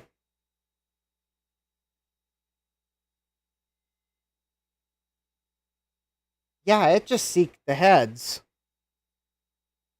But we have a floppy drive fail. Alright. I think... Okay. So I think the good news is... it would appear as if I have chip enable connected to the floppy controller. The bad news is it would appear as if there is still some signal that may not be connected. So maybe this computer got its reprieve because chip enable is going through the PAL. Yeah, this computer wants to live. That's for sure, Valhomer.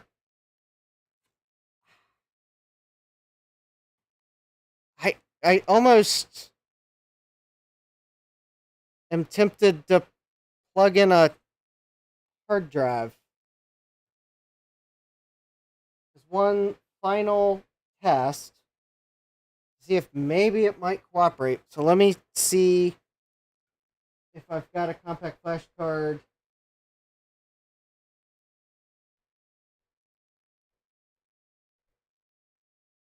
Okay. Okay, I've got a compact flash card that I know is bootable.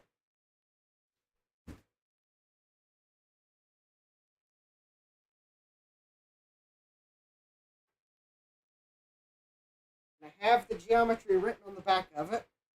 So I can enter it in the BIOS. 246, 1663. Alright. 246, 1663. Alright, so I'll plug in the... I'll leave the floppy drive. Well, yeah, I'll leave the floppy drive plugged in. I think the hard drive adapter needs to go this way. Actually, let's not use that one. Let me use the one that I last week thought I actually didn't order and then discovered that I actually had ordered it. It was just longer ago than I thought, which is why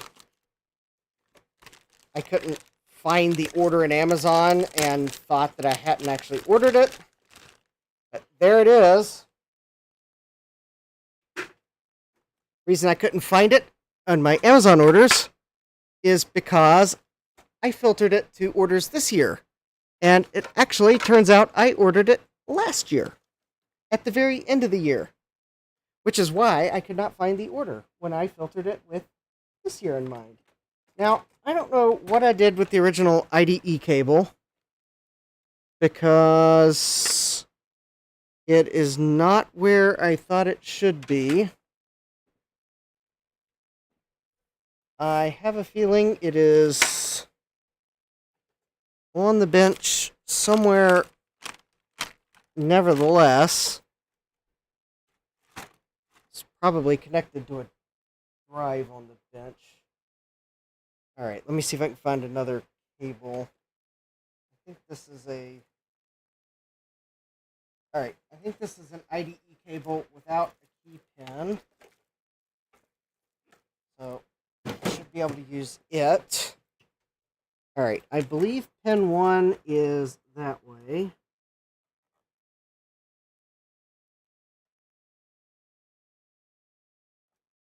No, that cable does not fit. The plastic side of it's too wide. Oh, come on, what did I do? Why do I manage to, like, do creative things with important cables?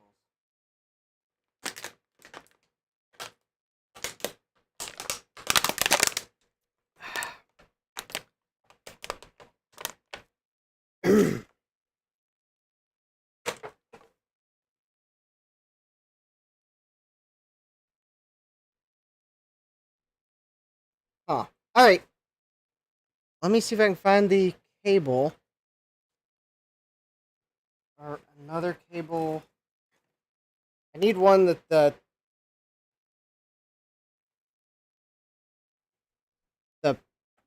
plastic side was too wide to fit on that other one.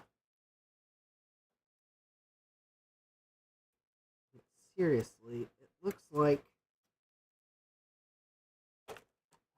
No, that one's not going to fit. Oh, is this...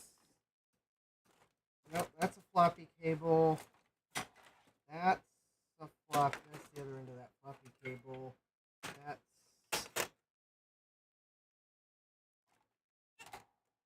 Alright.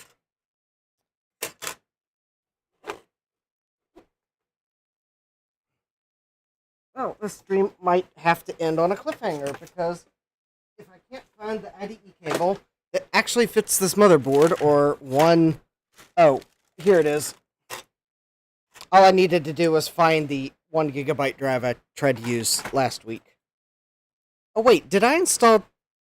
Oh wait, I think I did install DOS on this drive, didn't I?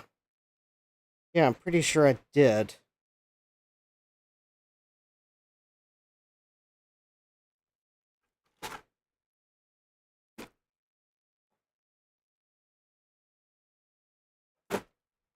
Oh, alright.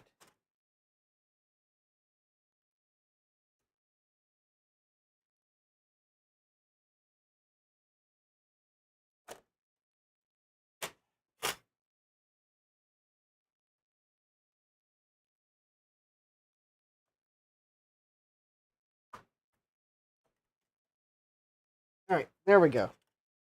There's that. There's this. There's the compact flash card.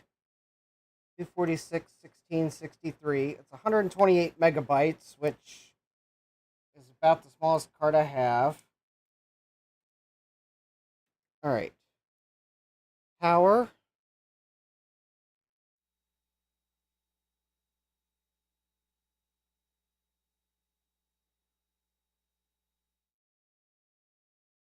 And I think the I think the IDE cables. Maybe that's why I was having trouble getting hard drives to work with this computer.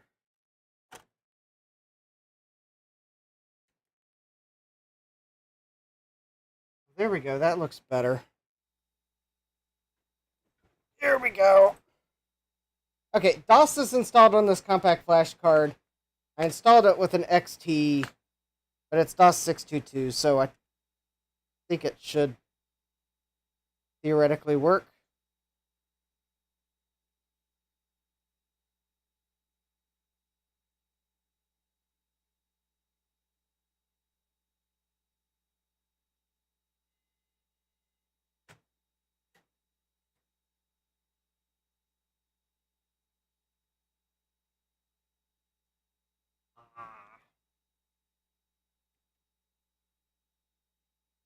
All right.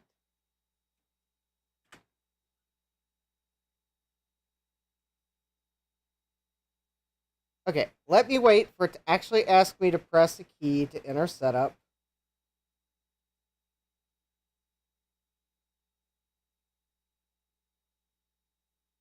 So that I don't hit the wrong key and bypass it.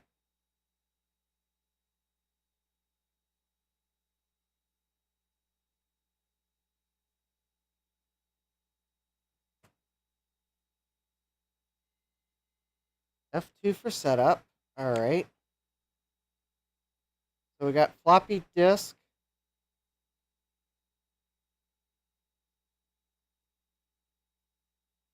Okay, 246, 16, 63. All right, function 10 to exit.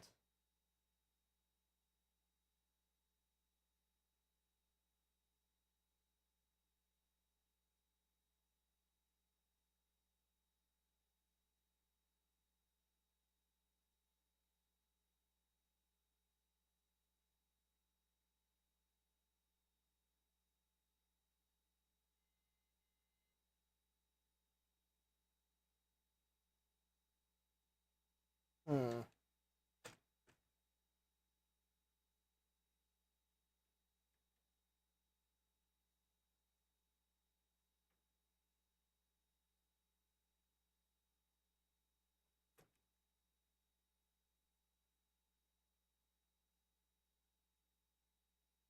All right.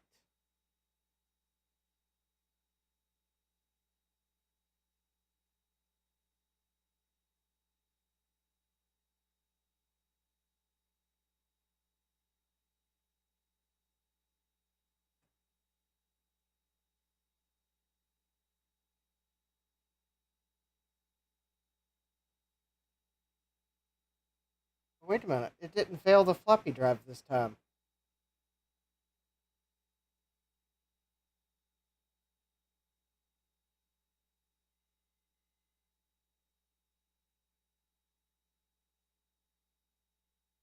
Oh, something else failed, though. F1 to continue.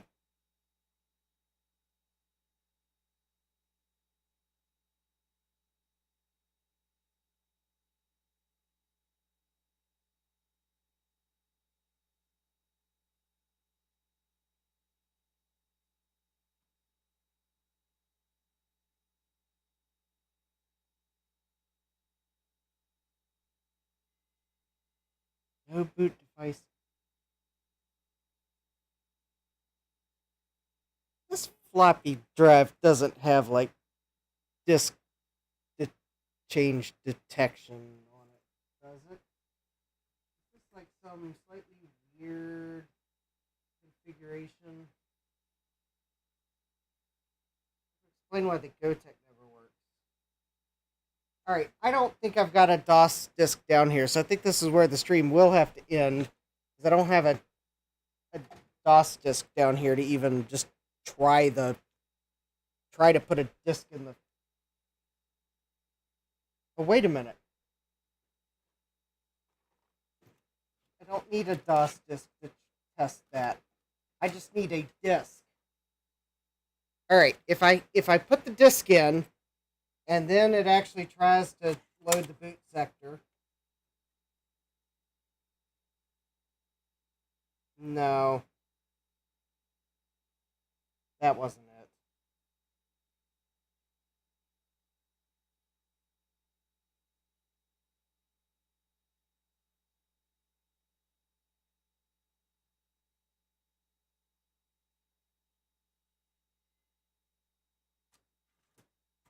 Okay. That wasn't it.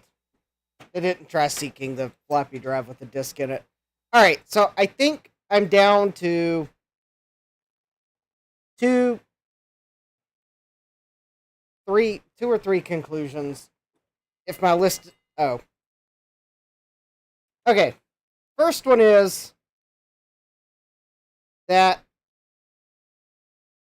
there's still a broken trace on the board that I can fix. That is possible. But there's still a broken trace. I don't know where it might be at the moment. But, well, I may have to do a bit more probing. Second possibility is that the fact that the CMOS is... Well, that doesn't make sense, though, because I was thinking maybe it's because it's not battery-backed. It's not... Oh, you know, I do have a computer that ignores the settings if the CMOS battery's dead. Okay, the second possibility is the... Oh, wait, it doesn't have a... the way this thing's wired, that's not it. I was about to say it's detecting the battery's dead, but the way this particular clock chip is wired, it can't tell the battery voltage apart from the 5-volt rail on the system. So, okay, that's not it. Has nothing to do with the battery. Unless there's a second voltage that's not making it that clock chip, but I mean, that is possible. So maybe it... Okay. First possibility, there's a broken trace going to the floppy and hard drives. Second is the broken battery traces are keeping some voltage, making it the clock chip, and the BIOS is like treating it as invalid settings, even though it's not explicitly telling us that. And the third is that I don't know. There's some other bad chip on the board. Thomas Armstrong says my battery is weak. Yeah, I'm to the point where I gotta end the stream because it's getting late. Alright, I don't know when this computer will make it to the stream next. I'm going to let some other things have a turn before this computer comes back. Maybe in the meantime, I will... Maybe that will give me a chance off stream to double check the work I did tonight to make sure I didn't, like, break a trace. That I didn't, like, pull a wire or it's not totally soldered. So I'll check that off stream just so that I don't have the stress of being on a stream. Thomas Armstrong says it wants an IRQ booster. So I will double check my work off stream, make sure there's not like some silly mistake that's preventing it from working. If that's not it, then, well, this computer will probably be on the shelf for a little bit so I can get to some other things. It's had like 3 live streams, so that's a pretty good run, but it is just a 386SX, so at some point it's got to let other things have a turn. So Thursday night, we will be looking at Commodores. I have 2 Commodores that have key-related issues. I don't have parts to fix, depending on what the problem is. But we're still going to try to at least figure out what the problem is. So there, you might see it right there, is the Commodore 128. That is one of the Commodores we will be looking at. And the other Commodore, you can actually just see the side right there. One of my VIC-20s. We'll be looking at that one. And if the part comes in for my Commodore Plus 4, we will still not be looking at that because I do not have a power adapter for the Plus 4. So I guess we'll be looking at the VIC, we'll be looking at the Commodore 128, and we'll go from there. Wilhelmer just got a VIC-20. Awesome. Anyways. Oh, I guess we could potentially look at that Commodore thing right there. If we still have time. That's a printer I picked up off the free pile. It needs a new power cord. So I guess there are some other Commodore things we can look at, even if I don't have parts. Because the thing is, if it's the CIA in the Commodore 128, I don't have any spares. And I haven't ordered any. Because quite honestly, I'd kind of like to try to confirm it's that before I just go and order those. Because I will have to decide if I want modern recreation or the original thing. And there's advantages and disadvantages to both options. The VIC-20, I am hoping it is just that I need to take the keyboard apart and clean the pads. Because otherwise, that could be interesting. So anyways, that's Thursday. And then next week, there is a chance next week I might bring the, although this is going to be slightly misleading, that I might bring the Octane back out, because Facebook recently reminded me that a year ago I made a post on it. So next week I was thinking of bringing the Octane out for a stream, and I may do it as a workstation stream, because I only have so much I can try to get it to boot into IRIX before I might then let that Sun workstation right there have a chance of booting into Solaris. The thing is, the reason why bring the Octane back out is slightly misleading is because the Octane has not moved in the past year. The Octane is still sitting on the lower shelf of this workbench. I would kind of like to get it to the point where I know it boots so that I could actually move it, because it's really in my way, even though it's not moving anywhere. It's probably adding stability to the workbench. But if you've never seen how big an Octane is, you'd realize that it's actually in my way. So, yeah. And I may have a special upgrade for the Octane, somewhere around there. Actually, I think it's behind that pile of somethings right there. You can just see the pink anti-static bag that it's in. So, yes. Anyways, I was thinking of bringing the Octane back out next week for one of the streams. And we'll see how the Commodores go to figure out what the other stream next week might be. Because I have a few ideas. But, yeah, I'd like to maybe do a workstation stream next week. Just because I've not powered up those Suns. Well, I did power up the Sun to see that it powers up. But I haven't tried booting Solaris or anything. And I'd like to get the SGI booting Octane. Booting IRIX. Tired, I am. In stream, I must. Anyways, thanks for joining me. Don't forget to smash that like button if you like that I give these old computers, even the lowly 386s that come in cute little small form factors with teal feet, a chance at running games again and other fun things. Don't forget to subscribe and turn on notifications so that you know next time I go live, because the next time I go live, it will not be this computer. I promise. I will probably even try to move it off my workbench tomorrow night so that I am not rushing to do it Thursday night. And then, yeah, check out my next stream. And, yeah, before I completely destroy the workbench or knock the isopropyl alcohol thing over again, probably time that I end the stream. So anyways, I'd like to thank all of y'all for joining. Thank you for the super chats and the coffee tips. And let me make sure I got my finger on the correct button. So I hope to see you all next time. Take care and God bless. Computerized Start is brought to you by my awesome patrons on Patreon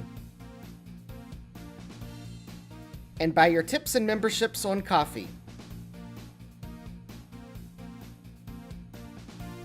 These and other channel supporters make my live streams possible. You too can become a channel supporter with tiers starting at just $1. Don't forget to smash that like button. And if you've liked what you've seen, subscribe and turn on notifications so that you don't miss the next video or live stream. And as always, thank you for all your support. I hope to see you next time. And until then, take care.